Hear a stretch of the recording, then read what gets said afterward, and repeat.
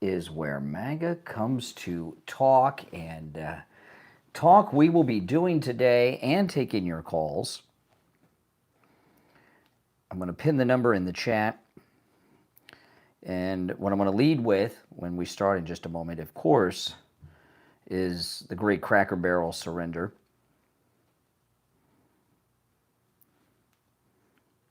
And what I'm going to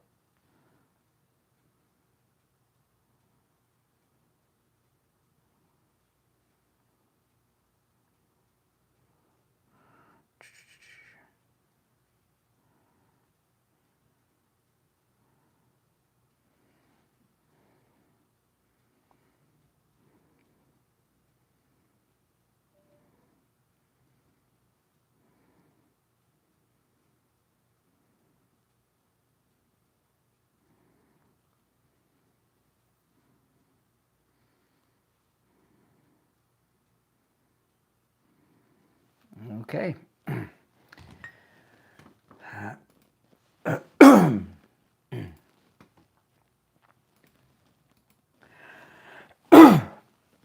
Sorry, guys.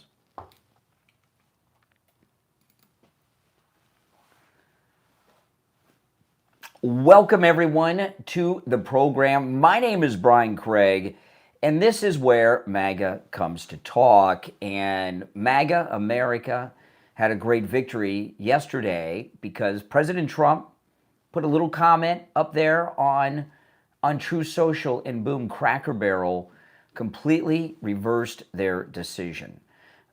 They're keeping the logo, they're keeping the man in the barrel on the logo, and these generic rebrands are going to end. And this is an absolutely amazing thing. Welcome.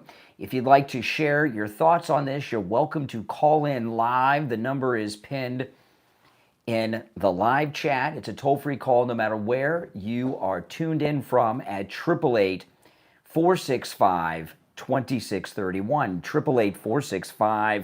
888-465-2631. See, the left had convinced people, in not just in media, but in the country as a whole, that woke was mainstream, that MAGA was the minority opinion. And something I've been telling you all about for a long, long time is that this is a conservative country that we're in. America has always been a conservative country. We were founded by Puritans. And what's happened with the re-election of President Trump in a non-consecutive term, it's woken up all these people who were really intimidated by the left. The liberals, the wokesters, had intimidated these companies and many others to think that all of these wackadoodle ideas of theirs were mainstream. And Cracker Barrel's caving and complete unconditional reversal and surrender on what this woke CEO lunatic was about to do, you're going to see other companies do the same. Right now, Disney is trying to do a reversal, but they've done too much damage at Disney, right? You know, remember that Zoom meeting leaked out a couple of years ago that Libs of TikTok had, and Libs of TikTok getting that Zoom video of the Disney entertainment executives talking about all this stuff they were putting in their children's programming and movies and such. It got the governor of Florida to take away their sovereign city status that they had, right? So, and they have alienated so many people like Bud Light, Disney, that they're desperately trying to win back men, and they're trying to get some movies and things made that men will be interested in. It's too little too late. Cracker Barrel stepped in before too much damage was done, and they did it so quick, and an apology that they've not destroyed their company or their brand like Bud Light has done. You're on the air. What's your name? Where are you calling from? No shit. My name's Jim. I'm calling from Nashville. Yeah, lay off on the profanity, all right? Hey, man. Hey. What's on your mind? I'm excited to be on the show. Well, are you interested in talking about what I'm talking about, or I'm going to move on? Oh, Oh, well, what are you talking about? Watch turned off the show. Watch the show and you'll find out, okay? Oh, my goodness. So, Bud Light has done forever damage to themselves. But, there have been all aspects of, look right now what's going on with the Democrat Party. The Democrats are a victim of woke, right? They're a victim of woke. And the Democrats are out there, look what they're doing, right? They're openly supporting crime. They're openly supporting not just crime, they're acting as if violent felons who commit the worst crimes people can commit have some constitutional right to do so. And this crime operation in D.C., they're calling it unconstitutional. They're calling it an occupation. And you see the Democrat Party leaders not only attacking what's happening in Washington, D.C., they're warning Trump, don't come to Chicago. How dare you even think about ridding Chicago of crime? And this is woke, right? Woke covers a lot of stupidity. And this defending of crime that the Democrats are doing is an example of woke destroying something, right? What the Democrats are doing is Bud Lighting themselves. And I promise you this, that this reversal at Cracker Barrel and apology was in spite of that lady woke CEO. She's furious right now. She's freaking out right now because the board of directors overruled her. And, liberals, these liberal lunatics, whether they're in the Democrat Party running the party on a path towards extinction, the Democrat Party, or they're running a city or they're running a country, they don't care what's right. Okay, they don't care what's right or wrong or moral or popular. They know what's best. And for them, if a company goes out of business, so be it, so long as we've been promoting our woke ideology. All right, let's try again. You're on the air. What's your name? Where are you calling from?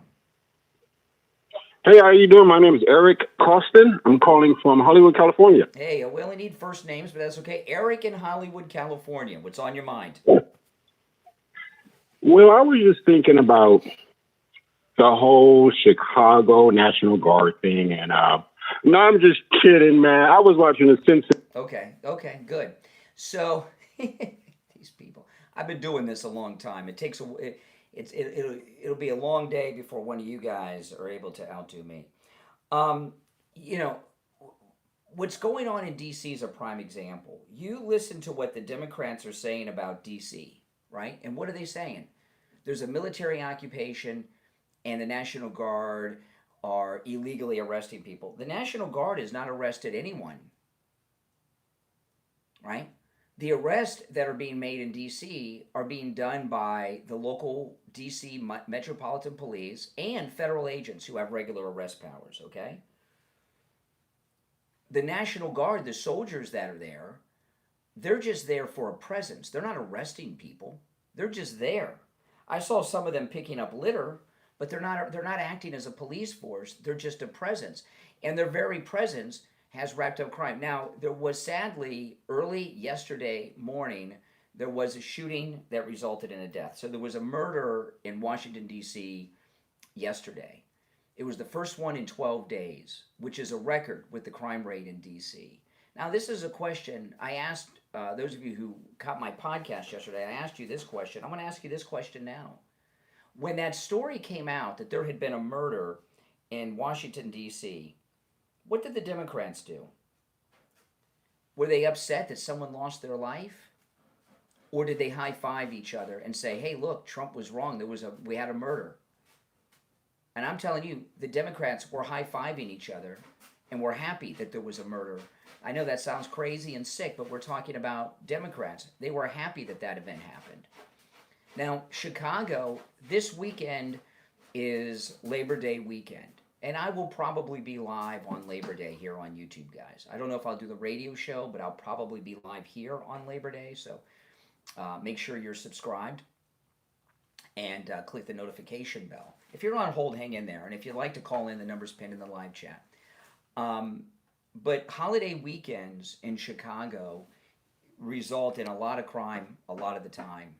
And let's hope that doesn't happen this weekend. Okay? But the Democrats, they pick, they keep talking about these 80-20 issues. When they say 80-20 issues, they mean Democrats are taking the wrong side on an issue that 80% of people agree on. Well, when it comes to living in crime-free cities, I don't think that's an 80-20 issue. I think that's a 99.9999999% issue for those that are opposed to crime. Who is not opposed to crime, right? Democrat leadership, people that hold elective office, like the mayor of Chicago and many other Democrats, and criminals that are incarcerated, okay? They're criminals, so they're in favor of crime as well. You're on the air. What's your name? Where are you calling from? Hi, my name's Steve. I'm calling from Arkansas. Yeah, Steve. Hi, I was just wondering what your take on the whole trans panic kind of thing going on. I'm not sure what that means. Hold on a second. The trans panic? I don't know what that means. There are trans people that are panicked? I don't understand what you're talking about. No. Like, just, what is your take on the whole trans issues in general? Because there are a lot of people that specific. I don't understand. I'm trying to be more specific, and you're talking over me. Well, be more specific. Do you think they have a right to exist and be recognized as? Sure. Yeah. If you're transgender, you have a right to exist. Sure, it's America. You're free to be you as long as you're not hurting others. Sure. For sure. And do you think that you should have to recognize their preferred gender pronouns? You can in America we have free speech, so you can call people whatever you want to call them. Sure, but hate speech isn't illegal, is it? Sure it is. It is. Yeah. You can't, I don't use racial slurs, but they're not illegal. No. No, I agree. But would you think it's right? Do I think what is right? To use racial slurs? No. No, I'm talking about misgendering somebody. I had to take it on a case-by-case instance. I don't think it's that big of a deal, no. No? No. I mean, some of the liberals that call me all kinds of names here when they call in on the phone. Well, yeah, sure. But, an insult is different than, misrepresenting somebody's preferred identity.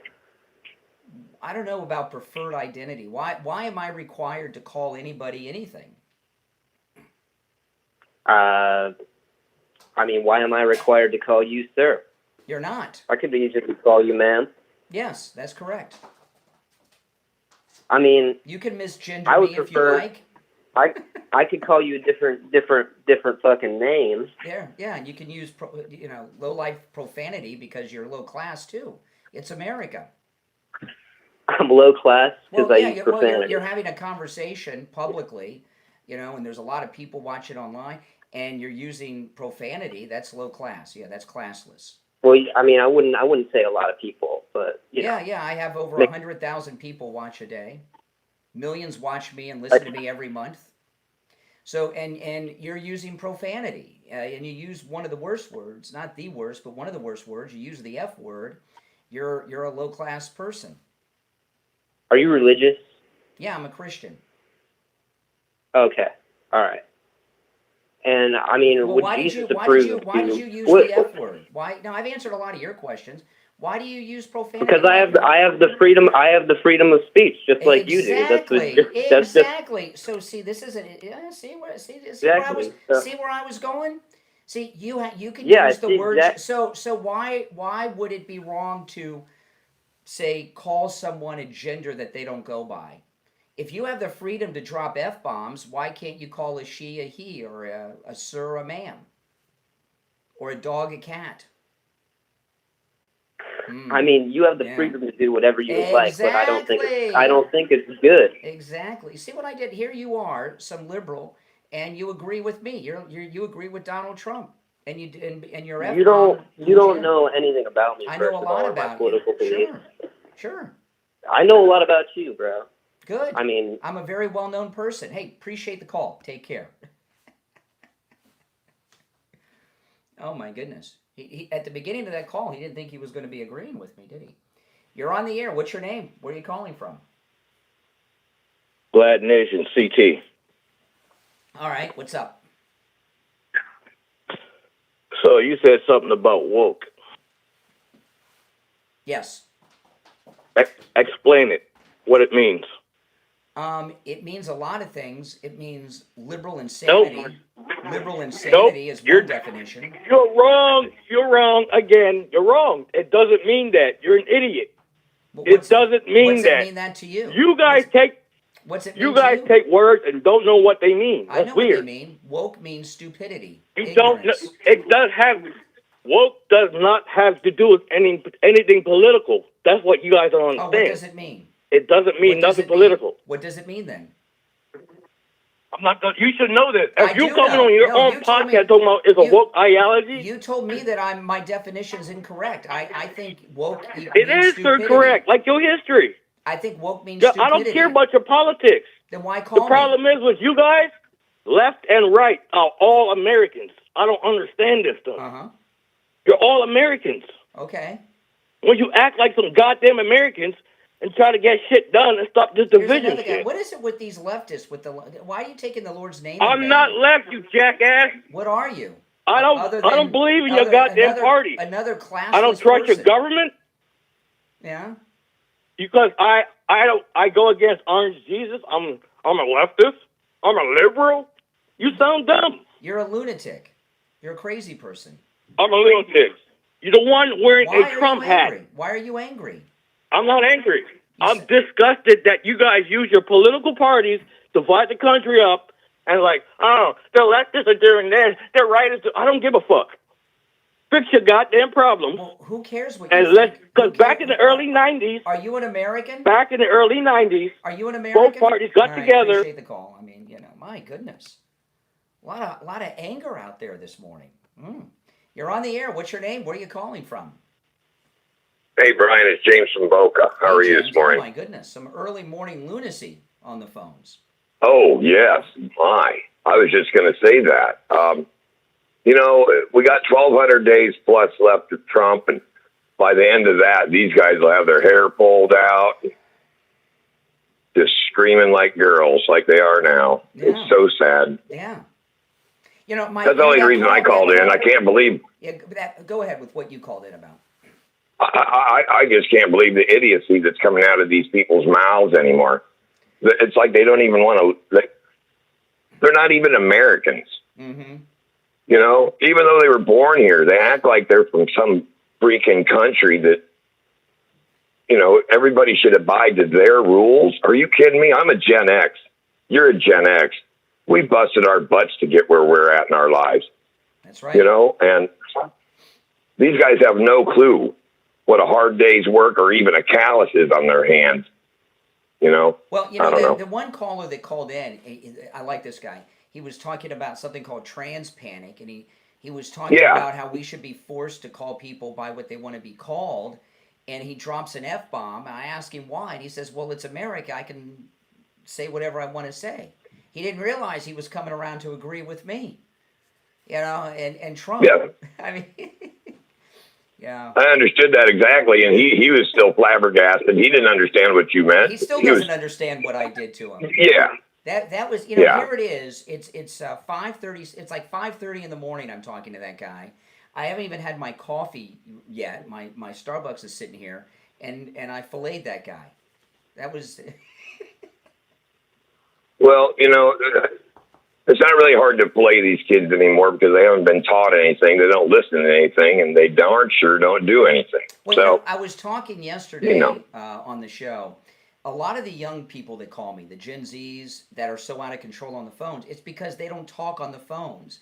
They use their phones to text, to DM for porn or whatever. and they don't have the experience of human interaction and conversation, so they don't know how to have conversations.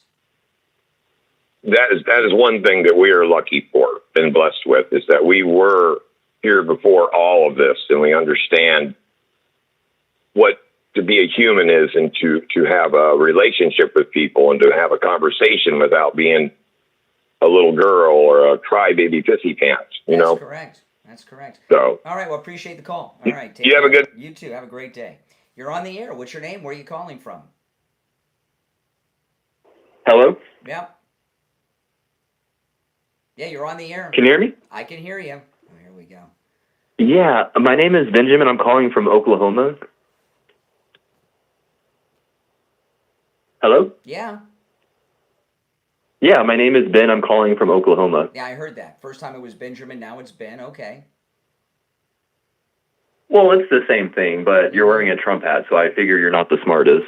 So what do you want to talk about? Really? I mean, this Trump hat here is the hat of wisdom. Well, you know he can't run for a third term, right? But I know you guys love dictators. You love pedophiles.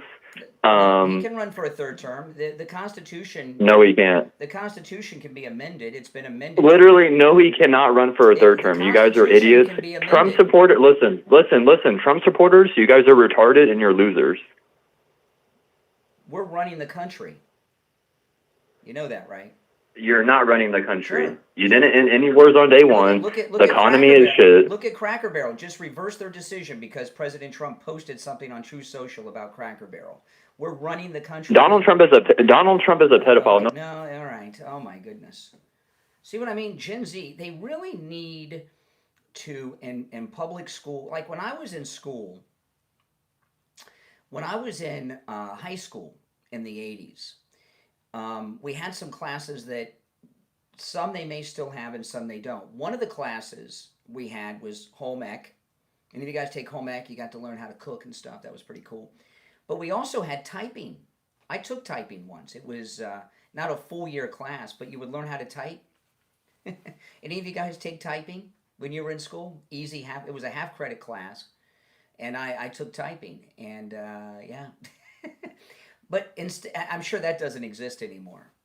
Home ec might, but what they really need to bring back in place of things like typing class in public high school, or auto repair, or horticulture, they need to bring back phone conversation classes. I'm not sure exactly what you would call it, but it's really amazing because when the internet was new, it was when Bill Clinton was president is when the internet was new, and it was called the information superhighway. And what we find, the information superhighway, people are, in many instances, you can hear from the left, are less informed, right, than they were. We thought everybody would be much smarter and more well-read, but the opposite is true for most people. But what's been lost is the ability to communicate. And when humans first were able to communicate, that's when civilization began. And if you lose the ability to communicate, you lose your civilization. And what's happening here, we're in a state of human development where there's a regression going on so far as speaking and language and etiquette and communication. And you hear it from these callers. And another thing with the Gen Z callers that I hear from, hear how they just fly off the handle at the slightest bit of disagreement with anything that they say or think. So we definitely are losing, and it's because they live in their phones and they use their phone for everything other than a conversation. And a lot of these Gen Z people, when they call me, it may be the first time in a year that they've used their phone as an actual device to speak to somebody on. You're on the air. What's your name? Where are you calling from? Hey, my name's Dakota. I'm from Georgia. Sure. Hey, actually, I was just watching your live stream, and I saw that someone came on the air talking about how Trump couldn't be for a third term. Yes. And I actually I heard somewhere that he said, "Hey, yeah, that was a joke. I'm not going to be a third term." But I did think it would be kind of funny. Fact, like this hat that did I'm he not? wearing, that says Trump 2028. Yeah. I bought this hat from the Yeah. official Trump store, and you can buy these in the gift shop at the White House. They're for sale at the White House gift shop. Right. But I was thinking it would be kind of funny, honestly, that he not run for president, but like J.D. Vance run for president or some other person run for president, and then they reveal that Trump is their vice president. Okay. So technically he would be a president. He wouldn't be the president, but he would still be in an executive branch position. And I wanted to see, I wanted to hear like what your thoughts might be on that. Like all of a sudden these people are like, oh, he can't be president. I want President Trump to be reelected in 28, 2032, 2036, 2040. I want him to run every 4 years for the rest of his life. Well, I mean, yeah, for the rest of his life, I wouldn't mind getting to see Barron Trump in there as well. You may. Like when he's up to age. After he turns 35, maybe. Sure, I wouldn't be surprised. Yeah. Mm-hmm. I personally, this was my first time actually voting. Especially, I saw. I wasn't too keen about voting the first time Trump went to office, and then Biden took office, and I was like, after seeing all the crap that Biden was doing, I was like, I feel like my voice has got to be heard this time. Yeah. There's no way, especially. I got a lot more into politics during the Biden era, and I started. A lot of people will be like, "Oh, you watch Fox News?" And like, no, I don't really watch any mainstream news media. I watch a lot of podcasts where I can actually like check their sources and whatnot. And I was finding out that these actual sources and these studies were the real thing that we needed to be paying attention to. And I found out that I needed to put a step forward towards my country because, I want to live in this country. I want to be able to make a living in this country for both me and my family in the future. Mm-hmm. So, but yeah, if we're going down this direction where it's like we're trying to keep peace, we're trying to make deals with other countries that benefit the U.S. I'm all for the direction. Absolutely. Well, listen, welcome to the show. Make sure you subscribe, all right? Take care. If you'd like to call in, the number's in the chat. Someone in one of the live chats, they said FDJT, Forever Donald John Trump. That's awesome. And I saw a couple other people put in there FDT, some put in FDJT. Forever Donald Trump, forever Donald John Trump. I support that. Yeah, somebody else right there. FDJT, forever Donald John Trump. That's awesome. And MAGA is growing each and every day. It's a beautiful thing. Those of you that are new to the program, my name's Brian. This is where MAGA comes to talk. And, I host a morning radio show. It's on a whole bunch of radio stations. And I'm live from 6 until 9 a.m. weekday mornings, and I live stream here on YouTube when I'm on the air. And what I'm doing now is a pre-show. So I start early and I go late after the show. And I do take calls after 6 when we're on the air. However, when you call me on the air, on the radio, you can't use profanity, guys. On the pre-show, I don't have to disconnect the call. But when we're on the radio in a few minutes, no profanity. But, this is what you've got to understand, okay? Those of you that do not support Donald Trump, you are indeed in a cult. President Trump not only won re-election, he did something that had only been done once before. He won re-election after a 4-year break, so it's a non-consecutive term, and he came in with an overwhelming majority of the voter victory, winning all of the battleground states, the toss-up states. And he flipped a whole bunch of blue counties red in liberal states like California. So President Trump has a mandate, and everything that he has done in this second term has been so incredibly successful. As an example, yesterday during the president's cabinet meeting, do you know they've raised over $500 billion from the tariffs into the federal treasury. Over $500 billion. Isn't that something? The deficit has been reduced by 26%. So it's over a quarter of the deficit has been wiped off the books. And the tariffs have only been in effect really for what, about 3-4 months, because there was a lot of negotiations and things going on. So really, in just a couple of months, President Trump has wiped out more than a quarter of the deficit. And, you know, the deficit is one of the biggest things that people in the media and people on the left say it has to be taken care of. And here we have President Trump has done just that. And of course, there's no news coverage of this, and I know it because I was watching live. Now, if you'd like to support my channel and my content, become a Patreon supporter. There's a link to my Patreon page in the description of the video. If you become a Patreon supporter, you have access to commercial-free editions of all of my podcast episodes. And if you become a top Patreon supporter, you get your name up on the screen like you see now. The names you see there, those are my top Patreon supporters. And you also get access to a lot of exclusive material that I do not post anywhere else other than my Patreon page. The web address is patreon.com/RealBrianCraigShow. Patreon.com/RealBrianCraigShow. But there's a link in the description of the video to my Patreon page. Yeah, so let me pull this up because this just is amazing. You know, Cracker Barrel was about to go away. They had Bud Lighted themselves with this woke rebranding. And, you know, this liberal wokester idiot that's the CEO, this decision was not made by her. It was made by the board of directors. She was overruled, and I promise you she is fuming about it right now. She's incredibly angry that the board of directors made her reverse this because, see, liberals don't care if they go out of business or have no customers because they believe what they're doing is so morally right that it trumps whether or not a business stays in business. Okay?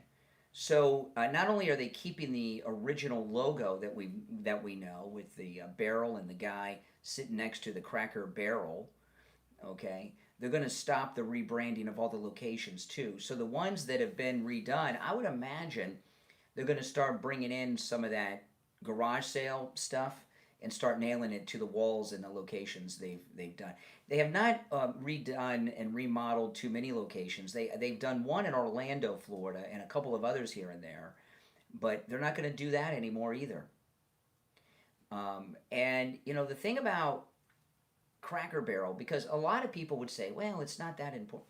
No, it's all important because Cracker Barrel is a business that's been a part of American life for over half a century, right? 56 years. It was founded in 1969. And Cracker Barrel, the reason people like Cracker Barrel is the food is good.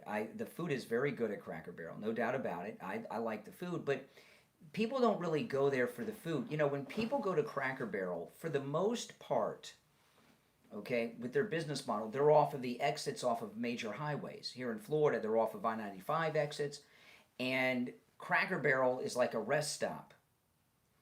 And they go to Cracker Barrel because they want to have an experience, and that experience is entering a great Americana place, a restaurant and a good old country store that is like America used to be back in the 1930s and 40s. That's what it's like when you walk into a Cracker Barrel. And that's why people enjoy it. They got the old-fashioned games, the old-fashioned candies, right? Yeah. You know, and they've got really cool stuff. And you go there, you get great Southern cooking. People enjoy that. And it's just, you know, it's nostalgia, but it's also Americana. And what Cracker Barrel has become with the old country store and the great Southern food and all of that, you know, they've become a place. It's almost like you're traveling back in time. It's become a part of American culture, right? And if President Trump had not been reelected, this country would have been lost as we know it. It would have become America in name only. We were on the verge of losing our culture. Western civilization was on the brink of total collapse, like in England, but we were on the verge of losing the culture of the United States of America. And what this woke CEO was doing at Cracker Barrel was wiping out American tradition. And you know what? She knew that's what she was doing. And that was her goal. And I promise you, she is awake right now, pissed off, screaming and yelling that the board of directors overruled her and did this. I wouldn't be surprised if she resigns. She may be in negotiations to get her golden parachute, CEO of a big company like that. You know, but a lot of companies that did woke stupidity have been infiltrated by lunatics like this lady. And the reason that is because they thought that woke was mainstream. It's not. It's a very tiny minority of people who support all this woke crap. Okay? But you look at these problems, Bud Light and Cracker Barrel. Who caused that? You know who caused that? Liberal white women. You liberals call them Karens, right? The Bud Light decision, they hired that weirdo to be their spokesperson. That was a marketing executive who was a woman, liberal white woman made that decision. This rebranding of Cracker Barrel, liberal white woke woman. And that, you know, Malcolm X talked about the danger of liberal white women to their movement. Liberal white women, they think they're smarter and better than everyone else, even if there's not that many of them, and they don't care what the majority think. They don't care if they damage a brand. They don't care if they go out of business. The first time I saw this, there was one of the Marvel movies where they had the lady, Captain Marvel. Do you remember this? And when she was on the tour promoting the movie, she said she didn't want MAGA people to come see the movie. Really? What kind of stupidity is that? You know, you hear from the calls. I've got a mix of people that listen to my program, follow me, watch me on YouTube, listen to my podcast. And a lot of them are conservative and MAGA people. A lot of them, you can hear, are lunatic liberals. You never hear me say, if you don't agree with me, I don't want you to listen. Not only do I want people who disagree with me to listen and follow my content, I invite you all, with the people who agree, to call me live on the air every time I'm live streaming in the studio. You know, and you know, you heard that last caller I was just talking to. He voted for President Trump this time. Before he didn't.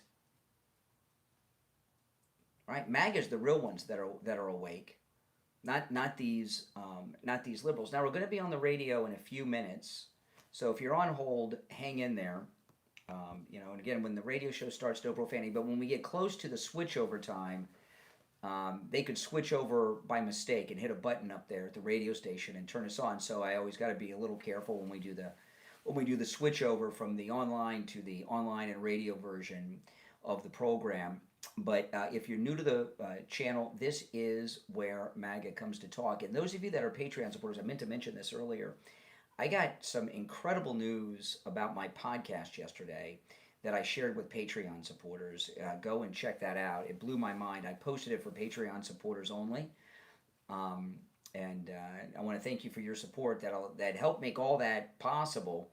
And if you are a Patreon supporter, you can see that I posted some major things about my podcast, the Brian Craig Show podcast, which is on all podcast platforms and YouTube. To my Patreon page yesterday afternoon, so go and check that out. So today, when the radio show starts at about 5 minutes or so, I'm going to lead with the Cracker Barrel story. But there's a whole bunch of other things that I'm going to cover as well, because there is a lot of news going on, and I want to cover a lot of it. But this is a great time today or over the weekend to go to Cracker Barrel and have a meal. You know, the Cracker Barrel boycott was about to happen, but I think we're at a point now where not only can we say there's not going to be a boycott, but we can go to Cracker Barrel and support them. Because, you know, I'm going to play a video that a waitress made from Cracker Barrel when the radio show starts, and I'm going over this issue. The ones that were really getting punished were the workers because people were starting to boycott Cracker Barrel. I went to Cracker Barrel, did a little bit of an undercover video on Sunday morning at 9:30 in the morning, and it was pretty empty. I put the video up on Patreon. I didn't eat because I didn't want to spend money there.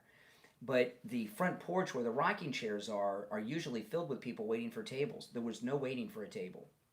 There were people there eating. It wasn't completely empty, but there was no wait for a table at 9:30 in the morning on a Sunday. People are going after church. They're going before church. People that don't go to church get up on Sunday mornings and go out to breakfast.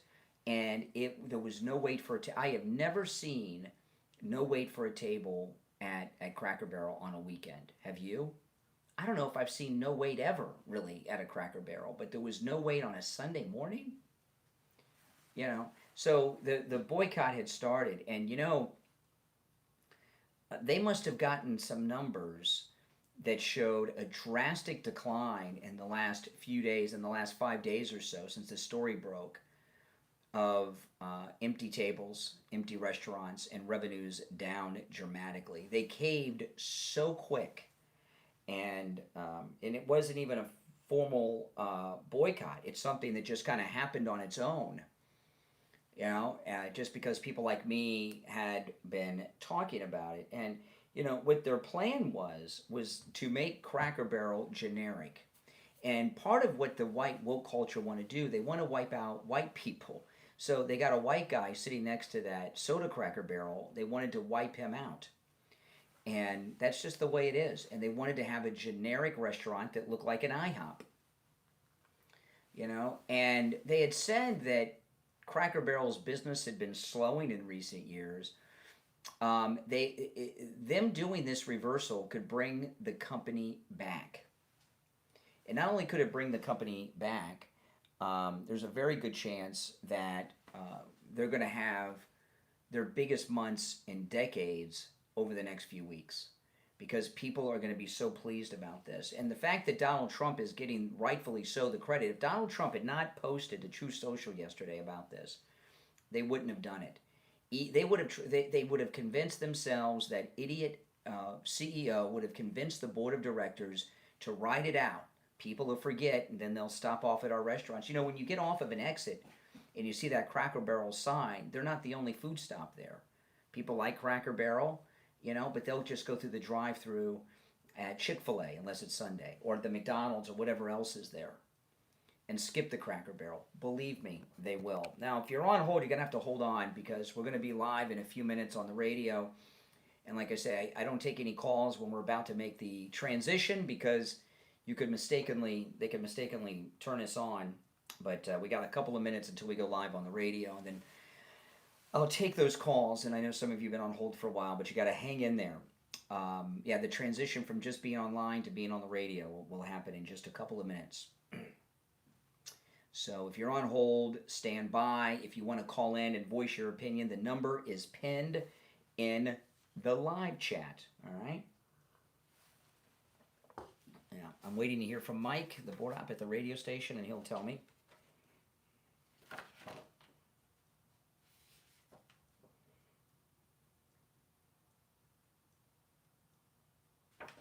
Okay. Yep, the phones are ringing, but I can't take any calls until after we start. On the radio. So you're going to have to hang in there, guys. Welcome, everyone. Make sure you subscribe. This is where MAGA comes to talk. We got about 3 minutes. That's Mike texting me. Okay. Yep, we got about 3 minutes and we'll be live on the radio.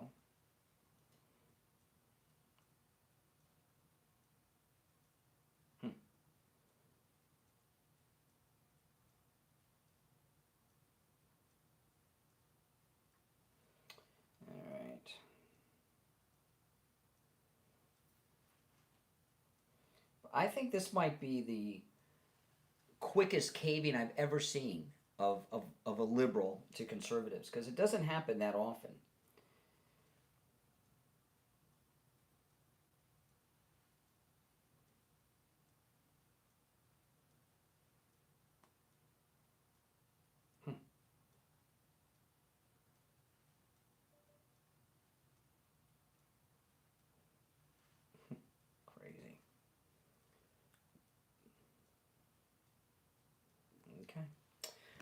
right. We have about 2 minutes. And then we'll be live on the radio. And we'll cover all of this. And take your calls. Remember, no profanity. I have to disconnect the call and dump it if you use profanity when we start on the radio. Keep that in mind. Just over a minute and we'll be live.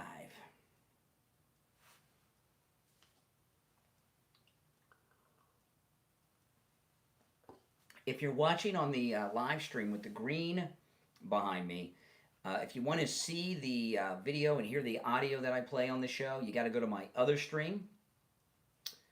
On the stream with the green wall behind me, you'll see and hear me, and you'll hear the callers. But the audio sound bites, you won't be able to hear those. You won't be able to see the videos I play or the articles I'm going over. So that's on the other stream. So you can hop over there. The stream's going now. We got a minute, and we'll be back. Just over a minute.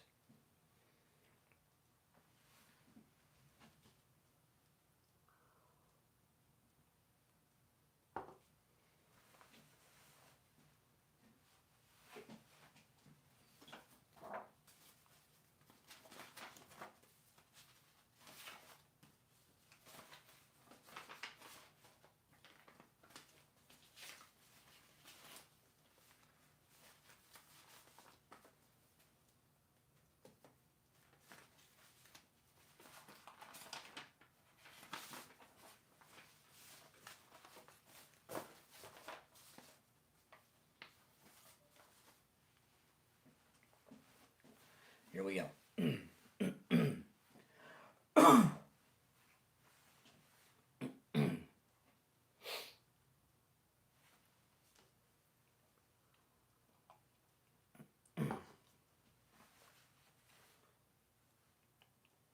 Welcome to the program, everyone. My name is Brian Craig. It's Wednesday morning already, and it's a great Mango Wednesday, no doubt about that. You're listening to Florida's longest-running radio show, The Steve Kane Show, on the radio since 1977. Celebrating 49 years on the radio. Welcome, one and all.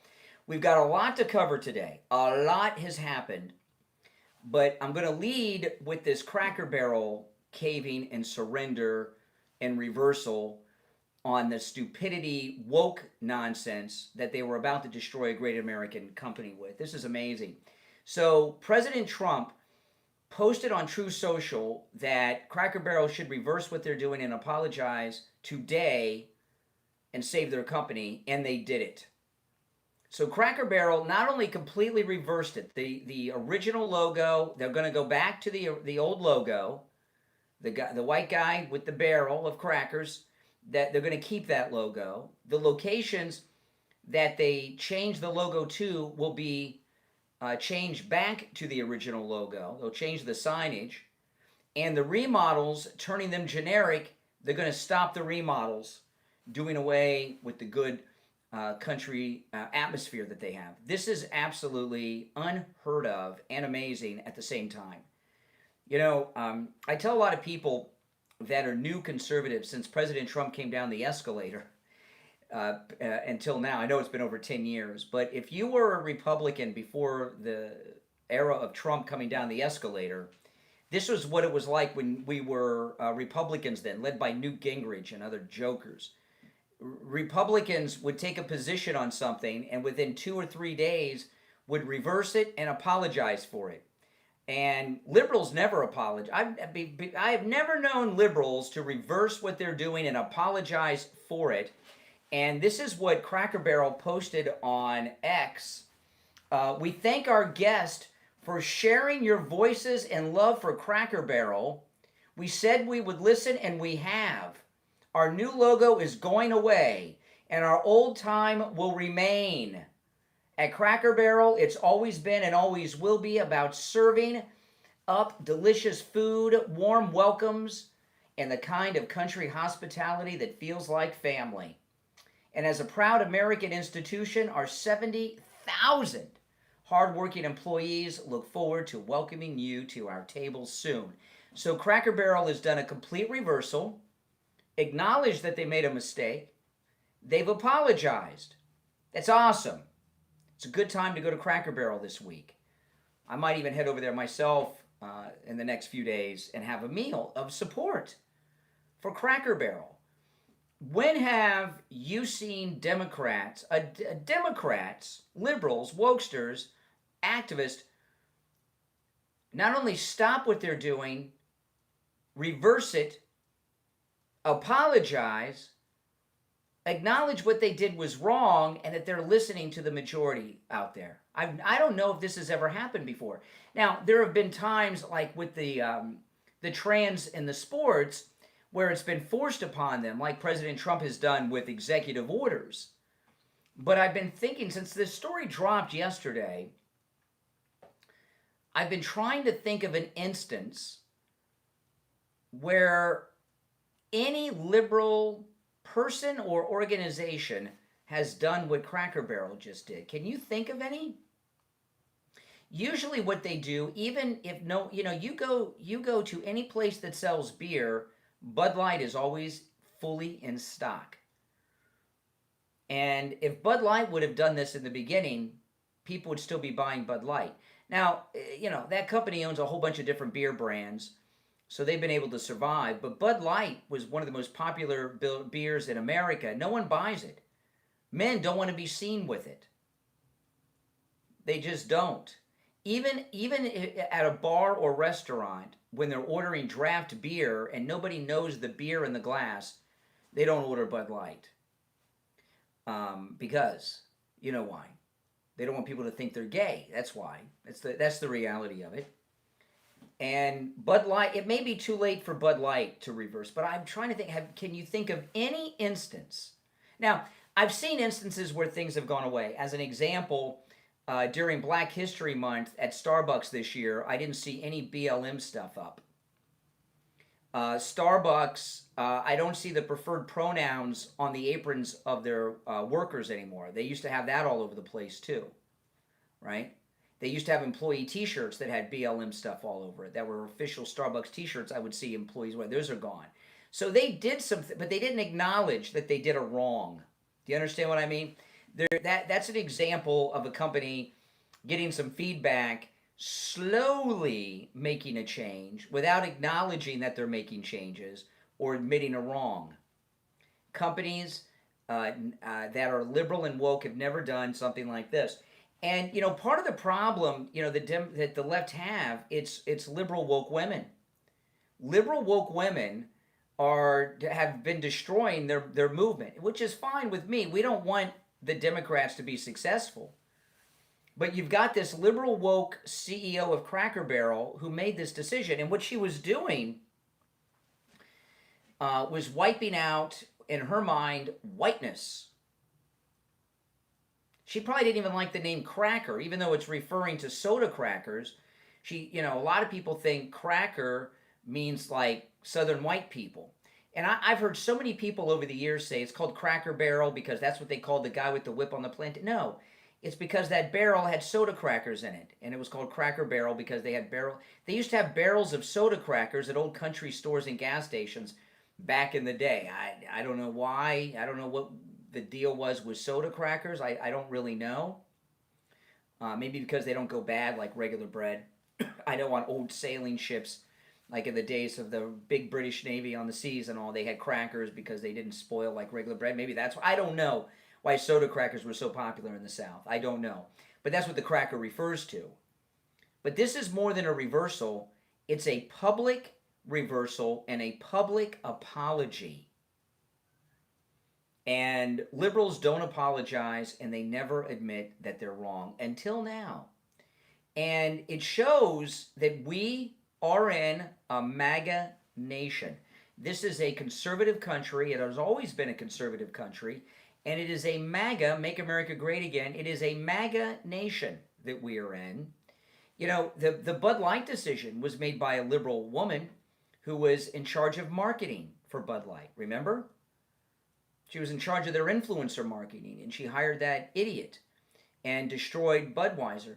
Budweiser would have a more difficult time coming back because Cracker Barrel reversed today's Wednesday. They reversed on Tuesday afternoon, so I think it was less than a week they totally reversed and apologized.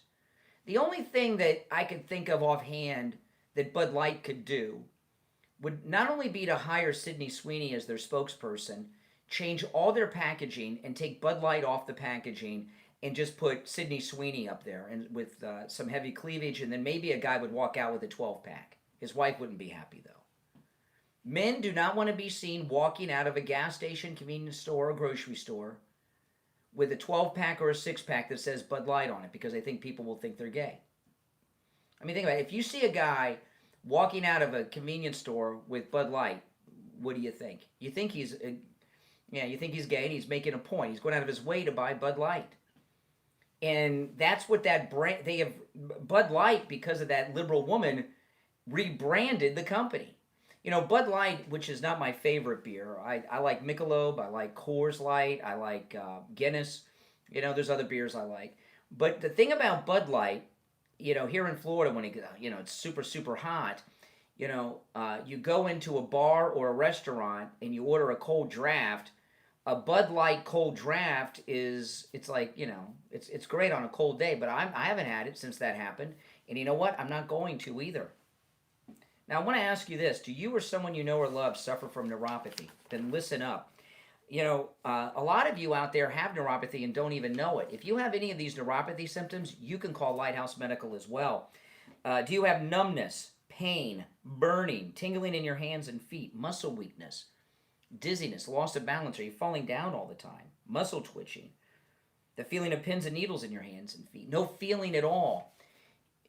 If you have those symptoms, you may have neuropathy. And if you have neuropathy, or you think you might have it, go and take advantage of this no-charge consultation at Lighthouse Medical. They have a neuropathy treatment that works and it lasts. Steve had his neuropathy treatment 3 years ago, and Lighthouse Medical rid him of all these symptoms, and they have not returned 3 years later. It's amazing. 754-222-6642. By the way, if you can't make it in, or you're in another state or another city, they can help you with your neuropathy no matter where you are in the United States. 754-222-6642. 754-222-6642. And online, lighthousemedicalcenter.com. My name is Brian. This is the Steve Kane Show. Call us on hold standby if you'd like to share your thoughts and opinions. The number is toll-free, 1-888-465-2631. 888-465-2631. We'll be back with your calls and more after this. Welcome, everyone. If you're new, make sure you subscribe. If you're on hold, stand by. I'm going to finish up with the Cracker Barrel story and take your calls and cover some other stories. But this is, you know, can you think of a time when a liberal organization or company not only has reversed what they're doing, admitted wrong, and apologized? Like the NFL with the kneeling during the national anthem with the idiot players. They still do that. They just stopped showing it on television. That's what I mean, right? They didn't reverse anything, and they just stopped showing them doing it on television. So this is something completely different that we've never seen before. And this will be the new normal. Wokesters apologizing, reversing what they're doing, apologizing for doing it, and ask for your forgiveness in business. That's going to be the new world. Okay, we got a couple of minutes and we'll be back.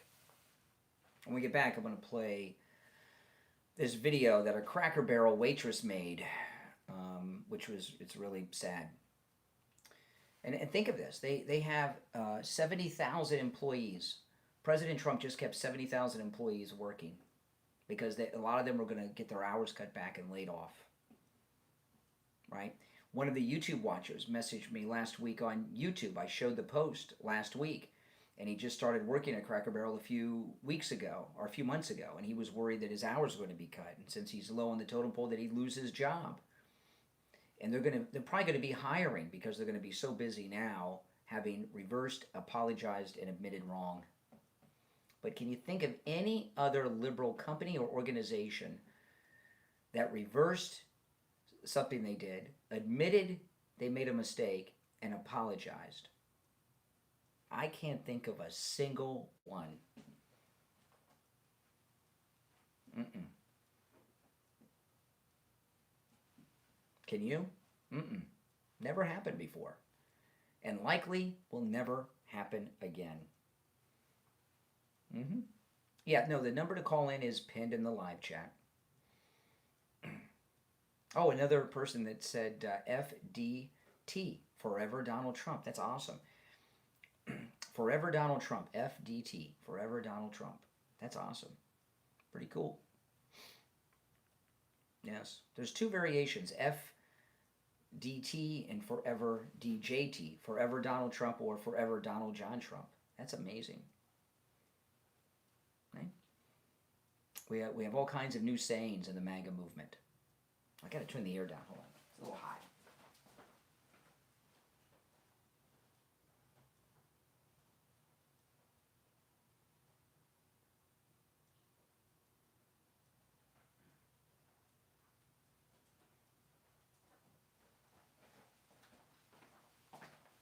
We'll be back in 1 minute, guys. 1 minute. All right.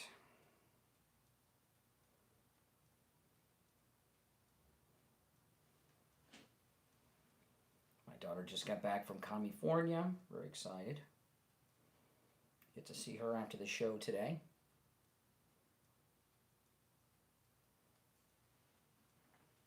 Less than a minute, we'll be back.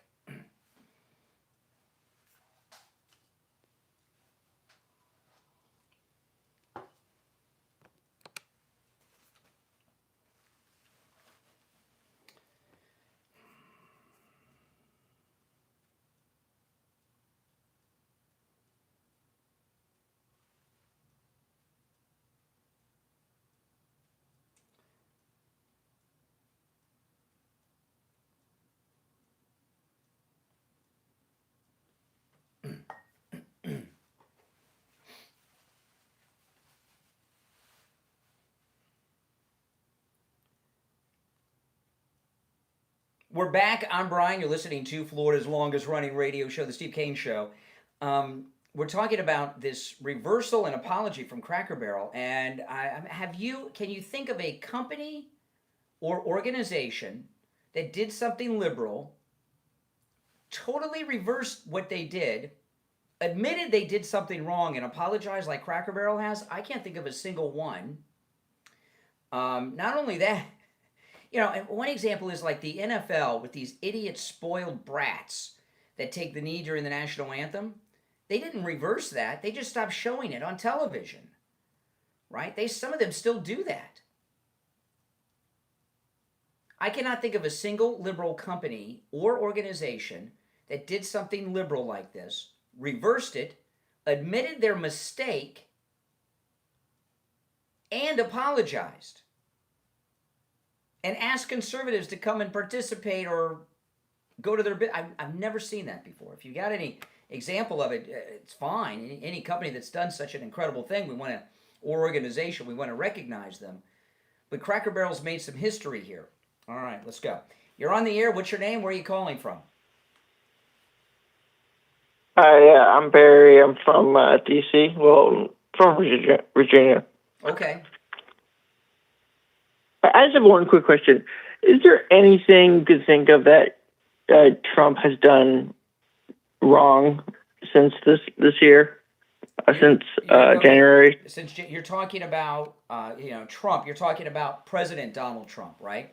Because there's a lot of yeah. Can you name a flaw or something he's done that you disagree with? Nope. No. In fact, you can go back to the time he came down the elevator until now. I can't think of a single mistake that he's made or something I would disagree with. What about shutting down the country or not firing Fauci fast enough? There was he never fired Fauci.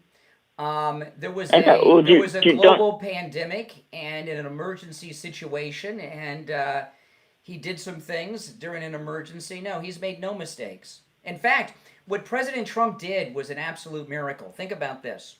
The global economy shut down, right, for a while, for a few months, around the planet, and President Trump was able to keep the economy of the world strong and going. We didn't have a depression or anything. That's amazing. I mean, you can say that, but we could also say we were like say that because $30 million in debt, and $30 trillion in debt more. You're talking about the deficit? Yeah. Yesterday, the Well, president. I'm just saying, like, the reason why the economy didn't shut down is because we just spent a lot of money. Congress decided to spend a lot of money. Whatever. The economy was held together under his leadership during a time when the entire planet was shut down.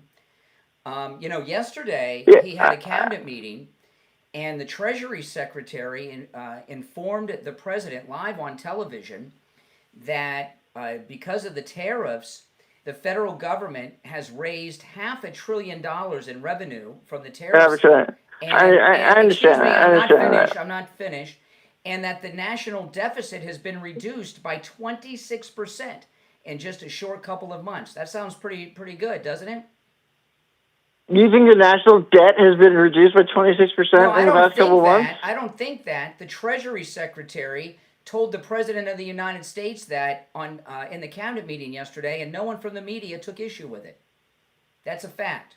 Well, I mean, it's because I think our national debt's at like $40 trillion now. Well, it's 26% less since he came into office. Okay. Well, I mean, is that a good thing? I don't believe the national.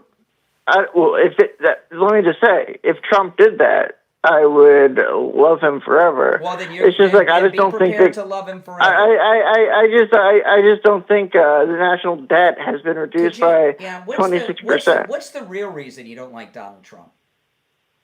Got daddy issues? Well, no. Did I have daddy issues? Is that what you said? Yeah, do you have daddy issues? Strong men? You don't like strong men? That's an interesting question. That's an interesting question because as I get older, I see my as I get older, I see my parents very differently than I did as a kid. Daddy issues. I would say yes, I do have some sort of daddy issues, but that's not my point. You asked me why. I hated Donald Trump. President Trump. The reason I asked about daddy issues is because not only is President Trump a man's man, a manly man, he represents order, fatherhood, parenting, right and wrong, and these are all things you have issues with. Right. You think Donald Trump represents right and wrong? He represents what's right. I mean, I can't get into that. Wait, let me ask you one other question. Like, don't you think it's like I'm not gonna curse. Don't you think it's insane? Like everything Alex Jones has been talking about for the past X amount of years, is kind of coming true right now. Well, I don't listen to him. He's having I don't listen to him, so I don't know. You're on the air. What's your name? Where are you calling from? My name is Scott. I'm calling from Kansas City. Hey, Scott. What's up? Well, I have an example for you insofar as a business. It's not necessarily a woke kind of business, but it was where Coke changed to New Coke, had a disaster, and came back with, I think, Original Coke or something like that. But it wasn't. You know what, though? I know what you're talking. People forget New Coke. Yeah, New Coke came out, and then how long until they went back to the original recipe, Coke Classic? It wasn't that long, right? But a lot of people think that the whole thing was a big marketing tactic, that the New Coke was just a marketing ploy, and Coca-Cola's been number one ever since by far. Pepsi's number two, but so far behind, it's hopeless. So that's not a good example. What Cracker Barrel did was they did something liberal, and it was a mistake. They reversed their decision. They admitted they made a mistake. They apologized to the country and to their customers, and they asked people to forgive them and come back and patronize their business. I've never seen a company do that. New Coke and Coke Classic was a market. They came out with Coke Classic too quick. And back in those days, we didn't have the computer tech that we have today. How'd they get that Coke Classic labeling on all the bottles so quick? You know what I mean? No, it was too fast. And Coca-Cola is bottled at the local level. How'd they get the original formula out so quick at the local? No, that was a marketing scam probably. And it wasn't liberal. But I wonder why Cracker Barrel had that CEO who was just a woke nut job like Bud Light. I don't remember the other woman's name, Hammershad or something like that. Bud Light was a person that was in charge of their influencer marketing department that did that. And I mean, she's like right out of school, and she was a liberal nut job just like this woman at Cracker Barrel. Yeah. I'm wondering who originally gets at the executives, the owners, the stockholders, the board of directors to say, we want to do this and you will do it or else or whatever. No, I mean, if I knew how I would imagine that there's a CEO club out there. It's a class of people, right? For the most part, they go from, like, she was the head of, what was it? Was it Starbucks in China or something before this? So there's this. I don't know. There's this CEO elite club of people that go from company to company, right? So like Starbucks has a new CEO who was the CEO of Chipotle. So I don't know how they go from one company to another. It's some elite class of secret society. But this decision at Cracker Barrel was in spite of this woke woman that almost destroyed their brand and their company. Believe me, the board of directors overruled that lunatic, and she is fuming about it right now. She's probably good. I'm glad. Out. She's probably trying to figure out a way to move on and get her golden parachute that all those CEOs have. Oh, give her a golden parachute. Give her something. And it should be a lesson to other, but I bet it won't be a lesson to other companies. Don't hire these. Yep. College I got to run, but I appreciate the call. You know, the caller before this one, when I asked him what his real problem was with Trump, and I said, "Do you daddy issues?" I'm going to give that guy a lot of credit because he admitted to me he does indeed have issues with his father and his mother, and President Trump represents a parent and right and wrong, and that's what his real problem was. You got to give a guy credit when he deserves it. That was some honesty as well as a little bit of therapy. My name is Brian Craig. This is where MAGA comes to talk. You're listening to Florida's longest running radio show, The Steve Kane Show. Our number is toll-free, 888-465-2631. We'll be right back.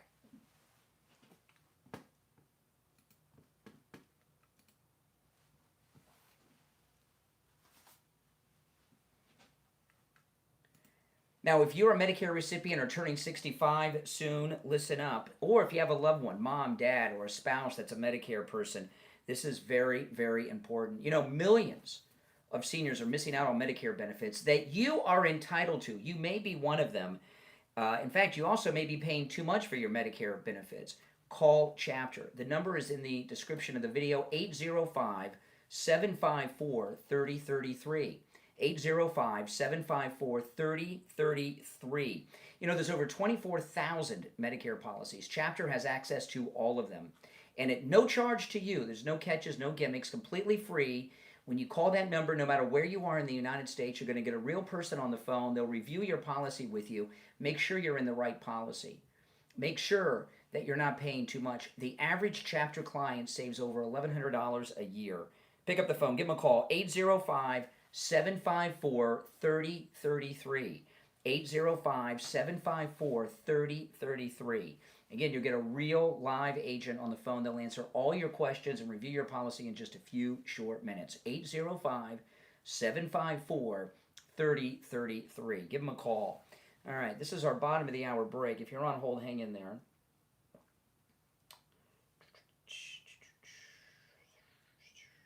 We'll be back in a couple of minutes. If you're new, make sure you subscribe to the channel.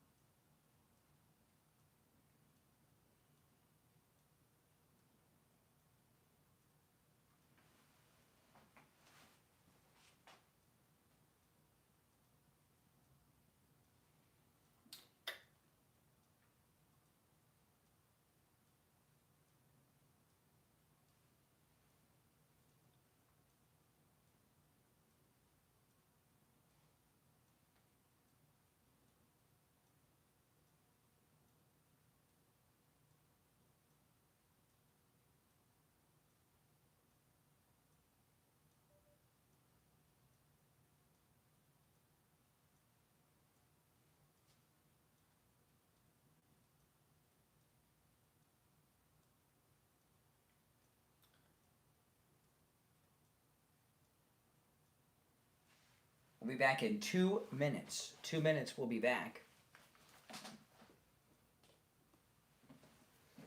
Where is my laptop?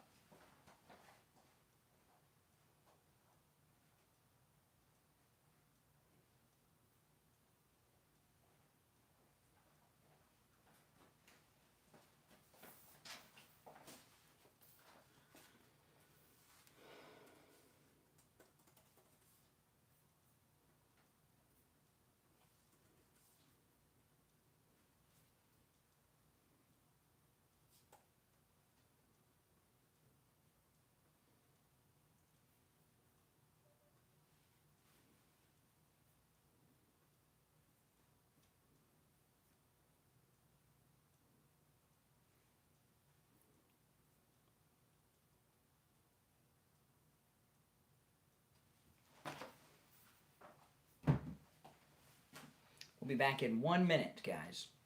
1 minute. That's our bottom of the hour break on the radio. Oh, I got a busy day today. My daughter is back from Los Angeles, so and when I get off the air, I'm going to take her cat. Her cat's missing her, going around the house meowing, looking for her.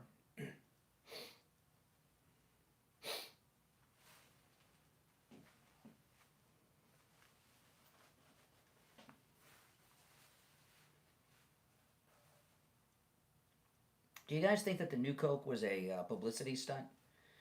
I think it probably was. They got that Coke Classic thing going on too quick with the labels and everything. Who knows for sure? We may never know the truth about that.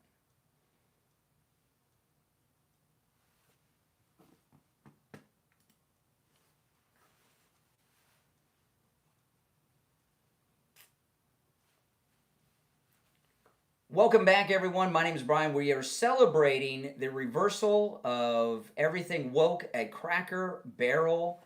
And let me take another call or two. Then I got more to share. You're on the air. What's your name? Where are you calling from? Good morning, Brian. How are you doing today? All right. It's Mark from Randolph. Mm-hmm. Hey, real quick, I want to clarify. Bassett said that the budgetary deficit was down $500 million, not the entire debt to the U.S. Are you a grown up or you still live off of mommy and daddy?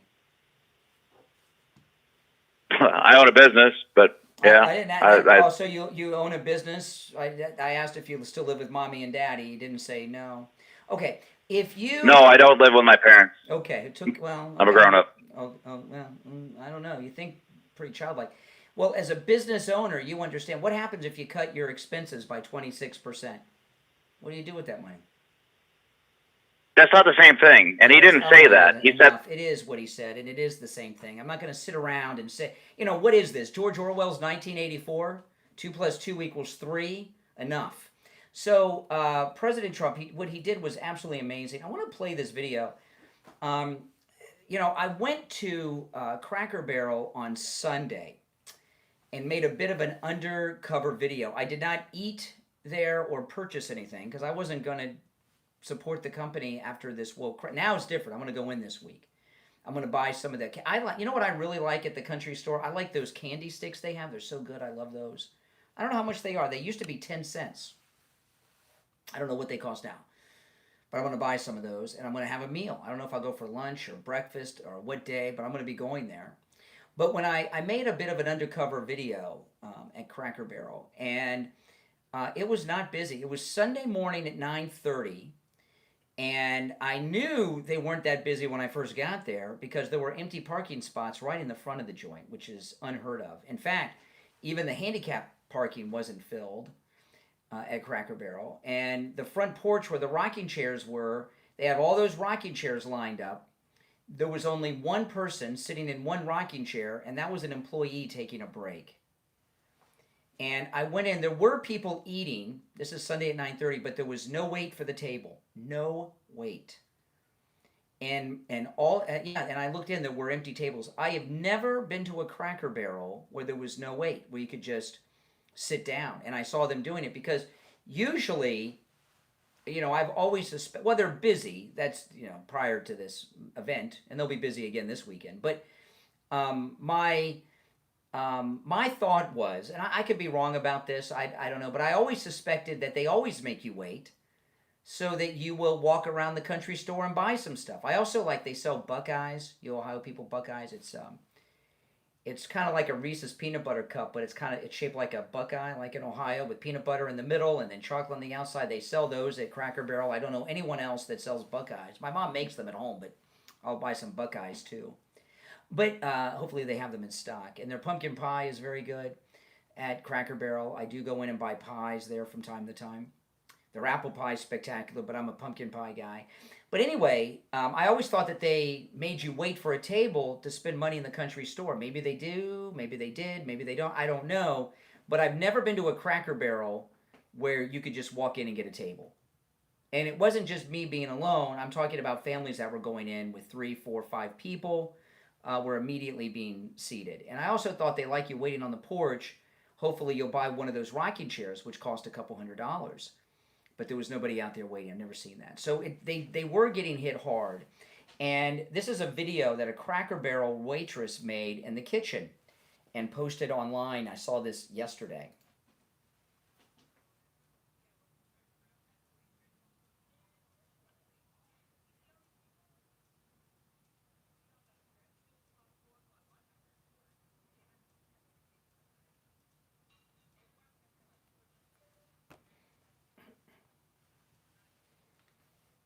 All right, how many tables did she say she had? Let me start it over. I missed the number she said. Hold on.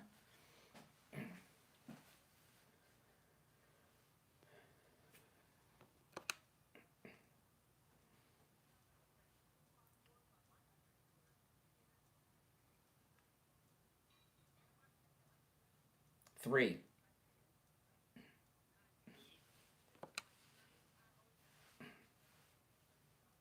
Oh my goodness.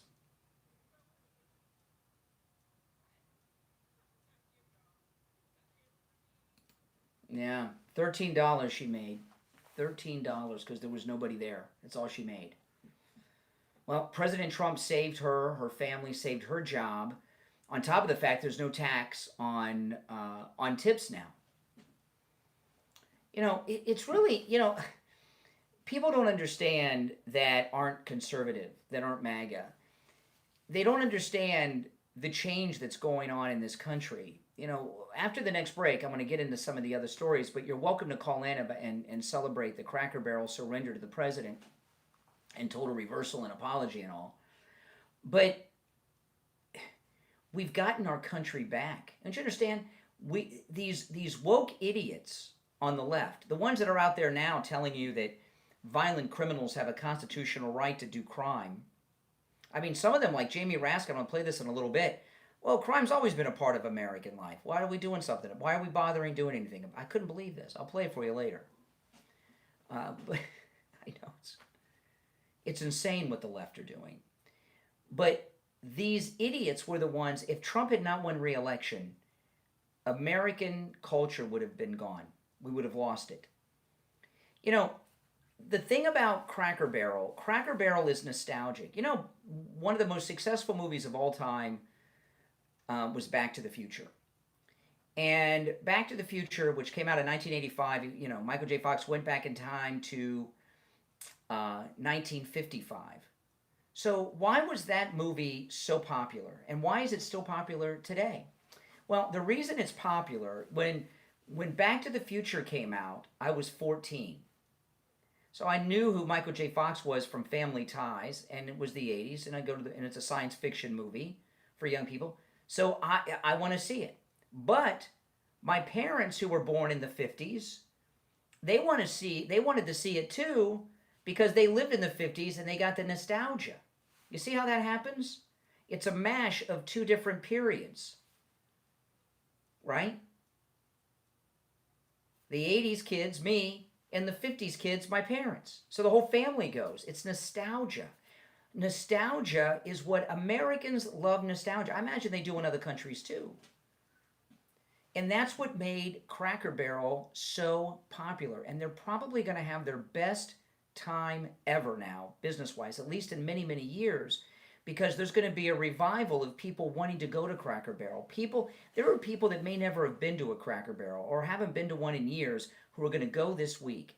Because this story of the reversal, while it dropped yesterday afternoon, by the weekend, people that don't even follow the news are going to know about it. And they're going to go to Cracker Barrel. You know, and if they're really smart, they'd start selling some MAGA hats. People in America love nostalgia. And the reason, like Back to the Future, the reason it's popular so much today is because my generation, we're older now, we're like our parents were with the 50s. It's nostalgia. People love nostalgia. They love Americana. You know, the left have led you to believe through these pundits and morons on MSNBC and all these other places that people don't like American culture. People love American culture. Why do you think the American movies and TV shows are hits worldwide?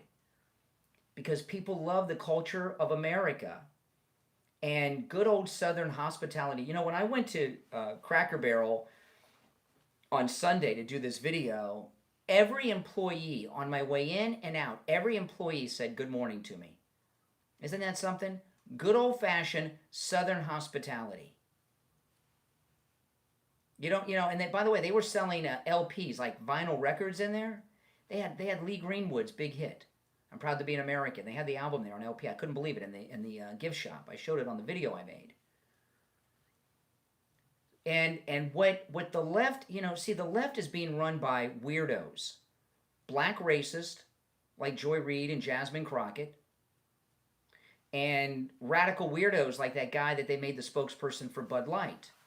And what they were trying to do was wipe out American culture as we know it and enjoy it and rewrite some new woke culture.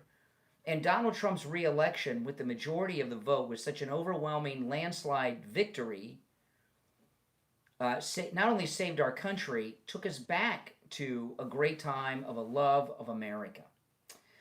If you're on hold, hang in there. Oh my goodness. Yesterday afternoon, the winds and rains at my house, it was rough. Holy smokes. I had my garage open. I was doing some stuff and I had to go and shut the garage door. The winds were blowing so hard during the heavy rains, the rain was coming in my garage.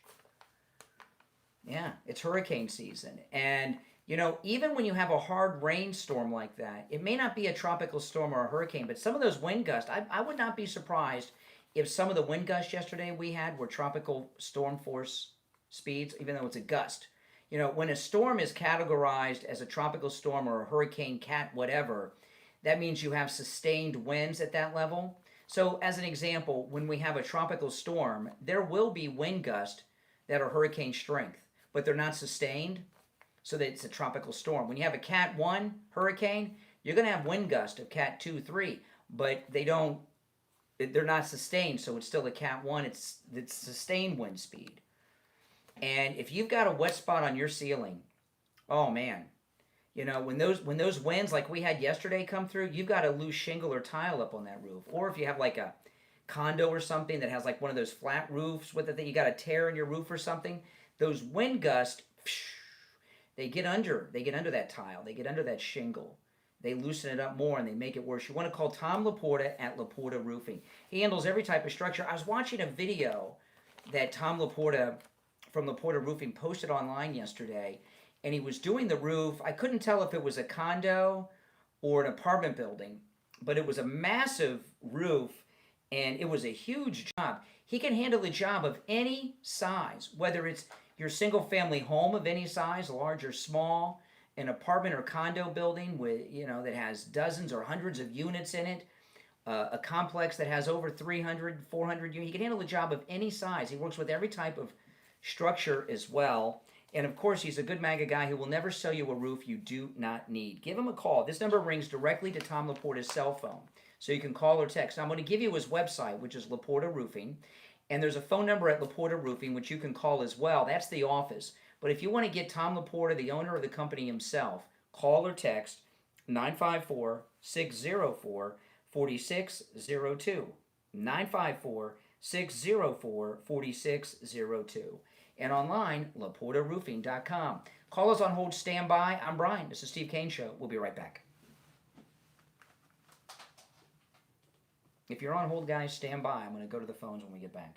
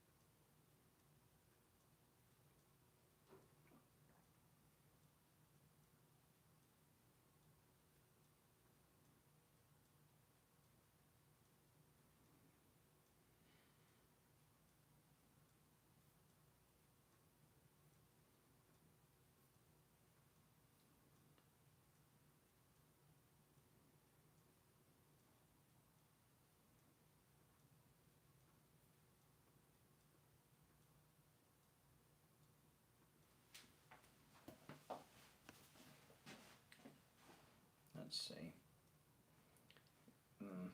We're back in just a couple minutes.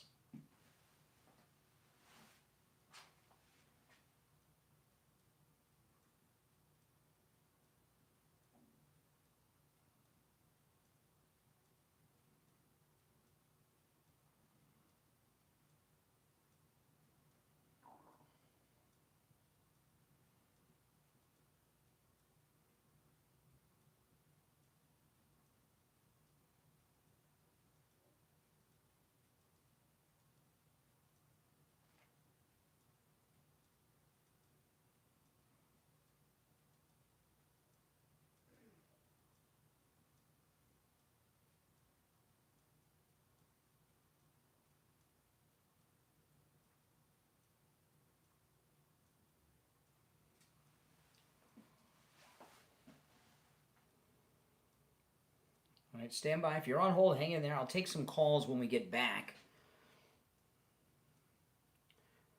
Okay.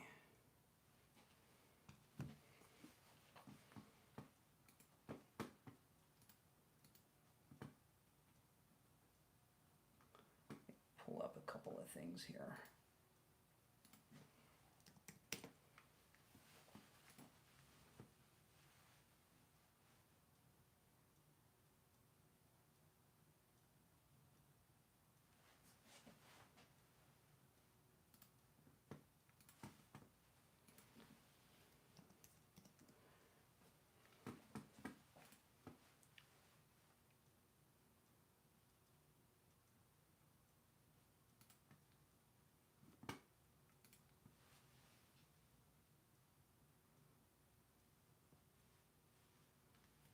We'll be back in about a minute, guys. I'm just queuing some stuff up for the next hour.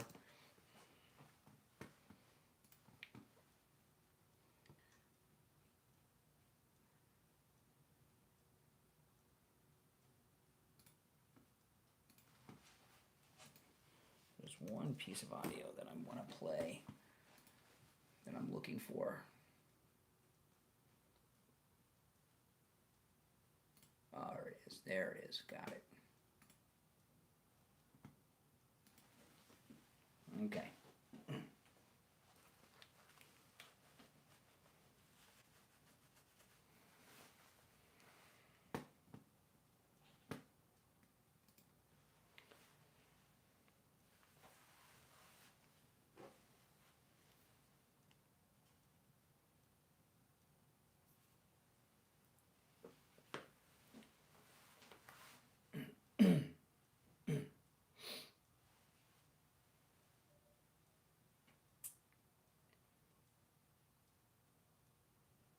All right, we're back. All right, let's go. We're celebrating the reversal and apology from Cracker Barrel. You're on the air. What's your name? Where are you calling from?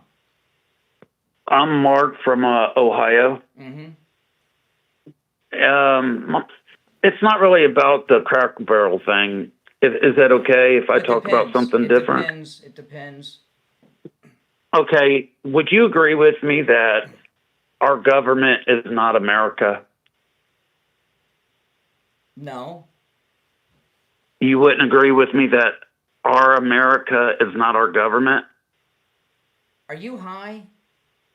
Do you grow no, weed? listen. Do you grow weed in the backyard? Hold on. What kind of... That sounds like logic that a bunch of stoners come up with while they're passing the bong. Well, no, listen. So you're going to be disrespectful, and I haven't been disrespectful I'm not being towards disrespectful. It's just what you, well, then what you brought could up I finish? sounds stupid. All right, May I finish? Well, I don't know about that. Thank you. You can continue. I don't know if I'll let you finish, but you can continue. Okay, we got a good one here. I think that when people are talking about our government, they combine America. And what we have to understand is that's separate. America is not our government. America is a business. And I'm not against Republicans or Democrats. Uh-huh. Donald Trump is doing some good things. But the only thing that I'm...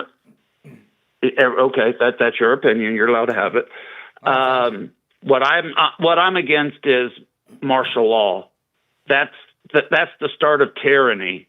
Oh, okay. If so you, okay, no, if stop, people, sorry, okay, hold on. No, you hold on. Hold on. If you Excuse feel me. that taken away, if you're excuse me. Okay, Excuse go me. ahead. Excuse me. Go ahead. Yeah, hosting the show here. When I ask you guys to call in, I'm not saying, hey, call in and take over the hosting duties. No.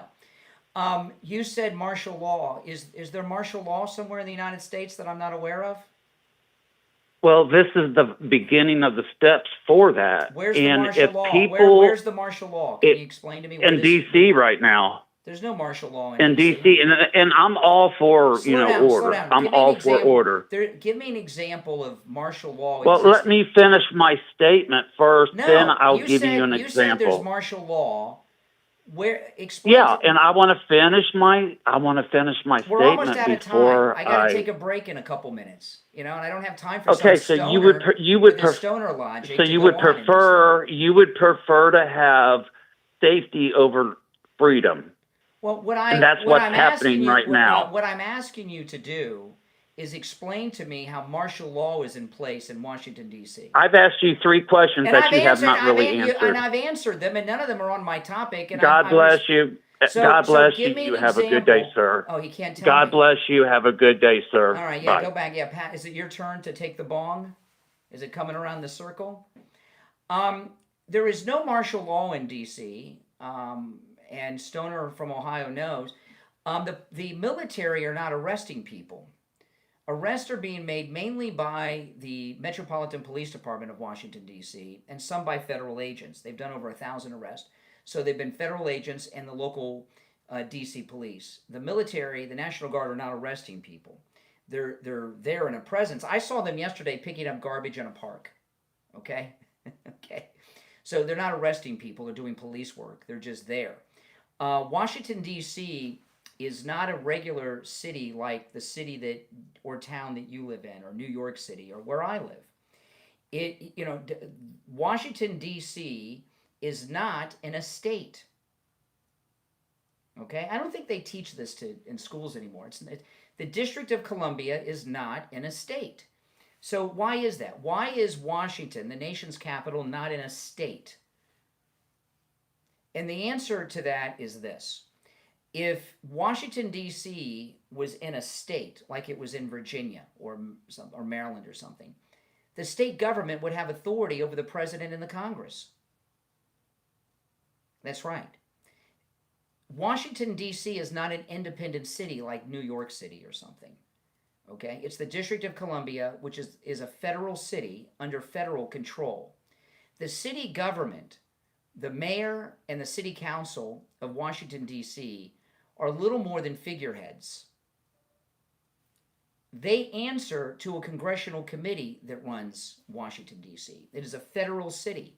It's the capital of the United States.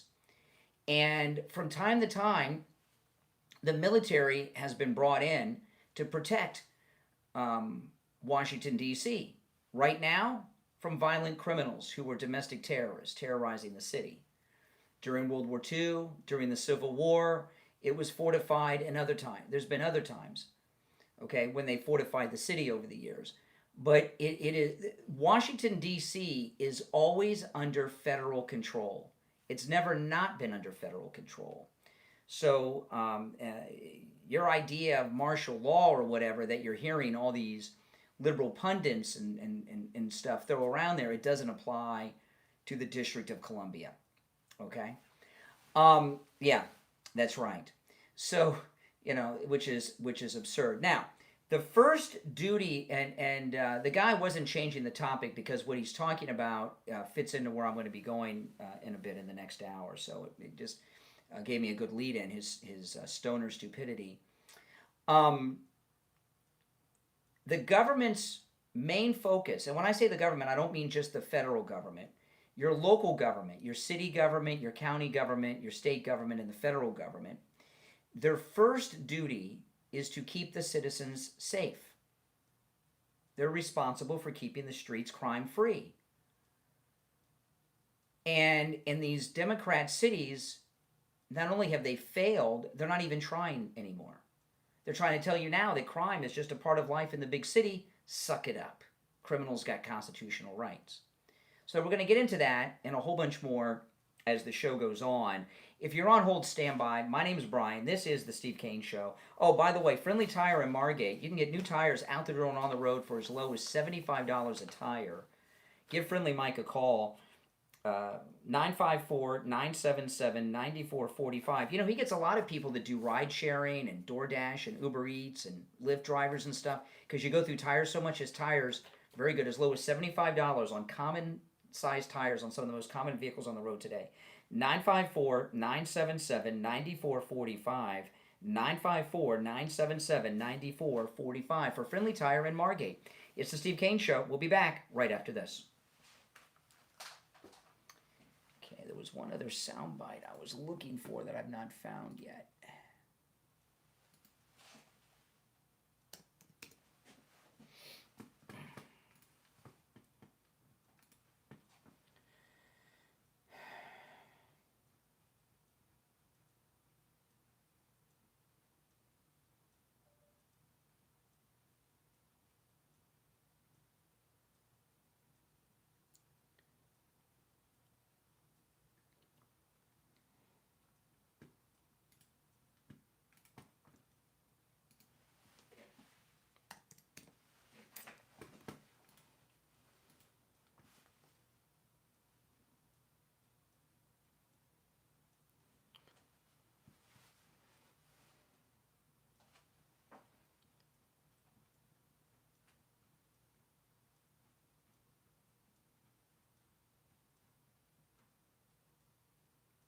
Here it is. Okay.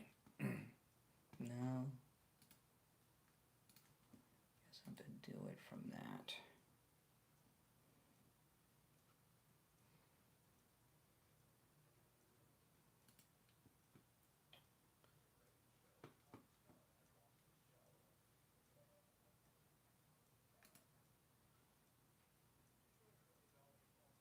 I hate when I have to play ads to play a sound clip. Okay, here we go.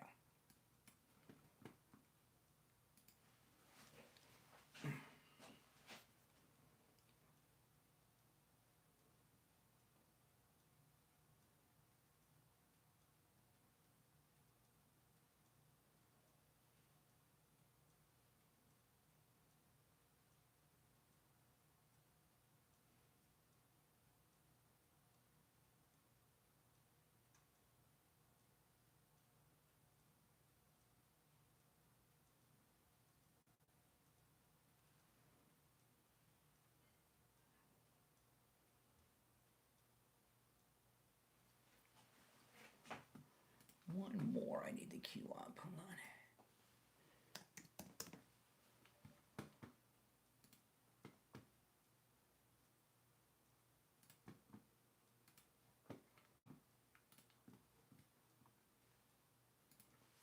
All right. Just queuing up some stories that I'm going to cover in this hour. Okay.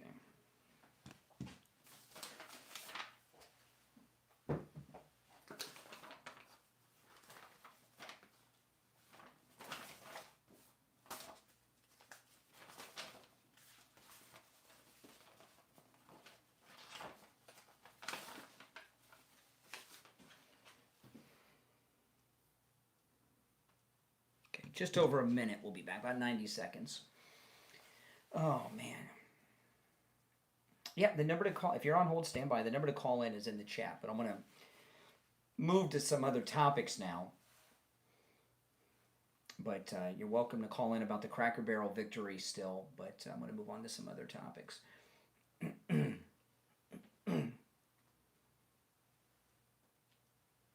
Yep, bring back American history, that's true.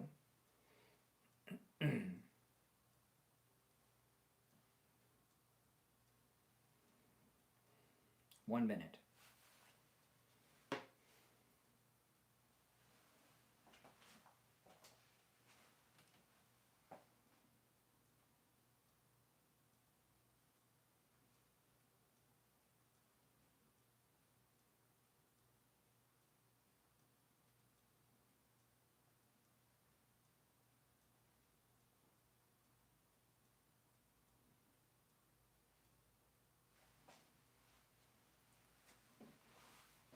Thirty seconds.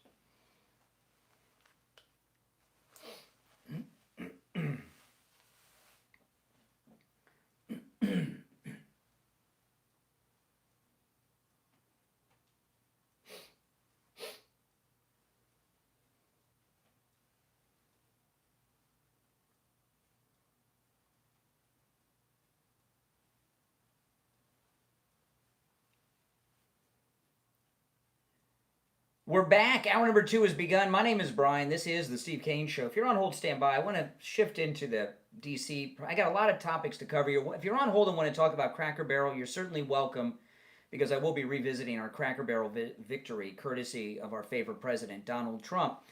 But I want to talk about what's going on in D.C. Did you guys watch the cabinet meeting yesterday? Holy smokes.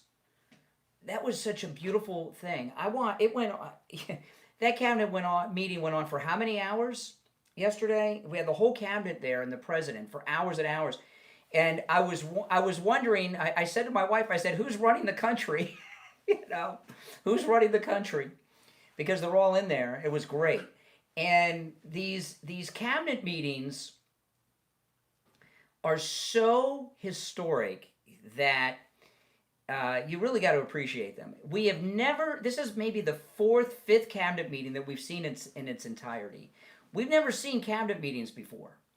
The only thing we've seen before is video and still photographs of them sitting at the table doing nothing.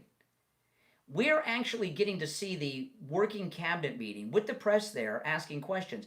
President Trump goes around the table from secretary to secretary, and they report to the president what they've done, what they're working on, and what they're going to do. And he questions them, and the president, they go around the table. It's never been done before, ever. We have never seen this before. It's living history. These are historical documents that are being documented every time these cabinet meetings are like this. Never seen anything like it.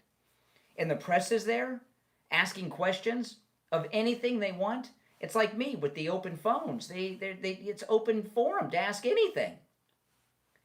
And the crime in D.C., President Trump, he's getting attacked by the media, and he has dropped several times in press events at the White House over the past few days, including yesterday, that it's been so dangerous in Washington, D.C., that the White House press corps, when they leave the White House and go back to their news outlet offices, they have to have a security detail escort them. It's so dangerous. Isn't that crazy? And they don't report it because they're frauds. They're fake news frauds. They don't report it. Isn't that crazy? Now, they had the first murder yesterday in 12 days. The first murder in 12 days in Washington, D.C. And they were averaging a murder every other day. So there's 6 or 7 people that are alive that would be dead statistically. In fact, J.D. Vance or Stephen Miller was talking the other day, a couple days ago, there's not a single officer on the Washington, D.C. Metropolitan Police Force that remembers a time when they went that long without a murder. So let me ask you this question. When the news dropped that they had a murder in D.C., the first one in 12 days, what do you think the Democrat reaction was to that? Were they upset that, man, Someone's son died. Someone's dad died. Someone's baby daddy died. Someone's husband died. Someone's boyfriend died. A person lost their life. Or were the Democrats high-fiving themselves? Oh, there was a murder. Trump's not working. His policies. What do you think was their reaction? And Trump did something that I have never seen a president of the United States ever do, not just in a cabinet meeting, but in any other scenario. When he was taking questions from the press that were barking, martial law this, martial law that, he started asking questions of the press about it, and he singled out a reporter from NTD, which is also from that Epoch Times or Epoch Times, however you pronounce it. Now, NTD, they're a very good news outfit. So is Epoch Times. NTD was founded by Chinese dissidents after the Tiananmen Square that fled. You know, they're in political exile, and they formed NTD. They're very good. I've been on NTD. I was interviewed at Mar-a-Lago on NTD. I was interviewed in the last few minutes of Trump's first term by NTD. You may have seen it back then, 4 years ago. But one of their reporters was robbed at gunpoint, and the president called on her to tell her story. I know about it because I was watching it live. The news didn't cover this after the event. Let me share this with you. This is President Trump calling on her, and she tells her story of being robbed at gunpoint in Washington, D.C.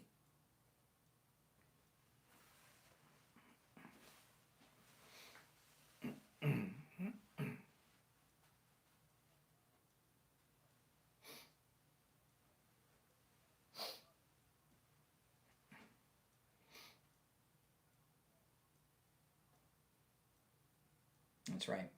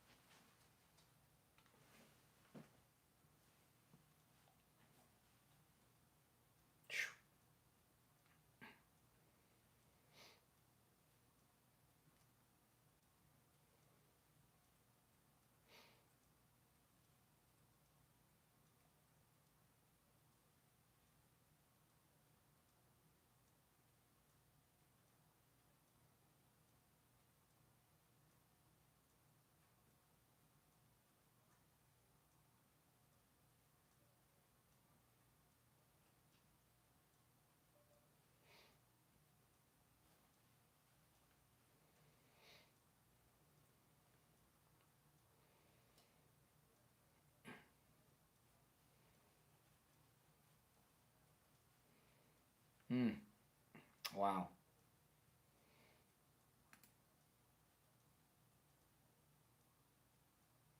It's crazy, isn't it?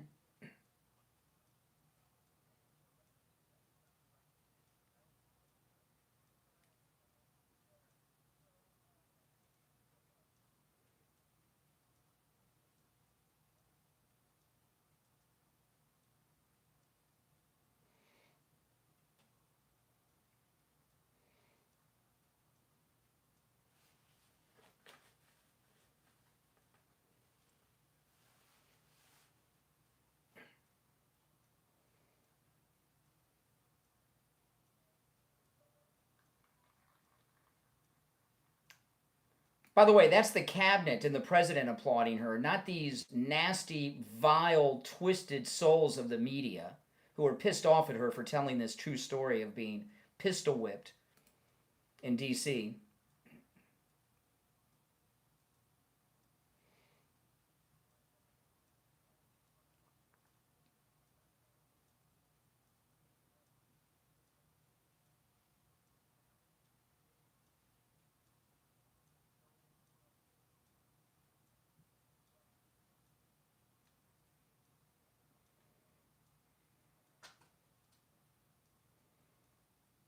Mm.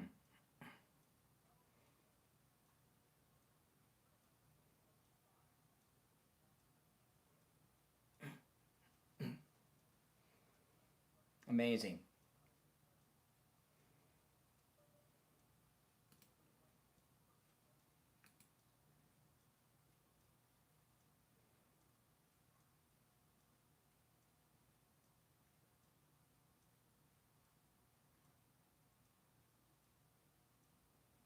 There you go.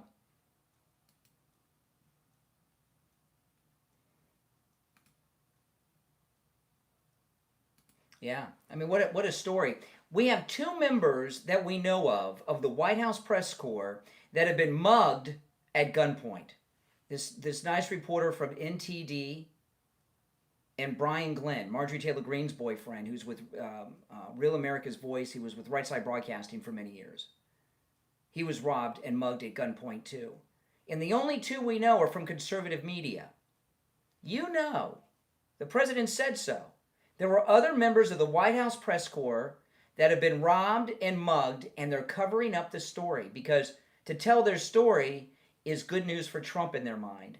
They're fake news and they're covering it up. We know of 2 people in that press corps alone, in that room, who have been held up at gunpoint. She was pistol whipped. Little girl, I mean, she's a tiny little thing. She's like 23, she said at the time. Now she's 24 or 5. And, you know, people who say, well, she should have given up her computer and phone, probably. She got lucky. But, see, the phones today have all your info on it. I mean, look at the Hunter Biden laptop from hell. We're still getting information from that. So if they get your phone, and there was a woman that I saw interviewed that was mugged at gunpoint in D.C., not a member of the press. I played it on the show a couple days ago. I can't remember if it was here on my podcast. But they made her unlock her phone before they took it. Your phone has your bank account on it. Many of you have your investment accounts on your phone. You have your crypto wallets there. All your apps and passwords to your entire life are there. All the addresses and phone numbers of your family. All your socials with all your contacts. So when somebody gets your phone, it's not like the old days when they took your wallet and they had your driver's license and they had your address. They've got everything. And there's probably, some type of organized criminal organization, probably MS-13 or something, that are taking all that information and selling it on the dark web. It's probably very valuable. They have your bank accounts, your financial accounts, your password to every app, and maybe even your passwords on your devices at home. You know, that's very, it's all, when they mug you for your phone today, it's almost like a home invasion because so much information is on your phone. The last thing you use it for is an actual telephone. But she still got lucky. All right, if you're on hold, stand by. You're listening to the Steve Kane Show, Florida's longest running radio show. I got to talk about Dr. Appleton. You know, I talk a lot about the arthritis because I meet a lot. I meet listeners that have all kinds of pains that they've been rid of. I ran into one guy when I was over to see Dr. Appleton from my shoulder injury from when I fell off the skateboard. He has a carpet business. He owns the company, but he also lays carpet. So he spent a lifetime on his knees laying carpet. He's got bad knees. Dr. Appleton rid him of his knee pain. He can keep his company and work and get his life back. I'm meeting a lot of people with arthritis of the neck, which I can only... When I had the arthritis, I don't have the arthritis in my hand anymore because Dr. Appleton, you know, when I went to Dr. Appleton, I had this pain, this finger pain, and I thought it was jamming it. Like, you know, you play basketball and you jam your fingers? I thought that's what caused the pain. And he says, Brian, you have arthritis. Oh my goodness. I said, I'm done, doc. I'm done. He says, no. The laser treats the arthritis. That arthritis pain is so bad, man. Any of you have arthritis? Go see Dr. Appleton. Arthritis pain, it sucks. I remember that arthritis pain, when I had it, see, now not only is the pain gone, I can crack, I'm not supposed to crack my knuckles probably, but I couldn't do that before because it was so painful. I was in pain doing nothing with that arthritis. I was almost in tears. You know, and if I didn't have to be up so early in the morning, I probably would have taken some pain pill. But Dr. Appleton, he treated me with a laser and it's gone. And I've met several listeners that have arthritis pain in their neck. Oh my goodness, it's gone now. Go see Dr. Appleton. The laser treatment works. Say bye-bye to your pain like I've done 7 times. Appointments are not necessary. Walk-ins are welcome, even on Saturdays. 954-973-0710. 954-973-0710. I remember my grandparents with the arthritis when I was a kid back in the 70s and 80s. Oh my goodness. They how better would their lives have been if Dr. Appleton was around with the laser treatment back in the 70s? Well, it's there now. So you don't have to suffer like my grandparents and your grandparents did with arthritis, and you don't have to become some junkie and get on pills. Go see Dr. Appleton. 954-973-0710 and online, AppletonCairo.com. We'll be right back.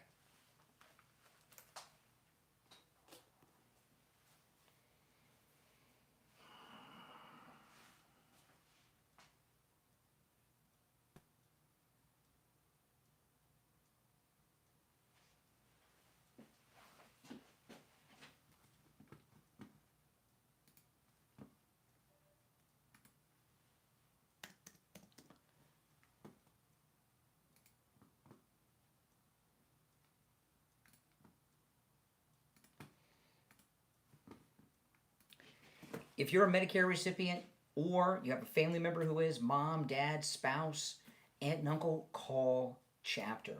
You know, millions of seniors are missing out on Medicare benefits that they are entitled to. You call Chapter, you're going to get a real agent, a real person, a real agent on the line, and they'll answer all of your questions about Medicare. They'll make sure that you're on the right plan and that you're not paying too much money. You know, the average Chapter client saves $1,100 a year.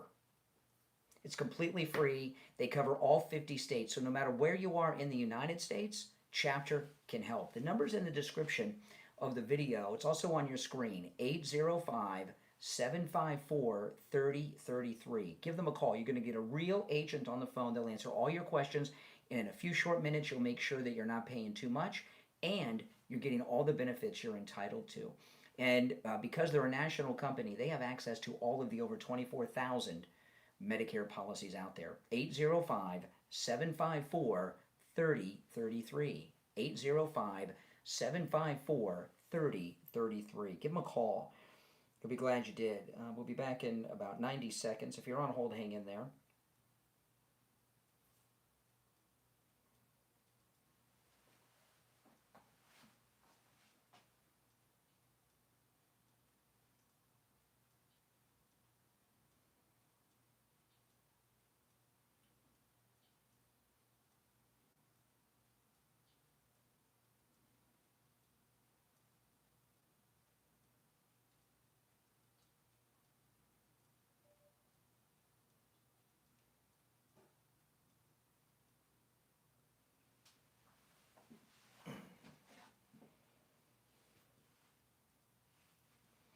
I'll take some calls when we get back.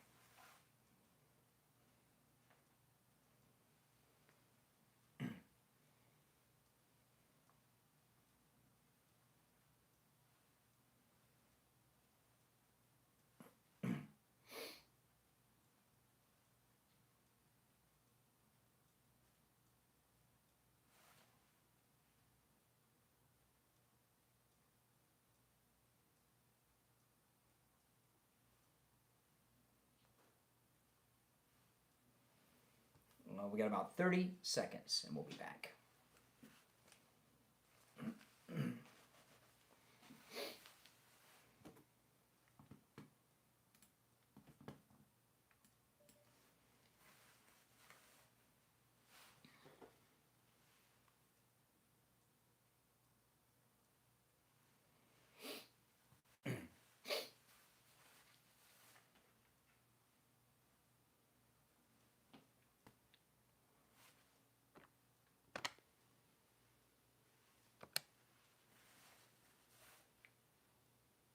Welcome back. I'm Brian Craig. It's the Steve Kane Show, Florida's longest running radio show. I'm going to take some calls, and I got so much more to share, too. I mean, we've only just scratched the surface of the show prep. You're on the air. What's your name? Where are you calling from?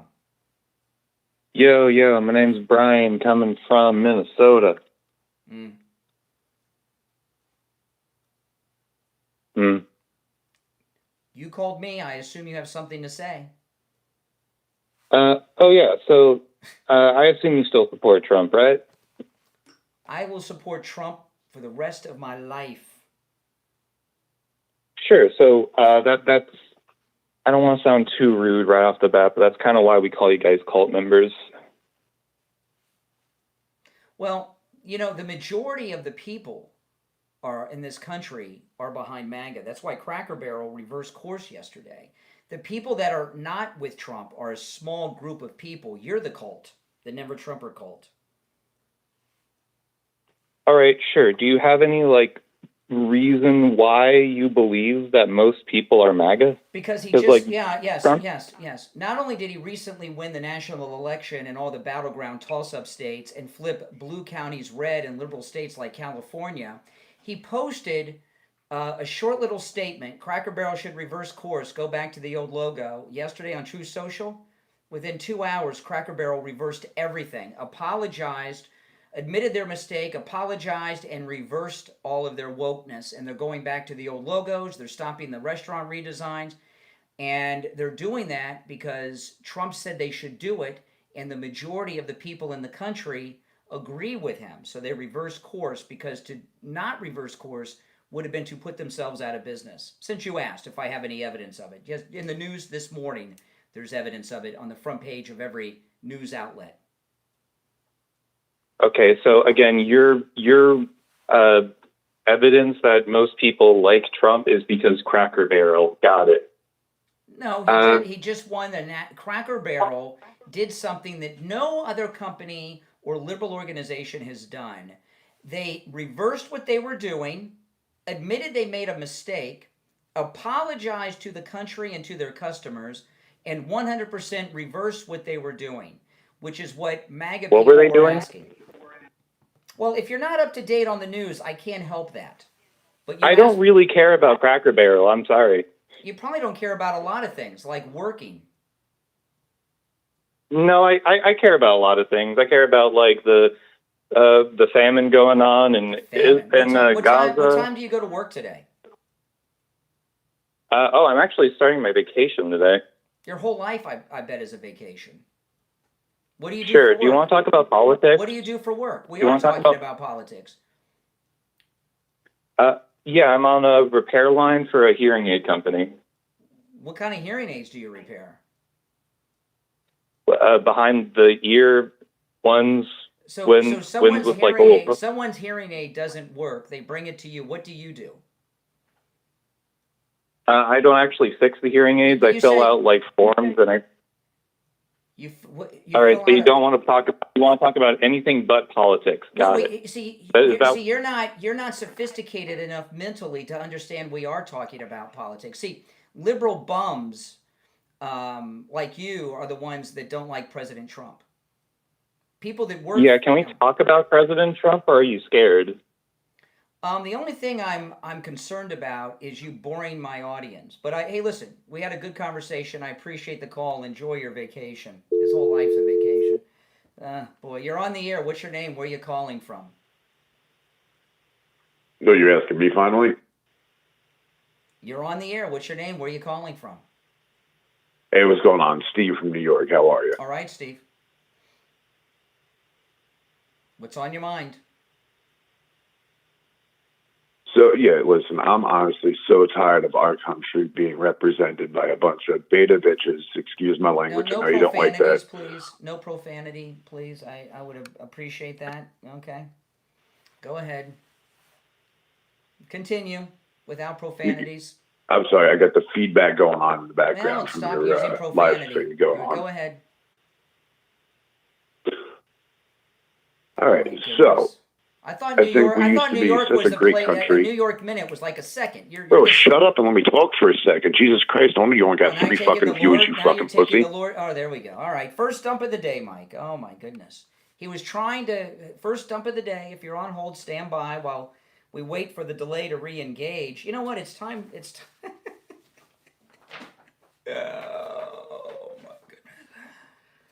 Oh my goodness. I wanted to talk, while we're waiting for the delay to re-engage, let's talk about Coastal Weight Loss Secret. I've been telling you guys, go on my Instagram, Brian Craig Show on Instagram. Look at the most recent photograph of me, which is recent, like a week ago, and then go back 6, 7, 8 months. All right? I don't post to my Instagram very much. That's why I noticed this. And I put a new photo up there, and my old photos, I saw them, I was like, holy smokes. You know, I didn't realize how much weight I had to lose. I really did not. And because you see yourself every day, you gain weight so slowly when you see yourself in the mirror every morning, when you're brushing your teeth, and well, I don't shave every day, but I brush my teeth a few times a day. You don't notice it. Man, had I gained a lot of weight, and I lost it all. And my results are typical. Without exercise, eating foods I would normally eat, without starving myself, and without prescription medications, pills, or injections, which have all kinds of weird side effects and everything. I would not be endorsing injections or medications like that for dieting at all. And there's none of that with Coastal Weight Loss Secret. And again, my results are typical. Give them a call. It's a no-charge consultation. And I'm down to the weight I was when my wife and I married each other 29 years ago. It'll be 29 years in December. But yeah, I'm at the weight I was when I was in my 20s. Isn't that great? And I feel great too. Give them a call. And they can help you with your weight loss no matter where you're located in America. 561-247-6300. 561-247-6300. And online, coastalweightlossecret.com. Call us on hold standby. The delay is re-engaged, and we'll be back with your calls after the break. Boy, these liberal guys, they've got a lot of issues, man. A lot of issues.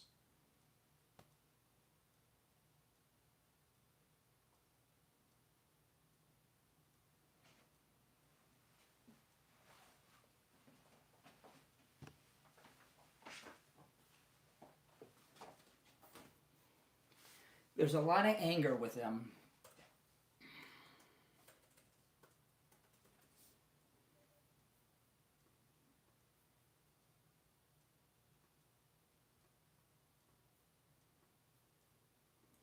Yeah, a lot of anger.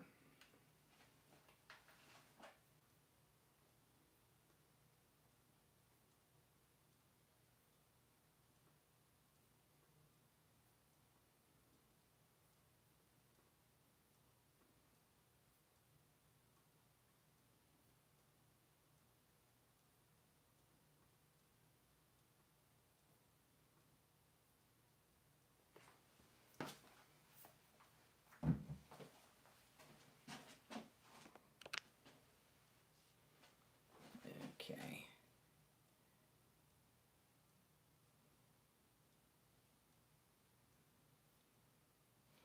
We'll be back in just a couple of minutes, guys. Boy, oh boy.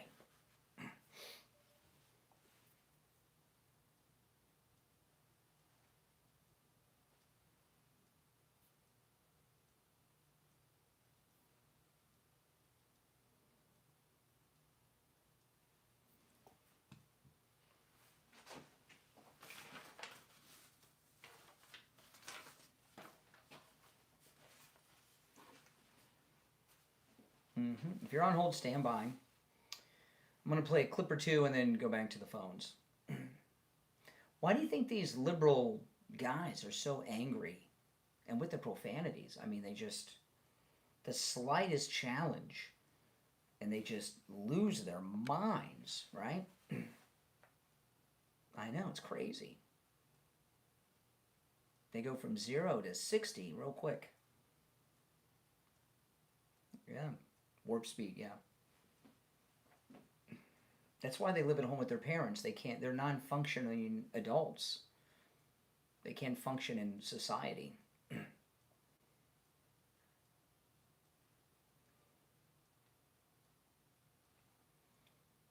I know, it's very weird. It's more than snowflakes. They're just, I think I've been talking about this a lot lately because it's because they don't communicate. They don't have any social skills because they do everything online. They don't interact with people, so they don't know how to interact with people. That's mainly what it is, I think.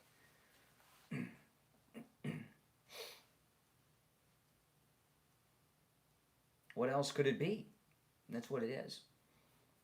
I mean, and I've noticed it's the Gen Zs worse than the millennials. They just have these liberal Gen Zers. They have no social skills. They're like people that have spent their life on a deserted island and are in society for the first time because everything is online. They haven't been a part of society and they don't even know how to talk to people. The language is insane. I mean, who talks like that? And the rage. It's a big problem. They need to spend. They need to be in the military, get some discipline. Mm-hmm. All right, we're back in about 30 seconds. If you're on hold, hang in there.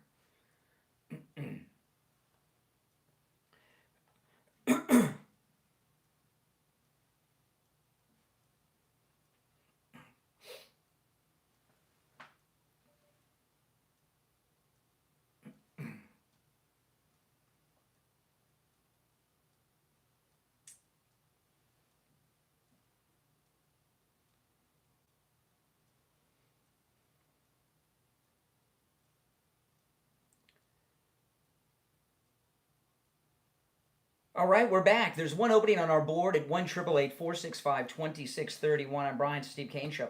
So this is amazing. This is Governor Hochul in New York. Listen to this yesterday.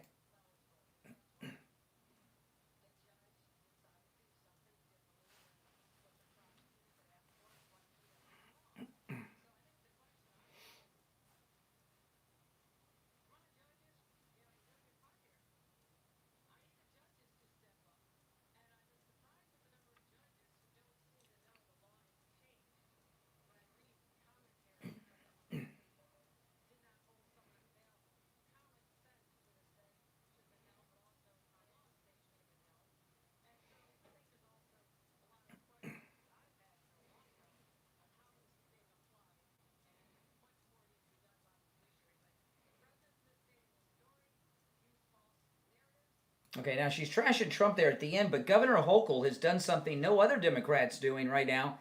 She's calling on judges in New York to keep criminals in jail and not release them.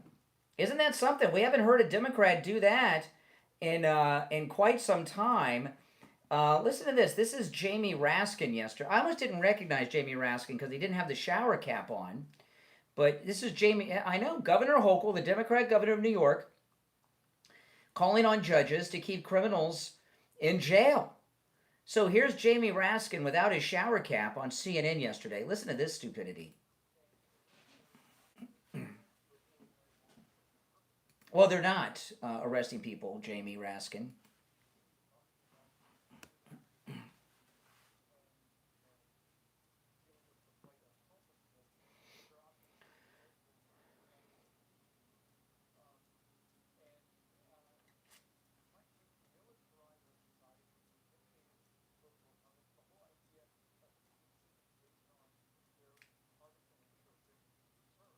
Yeah, well, he's not doing that, dummy.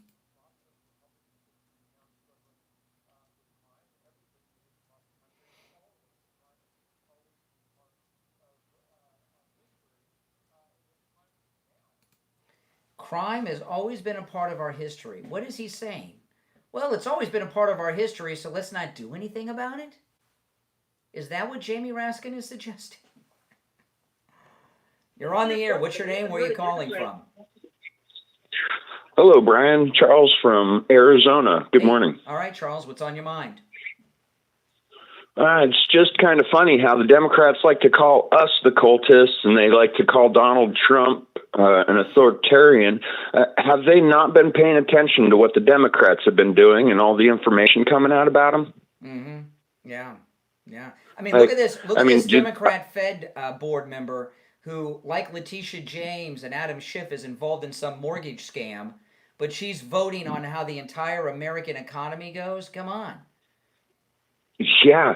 And have you seen it's not Project Veritas, but James O'Keefe's investigation into the Federal Reserve? I've not seen They that. found out that No.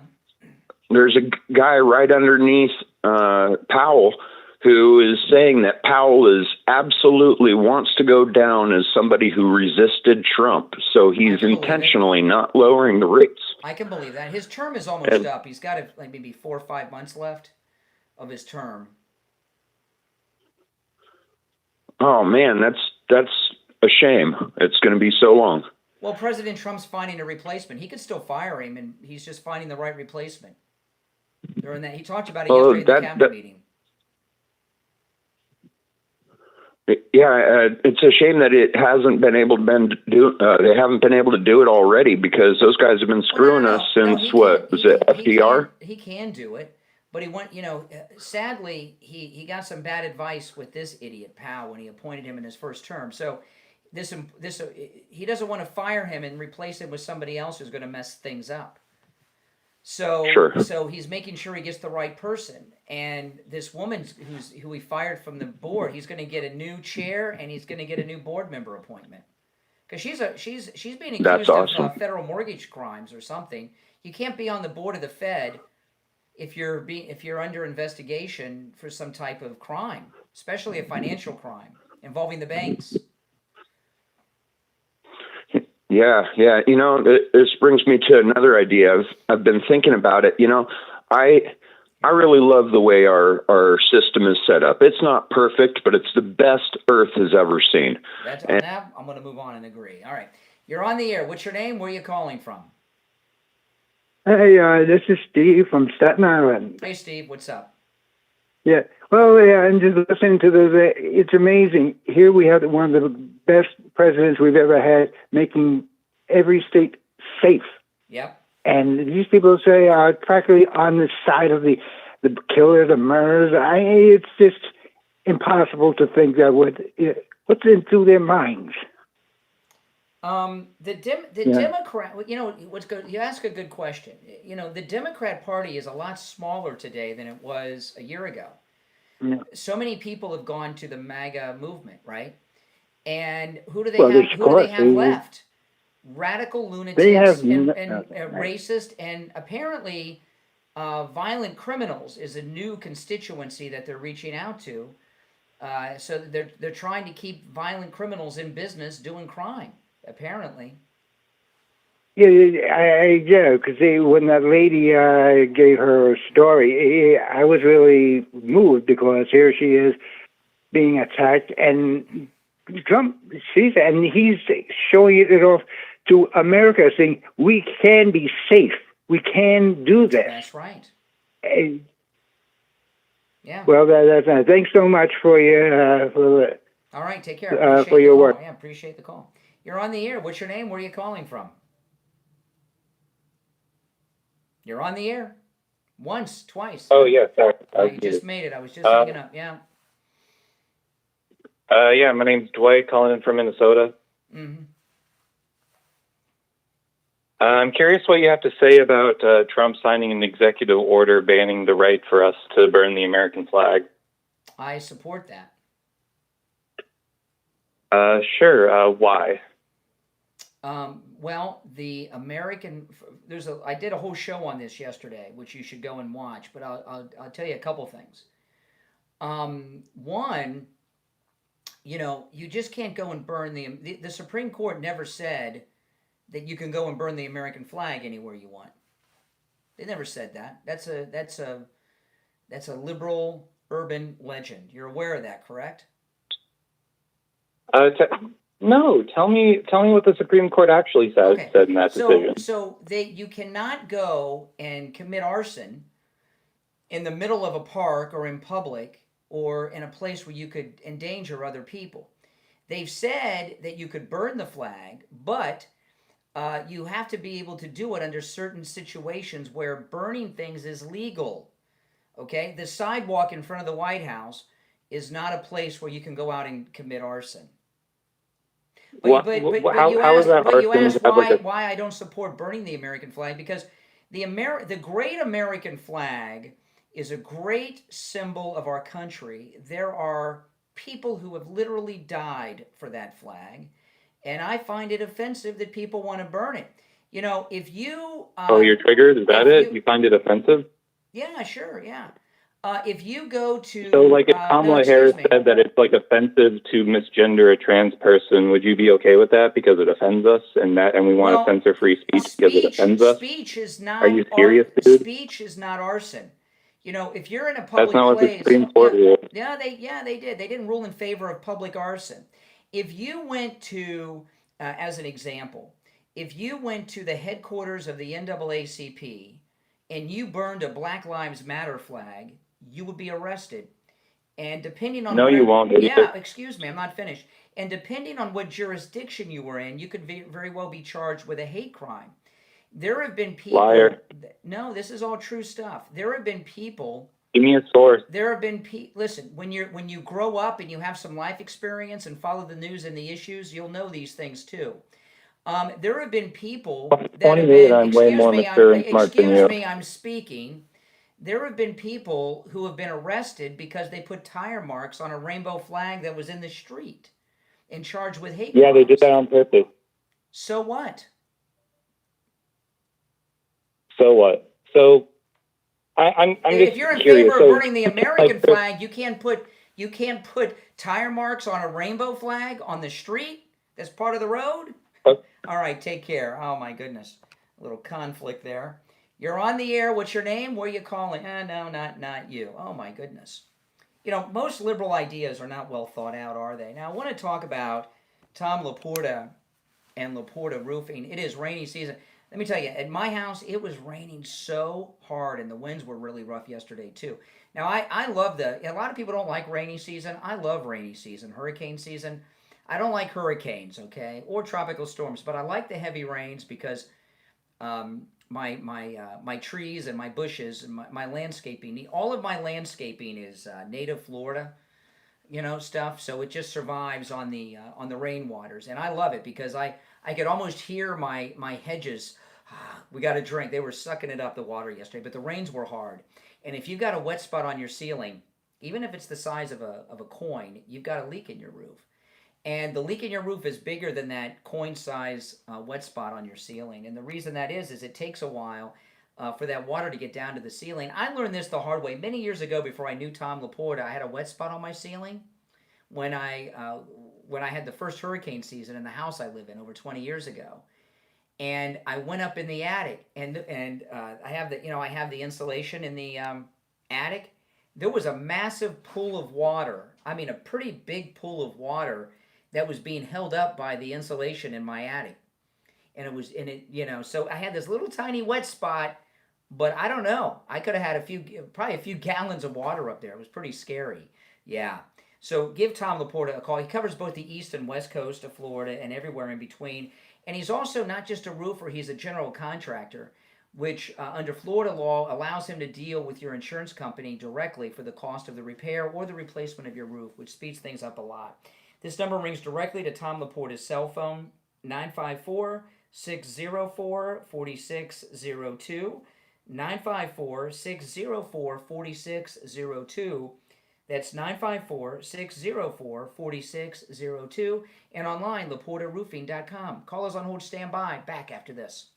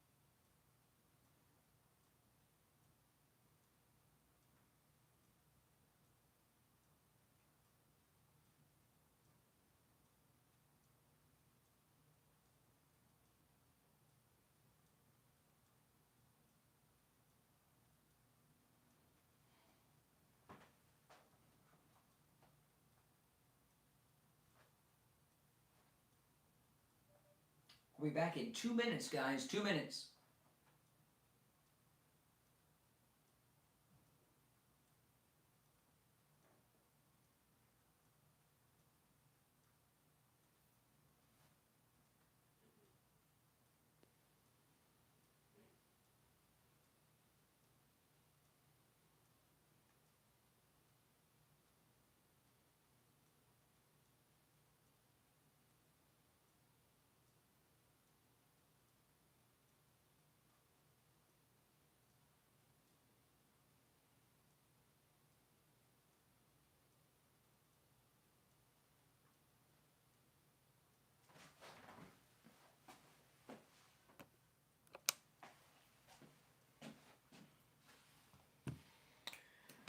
All right.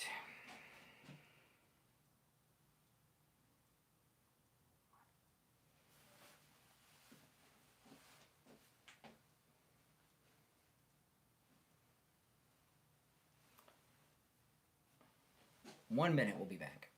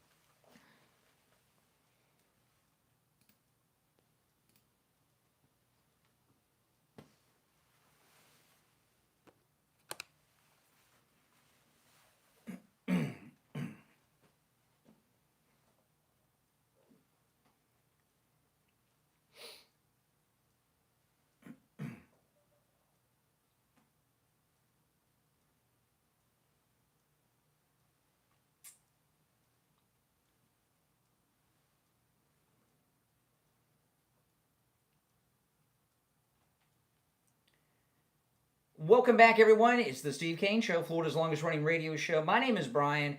Every line on our board is lit. But the big story of the day is President Trump got Cracker Barrel to completely cave and reverse their god-awful woke decision. Cracker Barrel not only reversed what they were doing, they released a public statement on X. President Trump posted on Truth Social yesterday that Cracker Barrel should go back to the old logo, apologize, and reverse this. They did it within 2 hours. And Cracker Barrel, they put out a press release. They admitted they made a mistake. They apologized to their customers and to the country for their mistake. Announced they're reversing everything, going back to the old logo. They're stopping the remodelings. And I've never seen a company do this before, ever. And I played this in the first hour of the show. I want to play this again. This is a really sad story that is going to be reversed now. This is a waitress at a Cracker Barrel. This is before the reversal. And she made a video and posted it online. And she was talking about how bad Cracker Barrel business has been since this woke story got out there because people were not going to Cracker Barrel. She's a waitress. She's in the Cracker Barrel kitchen. Listen.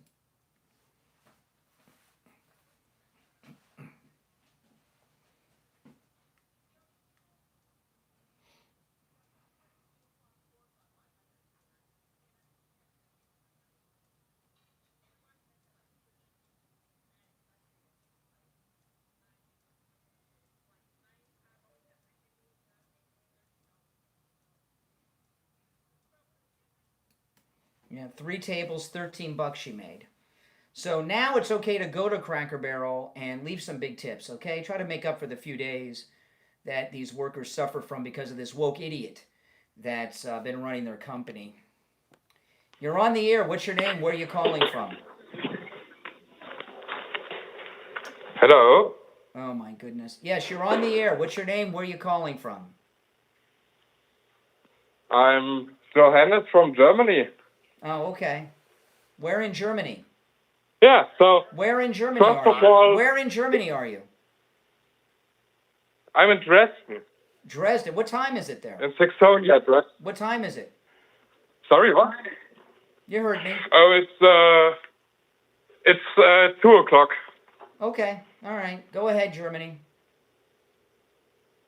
Yeah, So, first of all, I want to say a really big thank you to you and to President Donald Trump, because in the last 20 years, a European state was not thinkable, and now that America is finally burning, I'm so happy that we get the opportunity to make our own thing and finally decouple from American interest, which is great. Okay, now hold on a second here. Maybe something was lost in the translation, because English not only is not your first language, common sense obviously isn't. Oh, either. I speak English very well. Don't mind No, but you it. said I something. speak English You said something. much better you than said most something. Americans, actually. Excuse me. You said something, and I'm just wondering if you messed Yeah. up your English, because it didn't make sense. You said America Yeah, is. I said thank you. Excuse me. You said America is burning? Yes. Where is America burning? Well, your currency is devaluing, your inflation is rising, No. job loss is on the horizon, there's a recession coming, you have had it. Okay, Stop talking when I'm talking! Excuse me. I'm not going to let the grandchild of a Nazi talk to me like that. Oh my goodness. Grandson of a stormtrooper there. You can imagine what it was like? You hear it? Hear that? That's the real German attitude. You're on the air. What's your name? Where are you calling from? All right, Chris from Pompano Beach. Good morning. Yes, obviously Trump derangement syndrome is a global pandemic. Well, you and Steve hit it right on the head. In fact, I think you have more listeners than you know, because what's been happening in the last few days is, there's been a lot of honesty and truth on YouTube. Even CNN, they said, listen, you guys going to have to admit that Trump is winning, going to have to jump on board and at least acknowledge some of the accomplishments. Because, again, all Americans are benefiting, all citizens. And so, whether you join this community or you that whether it's abortion, and so you attach yourself to the Democrat Party, the bottom line is Trump is for everyone. You mentioned it earlier today. Mm-hmm. Even the cabinet meetings. I mean, we did not get any of that during Obama or Biden. I mean, come on. Progress, transparency, all that thing they talk about but don't do, and results. So this is absolutely amazing. And you had a caller earlier today that you walked him down and you enlightened him, but you asked him a specific question, same question I ask people. Why? You don't like President Trump, and they can't even tell you, but the reality is they're told to not like him on all the other venues they listen to. So they're just told. Yeah.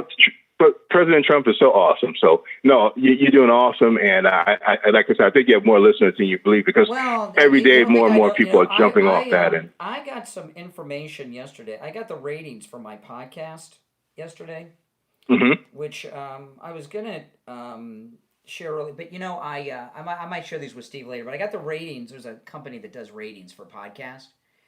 My podcast, the Brian Craig Show podcast, which is on all podcast platforms and on YouTube and all that stuff, the Brian Craig Show podcast ranks in the top 1.5% of all podcasts in the world, which means my podcast has more listeners than 98.5% of all other podcasts on the planet. And isn't that something? And my podcast, they say, is one of the most listened to podcasts on the planet. Ranked higher than nearly every other podcast out there.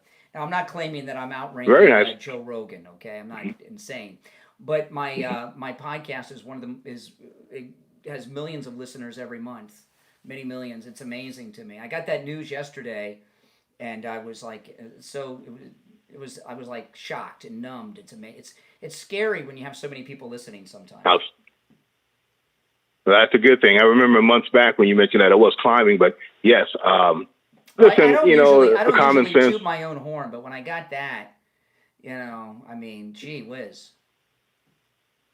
Well, hey, keep up the good work. I mean, we need it, and listen, every day more and more people are voicing their opinion for America. I mean, come on, great day to love America. So everybody jump on board and, stop trying to call up for anything else you can see negative. I mean, you notice how they still try and steer you in another direction. I can't talk about the fact that you put out there is amazing. I had a call early in the show. He was a young guy, and this call was so classic. Okay,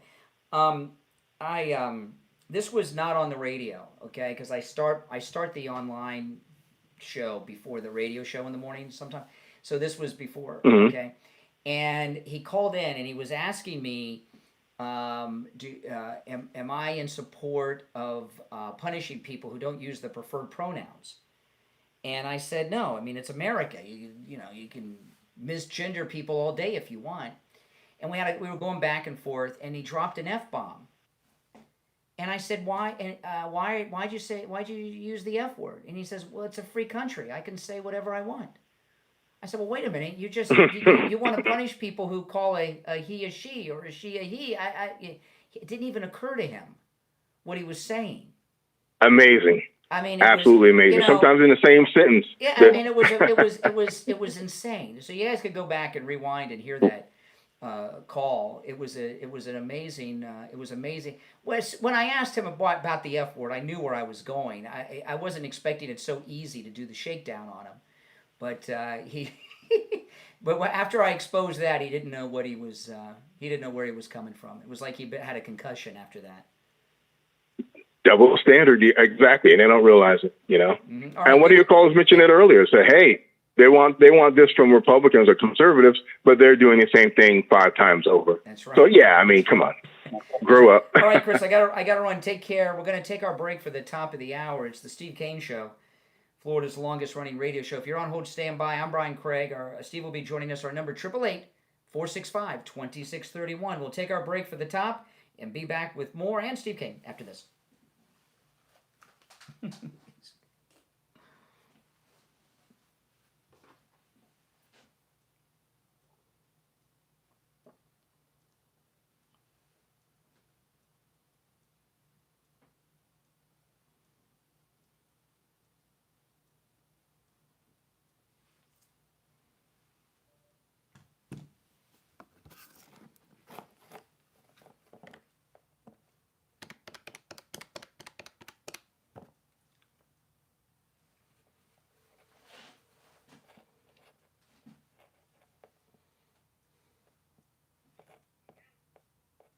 Hey.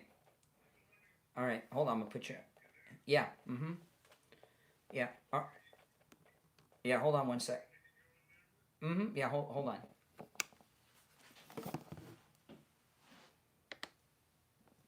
Okay. You there? I'm here. Okay. Hold on. I'm just waiting to hear what time we're going to be back.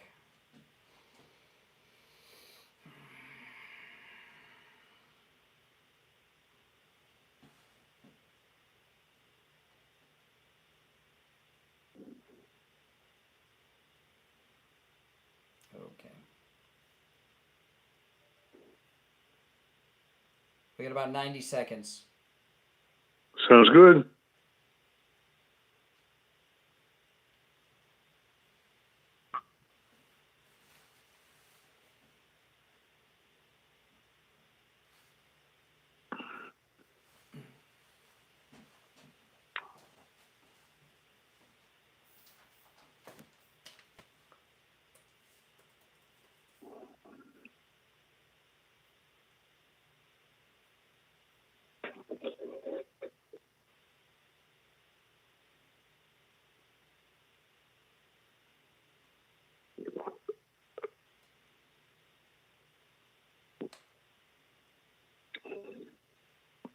Or Hold on. Everybody can hear you, Steve. Hold yeah. on. Hold on. Oh, my goodness. All right. Okay, hold on, Steve, for a second. Okay, hold on. 30 seconds.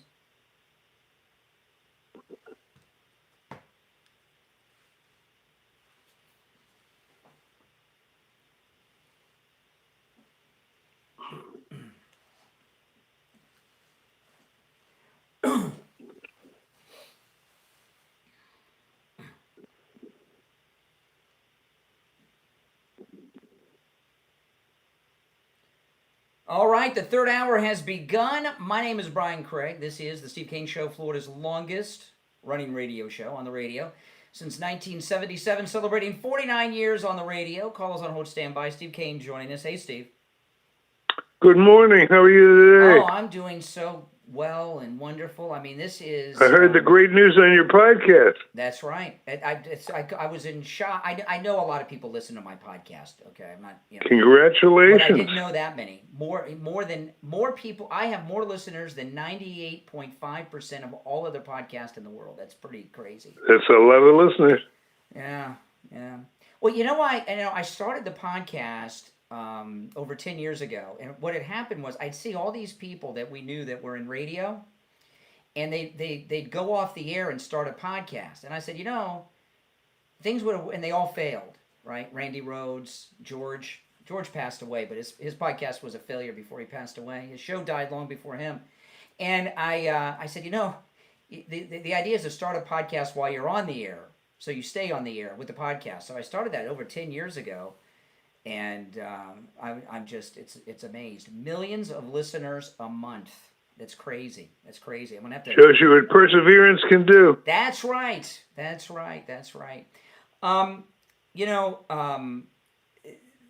Just an exciting day. Other than my, hold on, Steve. I got to answer. The phones are ringing off the hook. Other than my professional success. There was a great victory yesterday, and maybe you have an example. I was talking about the Cracker Barrel surrender, all right? And for those that are just tuning in, let me recap the Cracker Barrel story. Okay, you all know about the woke mess. And I went to Cracker Barrel, not to eat, but to check it out on Sunday to see how busy they were. And it was a ghost town, Steve. The front porch where they have all the rocking chairs, they were all empty except one. And the one rocking chair that had someone sitting in it was an employee on a break. And it was Sunday morning, 9:30 a.m. That's a busy time. And you didn't have to wait for a table. It was instant seating. I saw people going in, 5-6 people in a family, going right in, no waiting. And that was before the Donald injected himself into the situation. That has always changed everything. Well, President Trump, he put a post on Truth Social. Cracker Barrel should reverse everything, apologize, and change the logo back. Within 2 hours, they did it. And here's what Cracker Barrel did. They put out a release on X, right? They reversed their decision. They're going back to the old logo, and they're stopping the remodelings, okay? They're going to keep... And the ones they remodeled, they'll probably be nailing up garage junk on the walls soon, right? They apologized. They admitted that they... reverse what they followed Don's advice. Well, listen to what they did, because I got a question about this that I'm going to ask you in the audience, okay? Okay, they put out a release within 2 hours of President Trump's post to Truth Social, announcing they're reversing everything and changing the logo back. They admitted they made a mistake. They apologized to their customers. They apologized to the country and asked everyone to please come to the restaurants. I cannot think, Steve, of a single instance in my entire life where a liberal company or organization has admitted a mistake, reversed, and apologized after they did something liberal and stupid. I can't think of one. Can you? This is a first. Well, it is a first, but then again, how many have been in that circumstance? The NFL taking a knee during the national anthem. They still do that. They just don't show it on TV anymore. Right? Right. Okay. Well, but it shows you that Donald Trump's PR machine is outgunned anything that's come before it. Yeah, it's amazing. And you've got to... How many people do you think are listening to when he does these press conferences in the morning? How many people do you think are tuning in and listening and are moved by what he says in that circumstance? Yeah. So I'm going to go to Cracker Barrel in the next few days and have lunch or something. Maybe breakfast over the weekend. I don't know. And everyone should. Absolutely. And tip them big. Tip them big. Okay? Because they missed out on a few days of tips. I mean, it's really miraculous what President Trump did. He didn't even talk about it. He just posted. I've been trying to chase down a story all morning. I've been very unsuccessful. Maybe you have seen it. There's you know me in AI, the new technology. Did you read a story floating around this morning that there is a couple of parents that are suing, I guess, the AI manufacturing, whatever it is, because their son used AI to kill himself, committed suicide? I saw Have something you heard about. that I don't know story? the details of it, but I did see the story. I saw the story, but I didn't read it. It was too tragic. I can look it up and see what happened. Well, I'd love to get, if anybody out there has heard that story, I'd love to get the details on it, because it's every nightmare I've always had about AI. I don't trust it. AI should be And outlawed. And I think I think we're in big trouble with it, and nobody's really saying it. No, AI is terrible. It's terrible. And the things that it can do, Steve, are scary. I mean, That's the problem. They keep trying to cast it, obviously, which is nothing wrong with that. They're trying to cast it as a product in a favorable light to them, but in the hands of the miscreants that a lot of them call our show, I'm not sure that it's as benign as they would like to imply it is. It's not. And here, this kid killed himself. Yeah, I know. Well, let's take some calls, and you guys are welcome to call in about anything we brought up so far.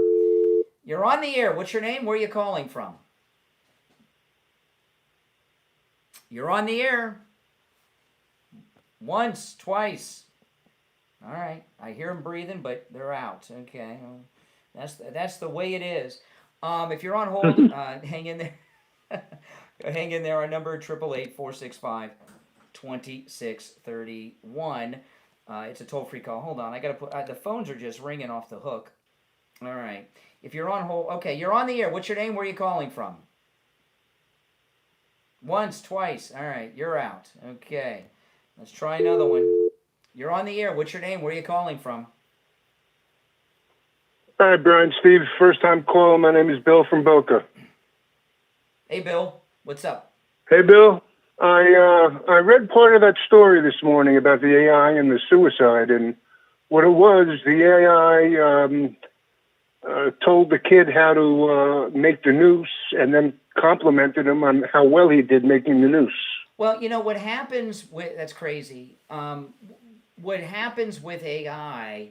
You know, this is something that's never happened before. What the AI does a lot of things, but what it is a it's a very big and very fast internet search engine, like Google, but it searches everything everywhere on the internet faster than you can search.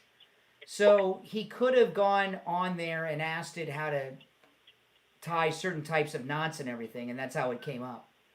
You know, like if you went on. That's exactly. And you know. So we get a new piece of information. He hung himself. Is that what you're saying? He hung himself, and they told him how to. AI told him how to construct a noose, and then complimented what a great job he did on making it. Yeah. So while you couldn't ask it to help you do that directly, you could ask it on how to tie certain knots. Probably. There's you know the way things. By the way, thanks for the call. You know the way these things work. This is frightening crap. Well, you can look that up on the internet for years. It's just the first time it's been done this way. You know what I mean? You know, everything. Well, I mean, but it opens the door. I mean, you see why the potential danger of this thing. I'm sure they're going to correct it if they have not already. How would you correct something like that? The company that owns the AI can set it up so it won't give answers to questions like that. That's how it works. So it won't be able to answer such questions. They have all kinds of restrictions on it already. That's just a new one that came up. I'm not saying it's good, but that's just a new one that came up that they haven't had to deal with yet. We got to take our break, and we're going to have Attorney Barry Siegel on. But I just wanted to tell people real quick, Steve, you know, we talk about how Lighthouse Medical can rid you of your neuropathy like they did you 3 years ago. You went in for the treatment at Lighthouse Medical, and you've been 3 years without neuropathy now. That's amazing. Isn't that something? I mean, you know, it's amazing. But, you know, a lot of people have neuropathy and don't know it. And I wanted to go through the symptoms. And if you or a loved one have these symptoms, take advantage of the no-charge consultation, if you mention the Steve Kane Show at Lighthouse Medical, and find out if you or your family member have neuropathy. Okay? Numbness. So let me know if I leave any out, Steve, okay? Because I got a list of symptoms here, but I think I wrote these down when you were suffering, okay? Numbness, pain, burning, tingling in the hands and feet, muscle weakness, dizziness, loss of balance, falling down, the feeling of pins and needles in the hands and feet, no feeling at all. Those are the main symptoms, right? I guess I lost Steve. I'm going to put Steve on hold. Okay, I'll get Steve during the break. But if you have any of those symptoms, you may have neuropathy. So not only can Lighthouse Medical treat your neuropathy, they can also examine you and find out if you have it. So if you have any of those symptoms, you also give them a call. It's a no-charge consultation if you mention you heard about them on the Steve Kane Show. 754-222-6642. 754-222-6642. And online, lighthousemedicalcenter.com. We'll be right back. Steve, are you there? I'm here. I went to you on the air during the spot, and I lost you. You weren't there? Okay, I'm going to put you on hold. I got to call Barry. Hold on.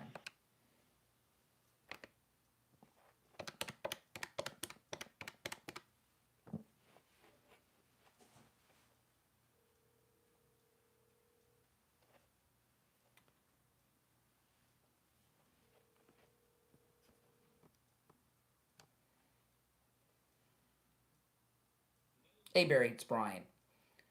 Hey there, hold on.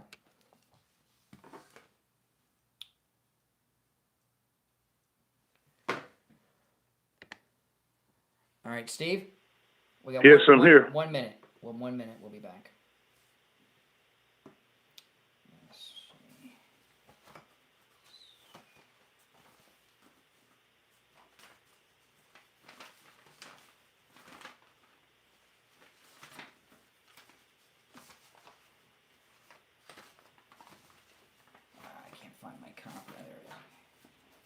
Okay, I'm going to conference Barry in.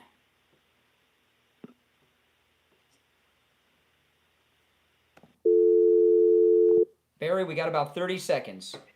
Okay, thanks.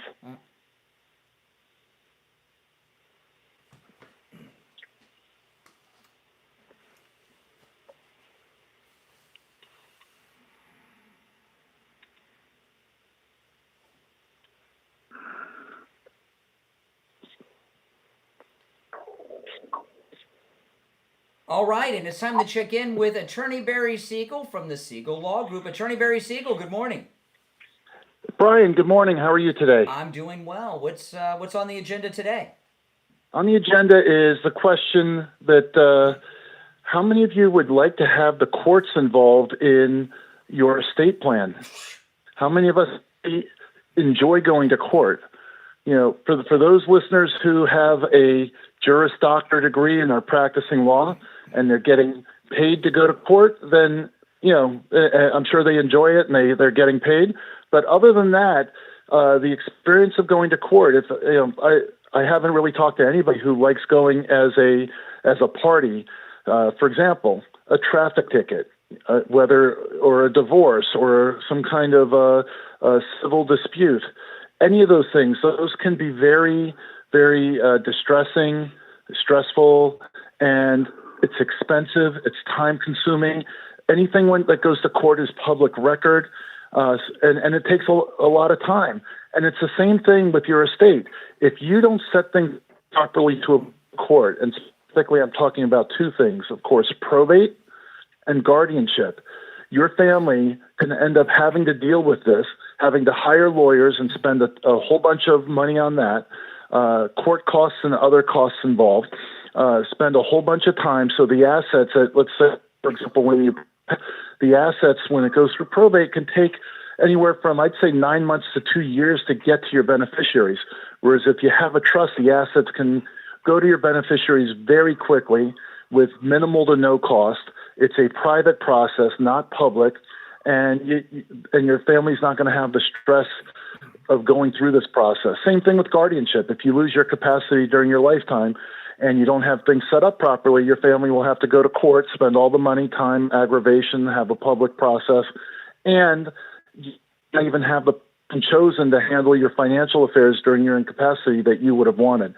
So you can avoid going to court and having your family go to court for, in your estate plan by setting it up properly, or you can go to court if you don't set things up properly. So it's your choice. Let me ask you just real quick, Barry, because I'm curious. If someone doesn't have things set up, their estate goes through probate, who decides who gets all your stuff, all your assets? How does that work? Well, it's going to be one of a few things. First of all, you could have a trust and maybe it's not even funded, so it's still going through probate. 2, you may have a will. Or number 3, you have nothing. Yeah. Okay. If you have a trust or will, it's going to say who's getting your stuff. Yeah. It's in there. You name beneficiaries. So the court's not deciding who gets it. It's just going through. If you have a will or a trust. Yeah. Yeah, but you got to pay the lawyers. If you don't have any of those things in place, then it's really the state that decides. When I say the state, there's a statute. The statute in Florida is going to have an order of who gets your stuff if you don't have it written in a will or a trust. Wow. So typically, for example, if you're married, it goes to the spouse. If you're not married but you have children, it would go to your lineal descendants, like your children and then grandchildren and so on. If you're not married and you don't have children or grandchildren, then it goes to your lineal ascendants, like your parents, if they're still around. Mm-hmm. And if not to your parents, then to your parents' children, which means your siblings. And then after that, to your siblings' children, like your nephews and nieces. And the court doesn't know who's got a substance abuse problem, who's got a gambling problem, who's got a spending problem, who's on the verge of divorce. I mean, people could end up with windfall cash that shouldn't have windfall cash coming in. It sounds dangerous, actually. And a lot of people are really concerned when they hear that it could end up being their brother or sister. You know, obviously a lot of people have sibling rivalries or issues with their siblings, and the last person they want to receive everything is their sibling. And all they have to do is set up a proper estate plan, and it will go where they want it to go. Even if you don't have a spouse or children or whatever, you could leave it to a friend or to a charity or whatever. You want to make sure it goes where you want it to go and it doesn't go where you don't want it to go. Call the Siegel Law Group. Make sure you mention you heard about them here so you can take advantage of that no charge in office consultation. 855-FLA-3782. 855-FLA-3782. And online, SiegelLawGroup.com. All right, Attorney Barry Siegel. We'll talk later in the week. All right, thanks, Brian. Take care. Take care. All right, we're back. If you're on hold, hang in there, everyone. Steve Kane, you back with us? Steve? Yes. All right, we got Steve. All right, let me go back to the phones. You're on the air. What's your name? Where are you calling from? Hi, my name is Florence, and I'm calling from New York. Hey, Flo. Hi, Steve. Hi, Brian. Hey. It's great to talk to you both. I wanted to comment. I think that once again, chess is Trump is playing chess incredibly. Yes. All the liberals are talking about how crime is down in Washington. Why is he coming to Illinois? But crime is down because of what he did with the borders. It's his policy. Exactly. And no one seems to be taking the opportunity to toot his horns. Once again, Trump is forcing them into a corner and exposing the fact that they really don't care about the American public or the world. Well, you know, I almost felt sorry for that guy Pritzker yesterday. Oh, please. Pritzker, Pritzker. He's not a very sympathetic character, but boy, he got filleted by the Donald. You know, I asked this question earlier. I'll ask you, Florence, and maybe you, Steve, you can answer too. They had the first murder in Washington, D.C. in 12 days, which is the longest period in recorded history without a murder. But they had one. They were averaging a murder every other day. They had one yesterday, the first one in 12 days. When the Never-Trumpers and the Democrats heard that a man had lost his life due to a gunshot in D.C. yesterday, do you think they were saddened at the loss of life, that a husband, a father, a son lost their life? Or do you think they were high-fiving? Oh, Trump's failed. I think they were probably relieved. Yeah, I mean, what does that tell you about the Democrats? It's exactly my point. It's just, and I love how they're a bunch of psychopaths. Is what it tells me. Yes. Actions speak louder than words. A lot of, I'm in New York, and a lot of times everybody's like, oh, I don't like Trump. And it's like, well, what don't you like about him? It's like, oh, well, it's the way he speaks. Well, let's pay attention to his actions, and let's give him credit, because like he's pushed these liberals to have to admit that crime is down, but they won't say why. It's not because of their actions; it's because of his actions. And you're in New York. You in New York City or state? I'm in the Mid Hudson Valley. Oh, okay. I'm upstate New York. Okay. We have a lot of listeners in New York City. I'm sure you've seen the video of Zohan almost collapsing doing that bench press of the 130 pounds. Actually, I missed that. I think I saw. I think I saw a little. Now I don't do any bench pressing. I don't know what I could bench press or not. I don't know. But I know this: if I'm running for mayor and I've got a press pool with me and I'm going to be on TV, I would find out before I did it, and I would make sure that it was a weight, the heaviest weight I could comfortably bench press, and not look like a pansy on television. That incident alone, that's like Dukakis in the tank kind of thing. That shows how stupid and incompetent Zohan is. But do you realize how many times a day, with his promotional machine that he's got over there, do you realize how many times a day he gets these major, I don't know what to call them other than exercises in public relations? Like yesterday, he got one out of the Tay-Tay announcement. Oh, they interrupted him in the middle of a cabinet meeting to tell him about the engagement, and they turned that into a plug that millions of probably teeny boppers watched, and pre-voting age and young voting age. Oh yeah, Taylor Swift. I didn't know. Shocking. Yeah. All right, take care. Appreciate the call. I appreciate the call. All right, our number is 888-465-2631. 888. Cabinet meeting. What's that? Did you see that in his cabinet meeting press conference? Every second of that cabinet meeting yesterday. So you saw the great when. By the way, you don't know who Tay-Tay is? I don't know Tay-Tay, but you're talking about Taylor Swift and her boyfriend. Yes, well, that's her nickname, Tay-Tay. I know that because I have a daughter. Do I have to dump that? Are you allowed to say? I don't know. But anyway, he never misses an opportunity to pick up voters. That's true. I agree with that. You're on the air. What's your name? Where are you calling from? Oh, this is Mark Kelly, Brian Craig. How are you doing this morning? I'm doing okay, Mark. Are you the former police commissioner of New York City? Well, I am actually here to choose a topic to debate, and I am going to let you choose that topic, sir. Let's debate something on Donald Trump. I thought you called our show, not us yours, but okay, let's go. Let's see. We'll okay. Do a test run. What do you want to debate? What do you want to debate about Donald Trump, sir? Why don't you just tell us why you don't like him, and then we'll talk. I'm not going to pitch stories. Well, I'll tell you what. I can tell you why I don't like him, because he's never run a successful business in his whole life.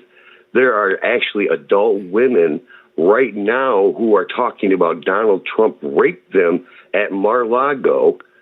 He took girls from Mar-a-Lago. Wait a minute, he took girls from Mar-a-Lago over to Epstein Islands. It all happened. No, that's why that's why that doesn't work. That is why they doesn't won't work. You're making it up as you go along. Freedom of Information Act. All right, sir, what did you say your name was? Oh, yes, speak over top of me. His name's Mark. Mark in the dark? Yes. Mark, aren't you embarrassed now that you called up with this BS story? And what about the Freedom of Information Nobody believes it. Nobody believes it, except your fellow creatures of the derangement. See, this guy, what Trump he's doing, derangement system. What this Mark character's doing. Yeah, just cut me off and not let me speak. Yeah, that's correct. Cut me off and not let me speak. Let me know when it's my turn. We're giving you all the time you deserve. No, we're up against a break, Mark. But what Mark is doing, Steve, he's doing the Goebbels thing. The repeat a lie often enough, people will, Exactly. The idea to say that Donald I could Trump, talk about something. Let's talk about something. Well, new. Now we got to Brian, cut the guy a break. He's a Democrat. He sees his world dissolving around him. Yes. He knows that Trump's got his number. He knows he's got no party left, and he's in shock. So cut him a break. Okay. All right. Goodbye. Thanks for the call. You're on the air. What's your name? Where are you calling from? Brian from Deerfield. Hey, Brian. Hey, Brian. Brian, how are you this morning? I'm very good today, and congratulations, Brian, on those spectacular podcast numbers. That is amazing. I almost didn't bring them up on the air, but I just, I couldn't contain. I'm glad you did. I'm glad you did because between doing a radio show and a podcast, that's a lot of hours in a day processing information, and you got to really work hard to do that. So, yeah, congratulations. Thank you very much. Now, I know I don't, but it's a long day doing it. Now, I'm assuming that this Cracker Barrel innovator is no longer employed by Cracker Barrel. Is she still there? She's still there. And this decision, yeah. The board of directors overruled that woke nutcase, and she's flipping out right now. She'll end up departing at some point with a golden parachute. Yeah. Yeah. Well, when Donald Trump goes on national radio or television or whatever and announces the solution to your business's problems, it makes it kind of easy for you. Now, the CEO did not make this decision. This was made by the board. They overruled the CEO. The board. Yeah. I think they need to take another look at the board because this is the most ridiculous move I think I've seen a corporation do in a year, outside of Target and that. Now, we have a president now who can do more with a text, a post, or a telephone call than any president we've ever had in history. That's right. He can influence everything, right. Tremendous leverage. It is incredible to watch. I think he can do more with a text and a phone call than almost with the military. And here's the Van Jones in the first campaign said something that was so right on the money. And this was during the first campaign, okay, before Trump won the first time. And Trump was doing everything on Twitter back then. And and he retweeted me a couple of times, the president, in that campaign, which was so awesome. My Twitter blew up. But he what Van Jones said was this. He says President Trump knows how to use social media like President Kennedy understood how to use television. And Kennedy wasn't the first president on television, but he mastered it. And he did. And nobody else can do with social media and politics what President Trump has done. It's amazing. And that Cracker Barrel thing was on Truth Social, not X, which is the lesser viewed of all the social Wow. medias. Wow, I didn't know that. I thought it was on X. Okay. He can affect these corporations. He can affect countries. It is amazing to watch. Now, last question. Can we now say that we can put an exclamation point behind the sentence, woke is dead in the United States? Oh, yeah. This was this makes them look so, and I like Cracker Barrel, but what a stupid move that was. You had a brand that everybody loved, became part of the culture, and then you want to wreck it I'll tell you for what woke? I think what happened was this, okay? I think the woke CEO did some things without the board knowing, because the board reversed it. Okay. And I think she sold it as just updating some of the locations that haven't been updated in a while, and didn't tell them what she was going to do, and just did it. And didn't come across that's well, what I think. yeah. Bud Light. The mistake with Bud Light was made by their social media marketing director. Hired that weirdo. Okay. Okay. Yeah. There's another one that didn't work, And they've only remodeled. They remodeled a couple of restaurants locations. One in Orlando, and I forgot where the other one is, because I was looking for them because I wanted to go visit one and make a YouTube video, but there's none down here that have been fixed. But they've stopped all of that. Okay. And they're going to change the signs back on the ones that they switched back to the original. Well, I give them one credit for one thing. At least they saw what was going on. It was a disaster, and they cut their losses and got back to business the way it was before. The woke CEO said the other day that she didn't want MAGA people to eat there. The thing about I'm not kidding. It was all over X. The thing about liberals is they don't care if they go out of business. It's the principle. And I promise you, she has been up all night and she's flipping out.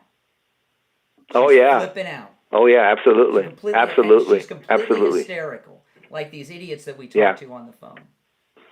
Absolutely. This Cracker Barrel thing was a fiasco, a boondoggle, whatever you want to call it, but it definitely was not going to work, that strategy. Mm-hmm. And I'm glad it came to a crash with President Trump kind of giving it a little nudge in social media. Your phone's ringing, so you got to answer the call. Yes, it is. Take care. Appreciate the call. Oh, let me tell people about the Sloman's doorbell camera.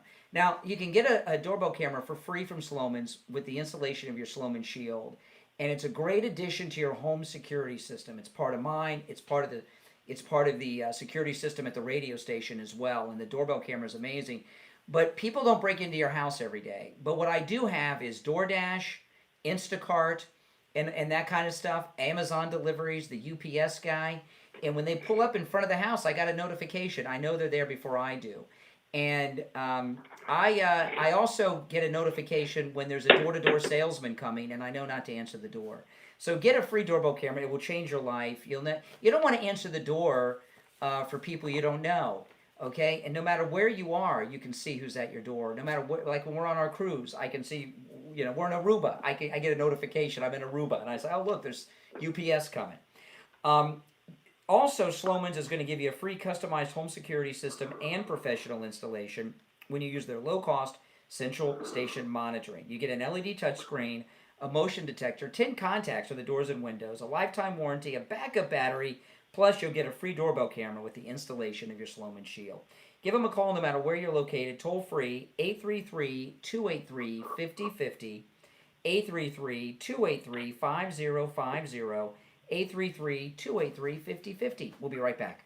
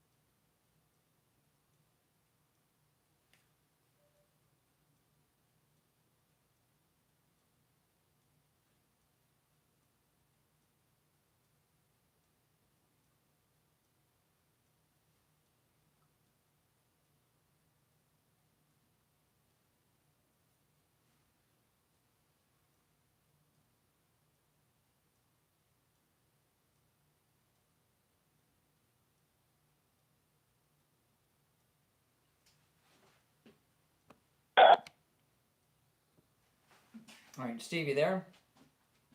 Steve?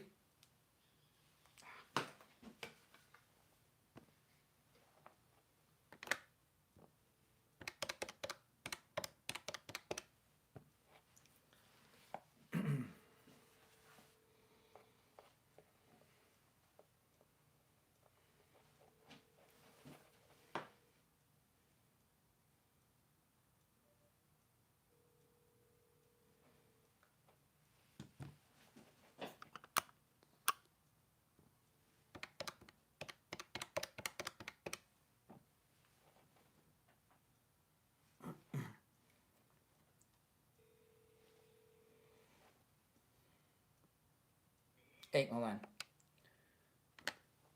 All right, Steve, you there? I can hear you faintly. Hold on. All right, we're coming back in 10 seconds. Okay.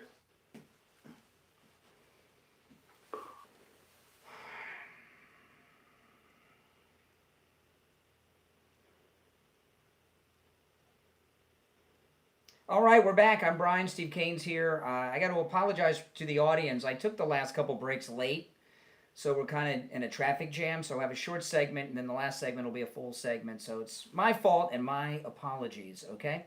All right, let's go back to the phones. You're on the air. What's your name? Where are you calling from? Yeah, it's Renee from Harlem. Oh, hey, Renee. Yeah, I just wanted to give a shout out to the White Power, our redneck radio, and let you guys know that info that you guys meant earlier about the guy getting information from AI to kill himself. If he had been using guns, you'd be defending that AI. No, we wouldn't. This is stupid. I mean, you're on the air. What's your name? Where are you calling from? Yeah, good morning, Brian. Good morning, Steve. This is Richie. Hey, Richie, how are you this morning? Gee, I feel bad that we hung up on the last caller, but maybe we'll get it in again. Yeah. Go ahead, Rich. Well, yeah. Here's the deal that I'm thinking of. Probably most of your audience is MAGA. I'm MAGA. Brian's MAGA, okay? But the elephant in the room, and I'm surprised. I really listened to the whole show today thinking that Brian would bring this up because he's always saying any decision President Trump makes, he's 100% behind him. The Chinese students, right? That's exactly right. Why have you avoided that? In other words, MAGA I'm is going to answer upset your with question. Not only have I not avoided it, I've been waiting for a caller to bring it up. Well, here's your chance. Okay. Okay, so ask your question and make your comments and I'll answer. Okay, I don't know. I'm not going to say that I'm against what he's done because I don't really know the deep down decisions that he's going to make on this thing. But I cannot understand, and I'm saying I don't understand, not that I'm against. I don't understand that he could double the amount of Chinese students coming in from communist China, 600,000. Yeah, that's a head scratcher. Okay? That's exactly what I'm saying.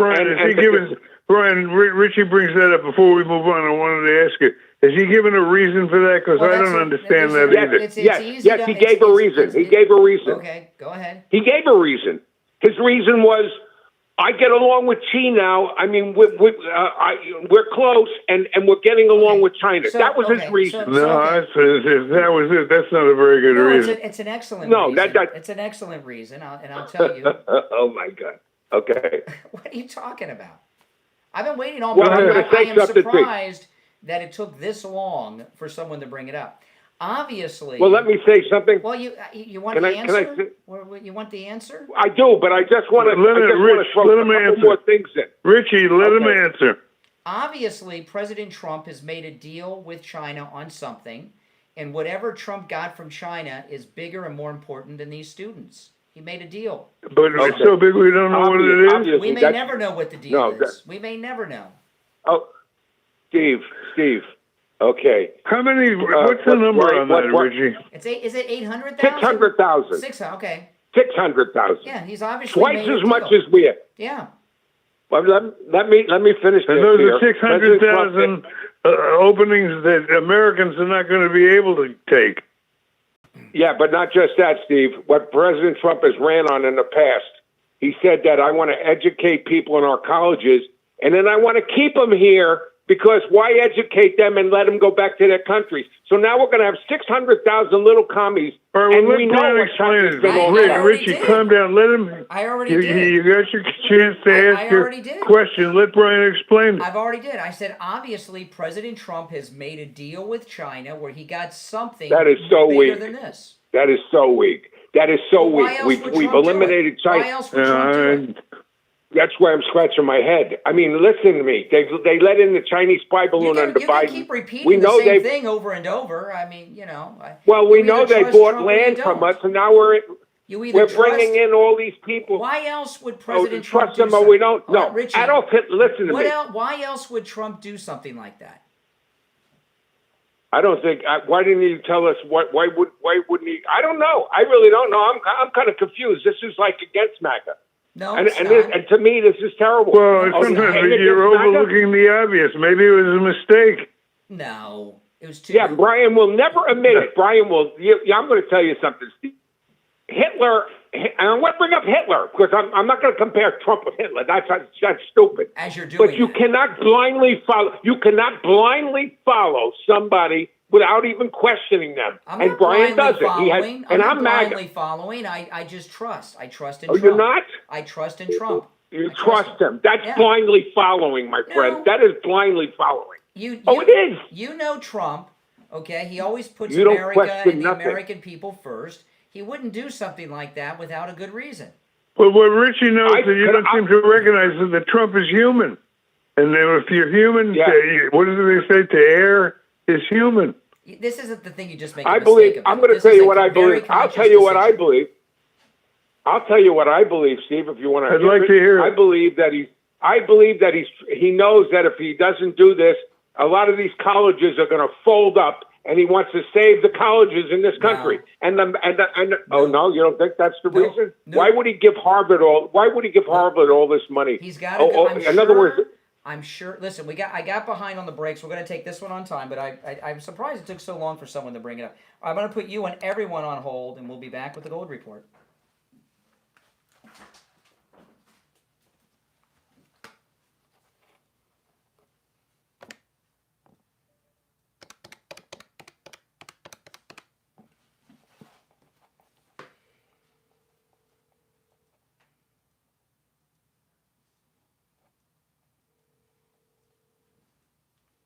Hey there.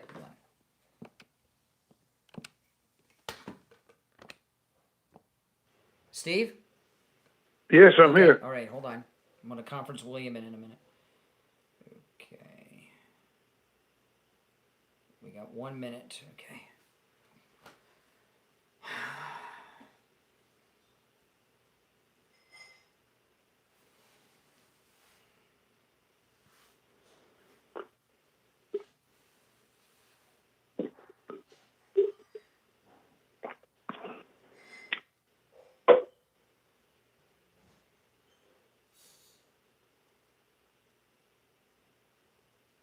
All right, I'm going to conference William in, so hold on.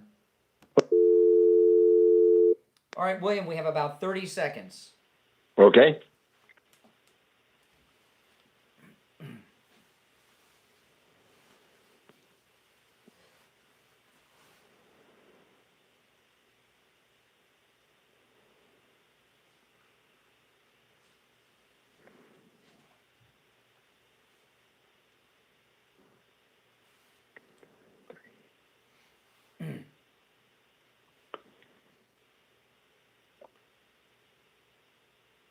Welcome back, everyone. I'm Brian. Steve Kane is here, and it's time to check in with William Youngerman from the offices of William Youngerman Incorporated with the Morning Gold and Precious Metals Report. William Youngerman, how are the metals looking today? Metals looking good after yesterday's nice gains especially on gold. Gold trading in a range yesterday and $33.51 on the low, all the way up to $3,394 on the high, and closing near the highs yesterday, up $27.40 at $33.92.40, $3,392.40 the ounce, and that's right at the top of the trading range that we've seen. Silver up 6 cents at $38.56 the ounce. Platinum gained $8, closing out the day at $1,349. And palladium was up $7 at $1,102. Overnight, we saw gold trade in a range of $33.73 on the low, all the way up to $3,395. But right now we're at $3,380 the ounce. That's down $12.40 after yesterday's nice gains. Silver down 31 cents at $38.25 the ounce. Platinum down $7 at $1,342. And palladium down $12 at $1,090. So a little bit of a pullback, but certainly $7 off the low already for gold. And we could see that loss eliminated really quick here today, as we've seen it in the past. So take advantage of the dips.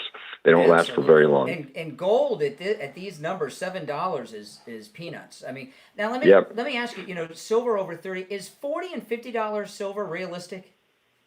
Oh yes, definitely. Silver's old-time highs were around $50, so we haven't even regained those old-time highs.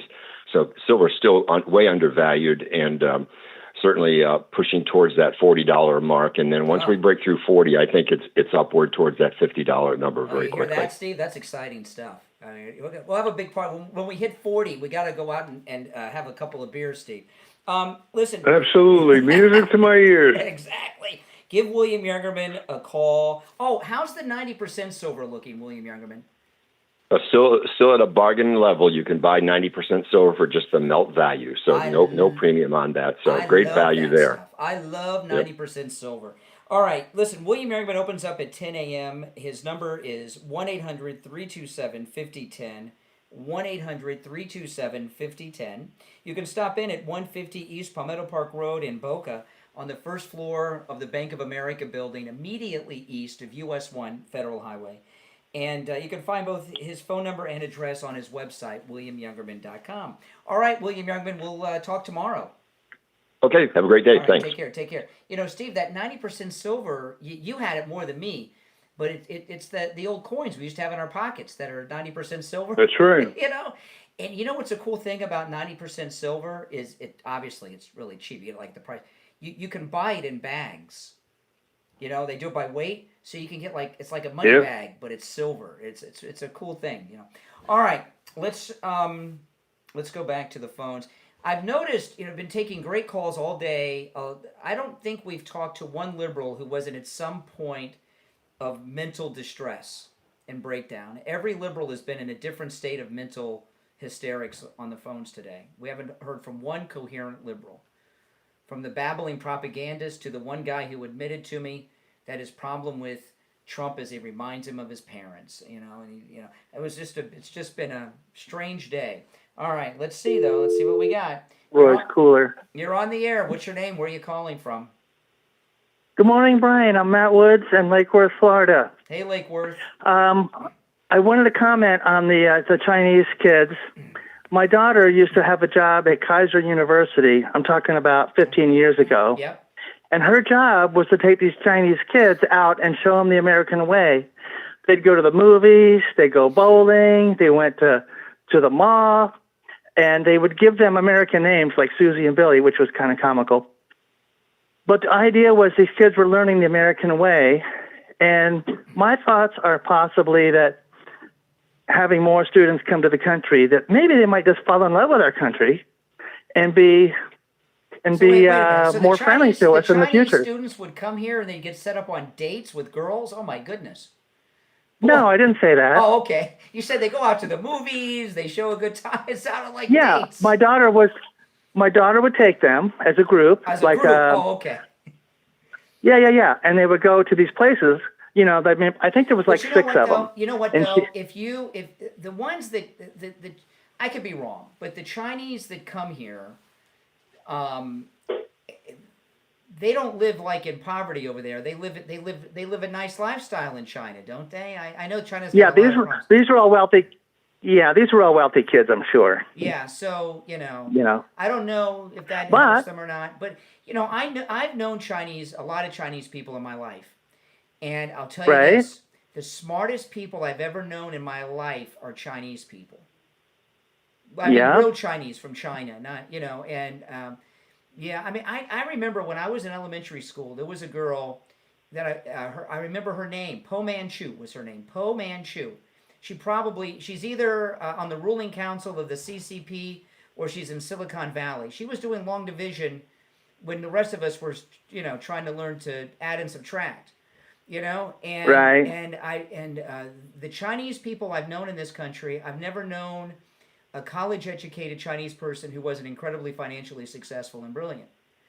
Most. Well, they're sending us only their best. So maybe we'll be able to keep some of them. Maybe we'll be able to keep some of them and hire. But then again, the risk with that is just because they stay here and get a job at an American company doesn't mean they're still not CCP and are spying on us by running some tech company or some oil company. Well, that's true. Let's face it, there's a lot of paranoia about China around now. Well, look at you and with it the may Russians. be justified and it may not be. Yeah. But why take it was the interesting, chance? Trump's got a reason. But 15 years ago, they were here learning our way, And that was my daughter's job as a, take them on field trips. Oh, take them on field. So I just thought it was that interesting. Sounds pretty cool. All right, hey, listen, appreciate the call. Take care. Yeah, it sounds interesting. I'm sure President Trump had a very good reason. If you're on hold, stand by. What's that governor in Illinois' name, Steve? Pritzker. Got to say his name slowly so we don't have to dump it. Pritzker. What Pritzker needs is coastal weight loss secret. Because, President Trump keeps pointing this out. He's trying to lose weight, and he's obviously been very unsuccessful at it. And he's trying to lose weight because he wants to run for president. A coastal weight loss secret, even Pritzker could lose weight without exercise, without starving himself, without taking prescription medications or injections. I hear people taking shots all the time to lose weight. Ugh, forget about that. Plus, whatever medication you're on has side effects. Who wants that? Go see Coastal Weight Loss Secret. It's a no-charge consultation. You guys have seen my incredible weight loss. And you go to my Instagram, Brian Craig Show on Instagram. Look at my most recent photo and then go back 6, 7, 8 months. I don't post on Instagram too much. You'll see a whole transformation. I was thinking about deleting my old pictures because I don't look like I want to look in those pictures, but they're a great before and after on my Instagram. Give Coastal Weight Loss Secret a call. And remember, they can help you no matter where you're located in the United States. And my results are typical, very typical. 561-247-6300. 561-247-6300. And online, coastalweightlossecret.com. All right, back to the phones we go. You're on the air. What's your name? Where are you calling from? Good morning, Steve and Brian. It's JJ from Mass. Hey, JJ. Speak up, JJ. Nice and loud. You got it, Steve. You got it, buddy. I just want to talk briefly about that cabinet meeting yesterday. It was sort of like the golden age of cinema. I mean, I'm watching it. I mean, I kept waiting for the intermission because about 2 hours in, I'm like, wow. I paused it. It was spectacular. And, I was wondering I said to my wife. I says, "Who's running the country? Everybody's there." Yeah. Everybody's got to go to the lobby, to get the treat. You remember that little jingle that would pop up in the movie? I remember that one from when I was a kid. You know what I noticed about the cabinet? You know what no one does? No one drinks the water in front of them because they don't want to have to get up to pee. You know what the best part of it is for me as I watched yesterday is a good example. Yesterday, Donald was at his best, but it shows you how pathetic it juxtaposes the pro-Trump people again with the anti-Trump people, and when they kept intercutting with the Democratic, what was it, summer camp thing that they were doing a festival, the Democrats, and they looked like such jerks in comparison to the pro-Trump people. It was pathetic. I mean, absolutely pathetic. And like we were coming off as patriotic, and that we loved our country, and everything was under control. I played it earlier. I played that clip earlier of the reporter from NTT that was pistol whipped in front of the White House. I mean, what a dramatic story! And the press were so pissed at her for telling that story. You could feel it in the room. Oh yes, and it was a great contrast. The people in the cabinet. I mean, it's like it was like the boardroom of all. It was a cabinet meeting, but it was professional. It was so much information that came out of it, but there was also, I mean, some of the humor. I mean, Rubio, when he said, 4 jobs, talking about the labor secretary, it was just, they were all competent, they were all relaxed. I mean, one guy sounded a little bit, there was a little bit of nervous, but very little, but it was just so, it was refreshing to see normalcy, normal. The way the cabinet meetings work is this, right? First off, we've never seen cabinet meetings before this term. No one's ever seen them before. But not 3 hours long, we haven't, for Christ, God Almighty. The other presidents, they just take photographs or videos of them sitting at the table. We've never seen a cabinet meeting before Trump's second term take place. These are and what they do, he goes around the table, each secretary reports to the president what they've done, what they're working on, and what they're going to do, one by one. And it was phenomenal. The one that I'm most interested in was Bobby Kennedy. He says they found out the major cause of autism in this country, and we're going to find out next month. They're going to release it. I'm dying to know what that is. Yeah. That was one of the most informative. I don't think the people that watched that, I don't think Americans have ever been more informed than after those 3 hours. That was like, and Trump making, just the comedy, the levity of it, but the seriousness, the competence. We're talking about the guys holding the boom, holding the mics on the boomsticks. How you must be, you must be a good fisher. You must be good at fishing. Fisherman, yeah. Just the fisherman. Yeah, it was just. So you got a little bit of levity, but so much information. But now there have been 2 members of the White House press corps that have been robbed at gunpoint. The girl from NTD yesterday who was pistol whipped, and Brian Glenn, who's with Real America's Voice, Marjorie Taylor Greene's boyfriend. He was mugged at gunpoint in front of the White House. So we've heard from 2 White House press corps members who have been robbed at gunpoint in D.C. They both happen to be from conservative outlets. You mean to tell me none of these other people have? And President Trump pointed out that when they leave the White House, they have security details that escort them back to their networks and stuff. It's been so dangerous. Yeah. And he says, you've been covering it up. You should be ashamed of yourselves, he told them. Yeah, they're their own. They could tell their own story and make news, but they, like Trump. I think Trump said they'd get fired for telling the truth. Imagine that. Yeah. Listen, we're running out of time, but I appreciate the call. Okay. All right. Take care. Bye-bye. All right. The rest of you on hold, stand by. We're approaching the end of the show. It is Wednesday already. The big story today in the news is going to be the caving of Cracker Barrel. So, I mean, I'm going to go eat at Cracker Barrel. My wife and I get takeout from Cracker Barrel, Steve. So you don't have to go in if you don't have time. Do a DoorDash or do a pickup because the food's good. And I'll tell you, they got great pumpkin pie, Steve. You ever had the pumpkin pie at Cracker Barrel? Oh, my goodness. Food is excellent. Oh, my goodness. I love Cracker Barrel. Well, listen, we're out of time. It's the Steve Kane Show, Florida's longest-running radio show on the radio since 1977, celebrating 49 years on the radio. Steve Kane has been here. My name is Brian Craig. God bless America. God bless Cracker Barrel and our favorite president, Donald Trump. We'll see you tomorrow morning at 6 a.m. Take care. See you then. All right. I was going to take some more calls online. You want to take some calls, Steve? Sure. All right.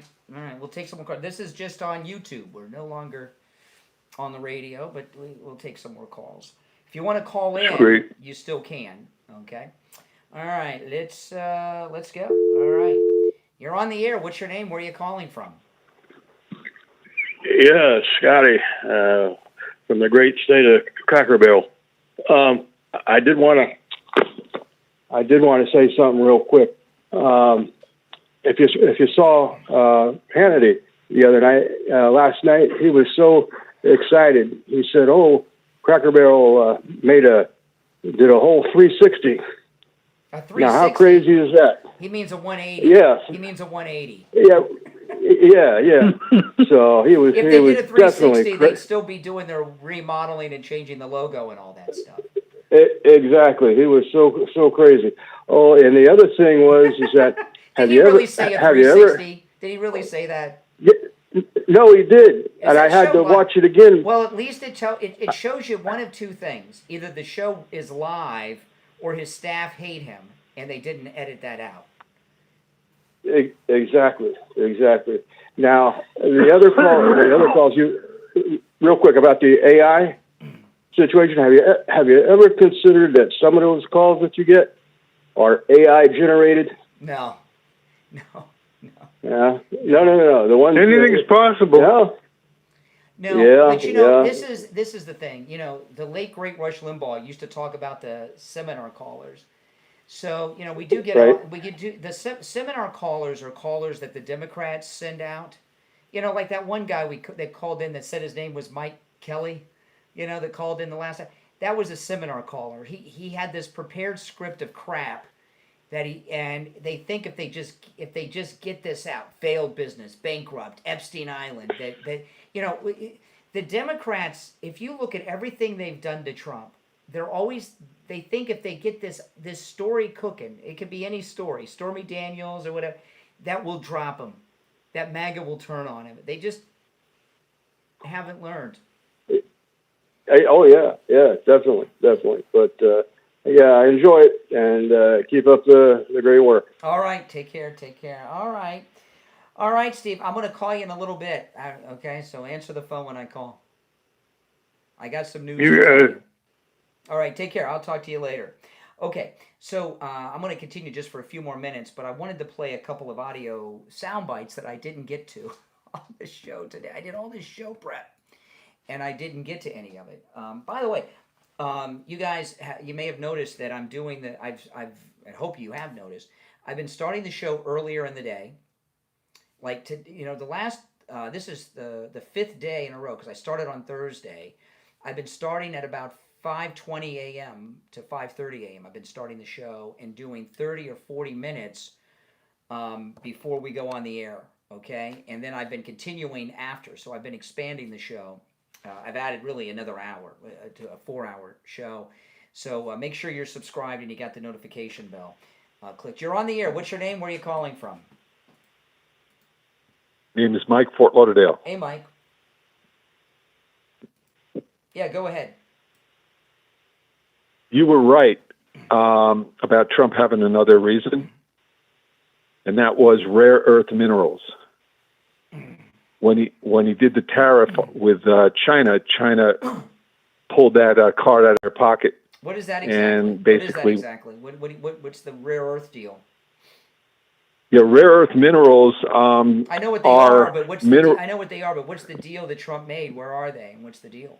Well, basically, we were cut off from China from rare earth minerals, which would shut down our defense industry and electronics. I mean, a lot of things. So we have a ton of rare earth minerals in our land here in the U.S. in different areas, but we can't process it. The politicians were stupid way back. Oh, okay. When you say we can't, okay, we can't process them. Okay. So 90% of the processing is done by China. I did not know that. And so they pulled that card and squeezed us with that. And the only way out of that was for Trump to make a concession. And of course, China, that's one of their high priorities, to have their students come here for many different reasons, as we know. And so our hands were kind of tied. That's why Trump is kind of tied. I don't know. It sounds like he might have made a good deal. And, I'll tell you another thing. I promise you this. These Chinese students that come over here from this point forward, they're going to be monitored.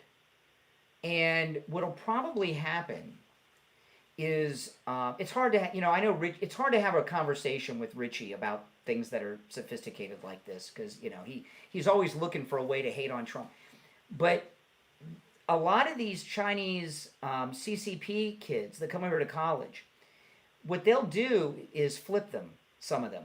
They'll turn some of them into agents for us, and they'll go back to China working for us. All right? A lot of them, they'll compromise and get dirt on them and use it against them to get them to work for us. And they're also probably a good source of all kinds of intelligence gathering when they're here and when they grow up and go home after college. So there's a lot of intelligence games that can be made with those students because they are elite. So I have no doubt in my mind that whatever Trump did, it was for the better good of the country. That he wouldn't do something like that without all kinds of good things in return. One of which could be what you talked about as well. Yes. Well, you had a great point too, and I think that counterintelligence and all that stuff will be in play. It's not that hard to flip some of these guys. They flip them with the American way of life and the American women, right? They flip them just like they work on our people. That's right, the honeypots, yeah. Yeah, you don't think we use honeypots? Absolutely. Oh, absolutely. Well, great point, and go Trump. I definitely believe in him as well. So basically what you're saying is China had an embargo of sorts on the processing of rare earth minerals, and Trump got that embargo lifted. Exactly, and you'll see it in the news that's what they did. They were going to cut us off, and all of a sudden, there was some talks, and all of a sudden it was lifted. And the magnets, the rare earth magnets, are like the super high priority. And right after that, Trump, realize. I think he knew before, but he acted in like kind of a Manhattan Project, and the United States took a stake in the largest rare earth mine in the U.S.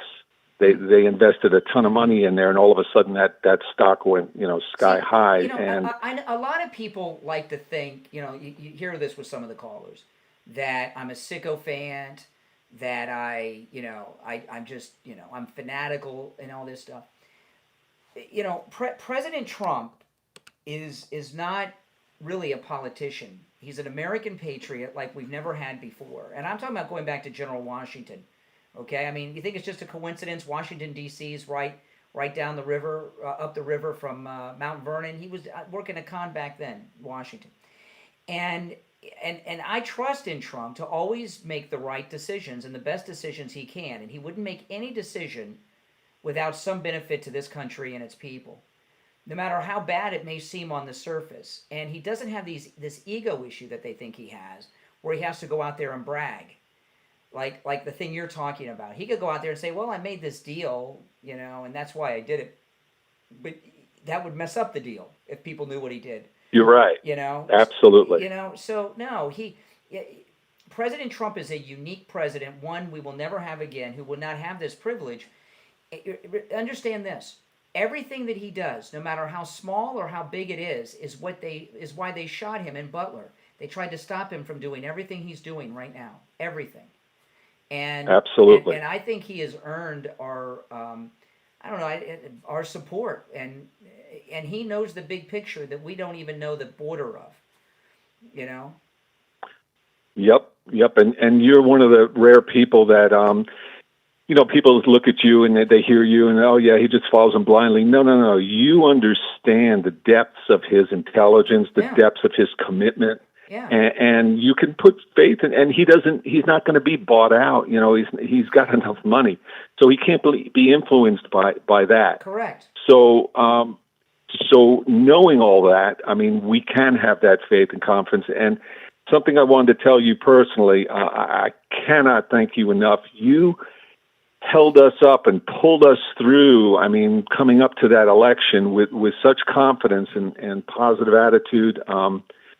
And that just gave me confidence, and pulled me up. And you just had that faith and that understanding of what was really happening. And so I can't thank you enough for that. You helped a lot of people. So well, I appreciate that. Give you a lot of credit. What's your name? Where are you calling from again? Name is Mike, Fort Lauderdale. Mike in Fort Lauderdale. Oh, it's nice. I grew up in Fort Lauderdale. My mother lives in Fort Lauderdale still, and it's nice to hear from someone that's got their head screwed on straight in Fort Lauderdale. It's run by liberal gay activists. They have this story about the rainbow flags on the. They have like 5 rainbow flags on the streets of Fort Lauderdale. I mean, come on, enough. How many do they need? That's crazy. All right, take care. Appreciate the call. You're on the air. What's your name? Where are you calling from? Brother Brian, good morning. Hey, Ivy, what's up, man? I was hanging in there. I didn't know you would be so late. I said I'll figure out. I'll give you a shout because you said something with that guy with the Chinese people and what the deal, whatever the deal is that is made. I felt like you were like a David what's his name? Victor David Hansen. The way you explained the Chinese situation, as to why we're having them. Yeah. The guy talked about minerals. I think that was very incisive of you. That's why I called in, even though I was still listening. However, not just the transparency in the meetings with all the delegates or our cabinet and making everything transparent, but the thing that doesn't seem important is very important, which is that Trump is not going to allow the media to say, "Oh, I have a source."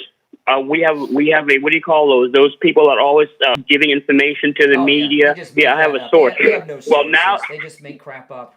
Now that everything is out in the open, they cannot say there's a source because now everyone is seeing everything live. They cannot edit anything. Okay, so that cuts that away, which is very big to rile people up. That's why Jamie Raskin doesn't know what to say. The mayor in Chicago. He's just bumbling and babbling all over the place. He was offered by the 2 Trump haters, Morning Joe as to would you like to have 5,000 more police to guard your city in addition to all the other things you mentioned? The guy simply wouldn't say yes. He wants to make it anything other than yes, 10 more police. And then they want to talk about martial law. That guy that called in earlier about martial law, Trump eventually will force their hand, because the only thing they will have left now is violence, because there's nothing left for the Democrat Party. They've destroyed themselves. And just like all these callers calling in, you say meltdown. It's like the movie The Blob. Finally, when the blob just kind of withers and goes away, that's they don't know how to deal with it. Like these soy boys that call you, they have no idea to deal with the failure and the belief and the hoodwink that they've been done all their life. These Gen Z soy boy incels I hear from. Incel means involuntarily celibate. Yeah, they're scary guys. I mean, they're bizarre. The language, the anger. I mean, it's just, why are they so angry? Why are these Gen Z guys so angry? You are in a profession, and you're not out and about like me. I'm out and about, and I see how let's take an example. And when we go back to the Summer of Love, right? They would walk by people sitting casually having dinner, grab their drink, eat their food, spit in their stuff, and these people are just minding their business, and they don't have any decorum, no etiquette. And the people that are calling you, like you say, they don't know how to use a phone. Well, you see, the thing is, even if they knew how to use the phone, they still have no decorum, no etiquette, no manners. They've never been taught that. They've been always let. What's really happened, a lot of things have happened, okay? But one of the things that's happened is we have this generation that doesn't have interaction with people like you and I did, growing up, and they don't know how to interact with people, and their interactions are through chat rooms and stuff. Well, and their anger and everything is just they're it's like if you went on a deserted island and you found some guy who was grown up, who was a survivor of a plane crash where everyone died, and he raised himself on the island from the age of 2, and now he's 25. He wouldn't know how to interact with people. Remember, like Greystoke, the legend of Tarzan. They brought Tarzan. I was just gonna say that. Greystoke. Yeah, with Christopher Lambert from Highlander played Tarzan in that. Highlander. Yes. Yeah, that's what they're like. They're like uncivilized savages, and almost like cavemen. See, the thing is, you use the term, like we say, like people are in a bubble, like like you might say the Beltway, they're in a bubble. Well, I think like the kids that grow up these days, they're in a vacuum. Like like they will be sitting at the same table at a Burger King or a McDonald's, and they're texting each other at the table because there's like 5 of them there rather than just talk. You see, I'm the kind of guy that I always like to talk rather than send a letter. I'd rather pick up the phone and talk to a person rather than, back in the days when we used to send letters. Another thing, too, is they don't have the jobs like we had. They don't have, you get a job when you're young in school in retail. So you're working in retail, which is customer service. So you learn interactions with customers and things. They just don't have that experience. So they have no etiquette. All right, I appreciate the call. Good to hear from you. Now, if you are a Medicare recipient, I want to tell you guys about Chapter. They joined us a few weeks back, and they're really our first national sponsor like this on the program. And a lot of this is because of the great success I was talking about earlier on my podcast. Chapter can help you with your Medicare no matter where you are in the United States. And when you call the number, which is in the description of the video, you're going to get a real live agent who will help you completely free, no strings, no catches, completely free of charge with your Medicare. They'll answer all your questions, and in a few short minutes, you'll have all the answers you need. The average Chapter client saves $1,100 a year on their Medicare. You can do that with that phone call. It's amazing. Millions of seniors are not even getting all the benefits they're entitled to under their Medicare. There's over 24,000 Medicare plans, and because Chapter's a national company, they have access to all of them. So they'll make sure you got the right plan, you're not paying too much money, and you're getting all the benefits you're entitled to. Give them a call. Again, no matter where you are in the United States, 805-754-4600. 3033. 805-754-3033. Again, the number's on the screen, but it's also in the description of the video.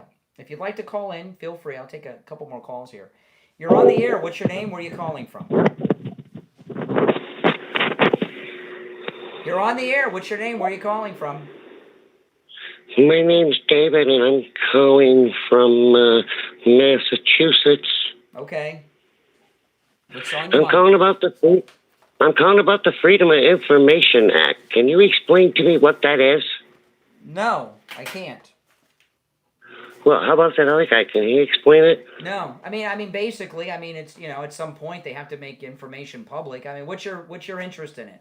Why are you asking? Well, I was just wondering because I've been hearing about this Freedom of Information Act. I kind of looked it up, and they said that it's like all court papers are open for the public to see. No, that's not true. Is that how that goes? No. What does the Freedom of Information Act mean then, sir? Can you tell me There's that? certain government documents that have to be made public. Certain government documents. I thought all court cases and court files are public because they put it on YouTube now. No. Divorce records are sealed. Juvie records are sealed. Lots of things are sealed. Why? Do you have some record you're afraid is going to get out there or something? Why are you worried about it? Well, I'm not worried about anything. I have a clean record. You're calling for a friend? Okay, I appreciate that. Oh, my goodness. You don't have to be young to be, confused, right?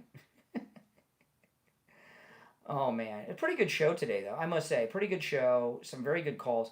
I wanted to share this clip. This is the change. This is a guy that, have you seen this? This is a guy that got arrested in D.C. Listen.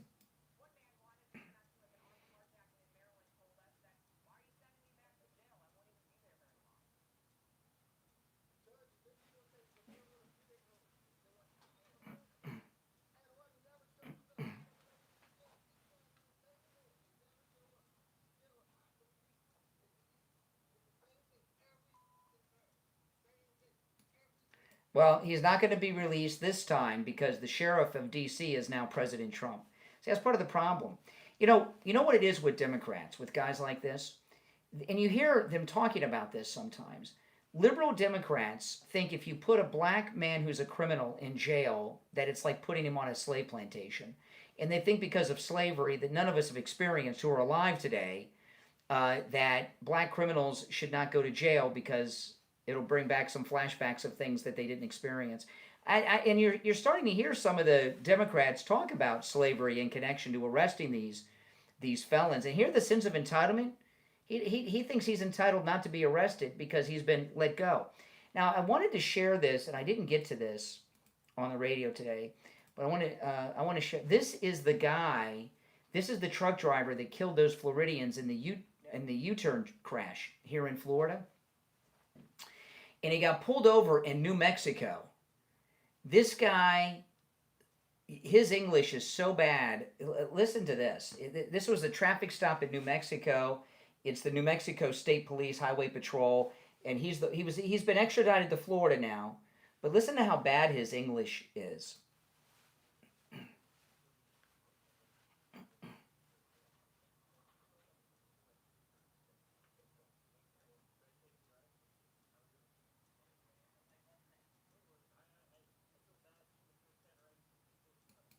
Now, first off, I just want to stop it there. This guy, wait till you hear how little English he speaks.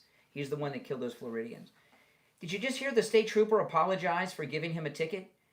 Have any of you had a police officer apologize to you for writing you a ticket?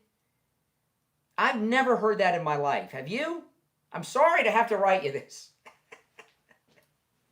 I have never experienced that in my life. New Mexico must be pretty lib if their cops are apologizing for writing tickets. What the heck?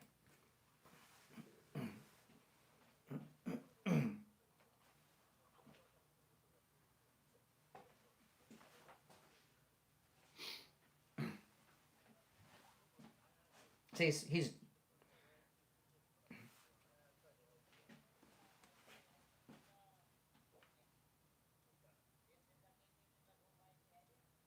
oh my goodness, he's speaking whatever they speak in India.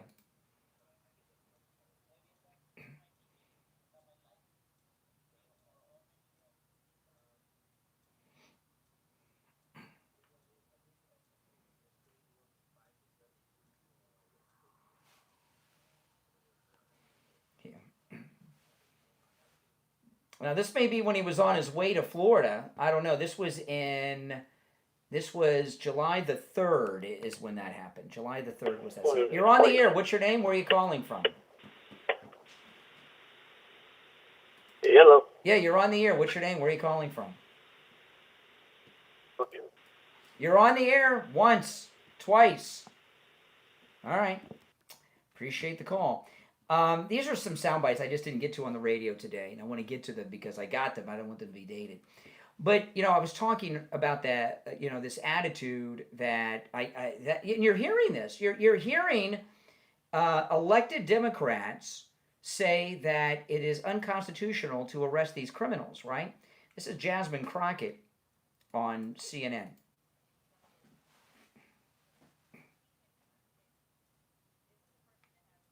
She's talking about Trump. You hear that? She's talking about Trump.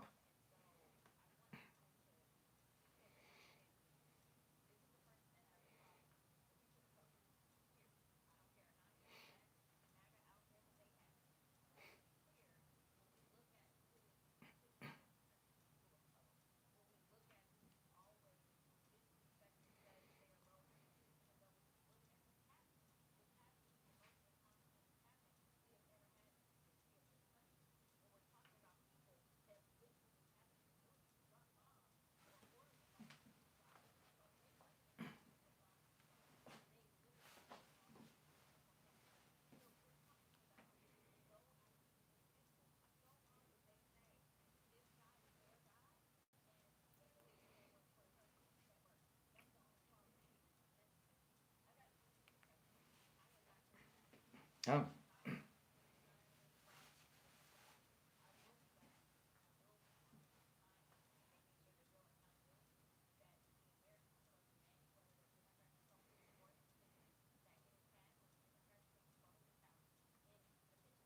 See, this is, and she's being interviewed by Caitlin Collins. She's been redistricted. She has no congressional district now, so she's in a panic. So she's playing the race card. You're on the air. What's your name? Where are you calling from? This is Mark, and I'm calling about the Freedom of Information Act. Can I debate it with you now? I'm not really interested in it too much, but you can give a. I know you're not interested in it because I'm interested in the Epstein files. Yeah, I think the Republicans and Democrats who are on it should all You be. can get your own show, and you can talk about files and islands and the Freedom of Information Act. But good luck getting an audience because you're going to bore them to death. But Jasmine Crockett, I want you to think about what this is such an amazing thing. Okay, the Democrats have gotten creamed everywhere. They've been completely destroyed. Jasmine Crockett, her district has evaporated, right? They took her district away. So what is she doing? She's vowing to reopen the border, which Texas is on the border of Mexico. So she thinks she's going to run in a new district in Congress in Texas and run on reopening the closed border. See, the things that President Trump is doing are things that Republicans have been talking about doing forever and a day and had no intention of doing it. Shutting down the border and doing the deportations, right? Cleaning up crime. How often have you heard people talk about crime in our big blue cities? And he's rid one of crime already, pretty much, is almost gone completely. D.C., he's going to move to Chicago. He has people in these blue cities, residents, going on television, asking him to come to their city. And what he's doing is he's turning the blue cities red. Now, they're Democrat elected politicians that are advocating for crime to continue in their cities are not the residents. And when election time comes around, you're going to find that cities like Chicago are not going to go 100% Dem anymore. Illinois is a very Republican state outside of Chicago, outside of Cook County. So if he makes a big dent in the voters in Cook County, in Chicago, okay,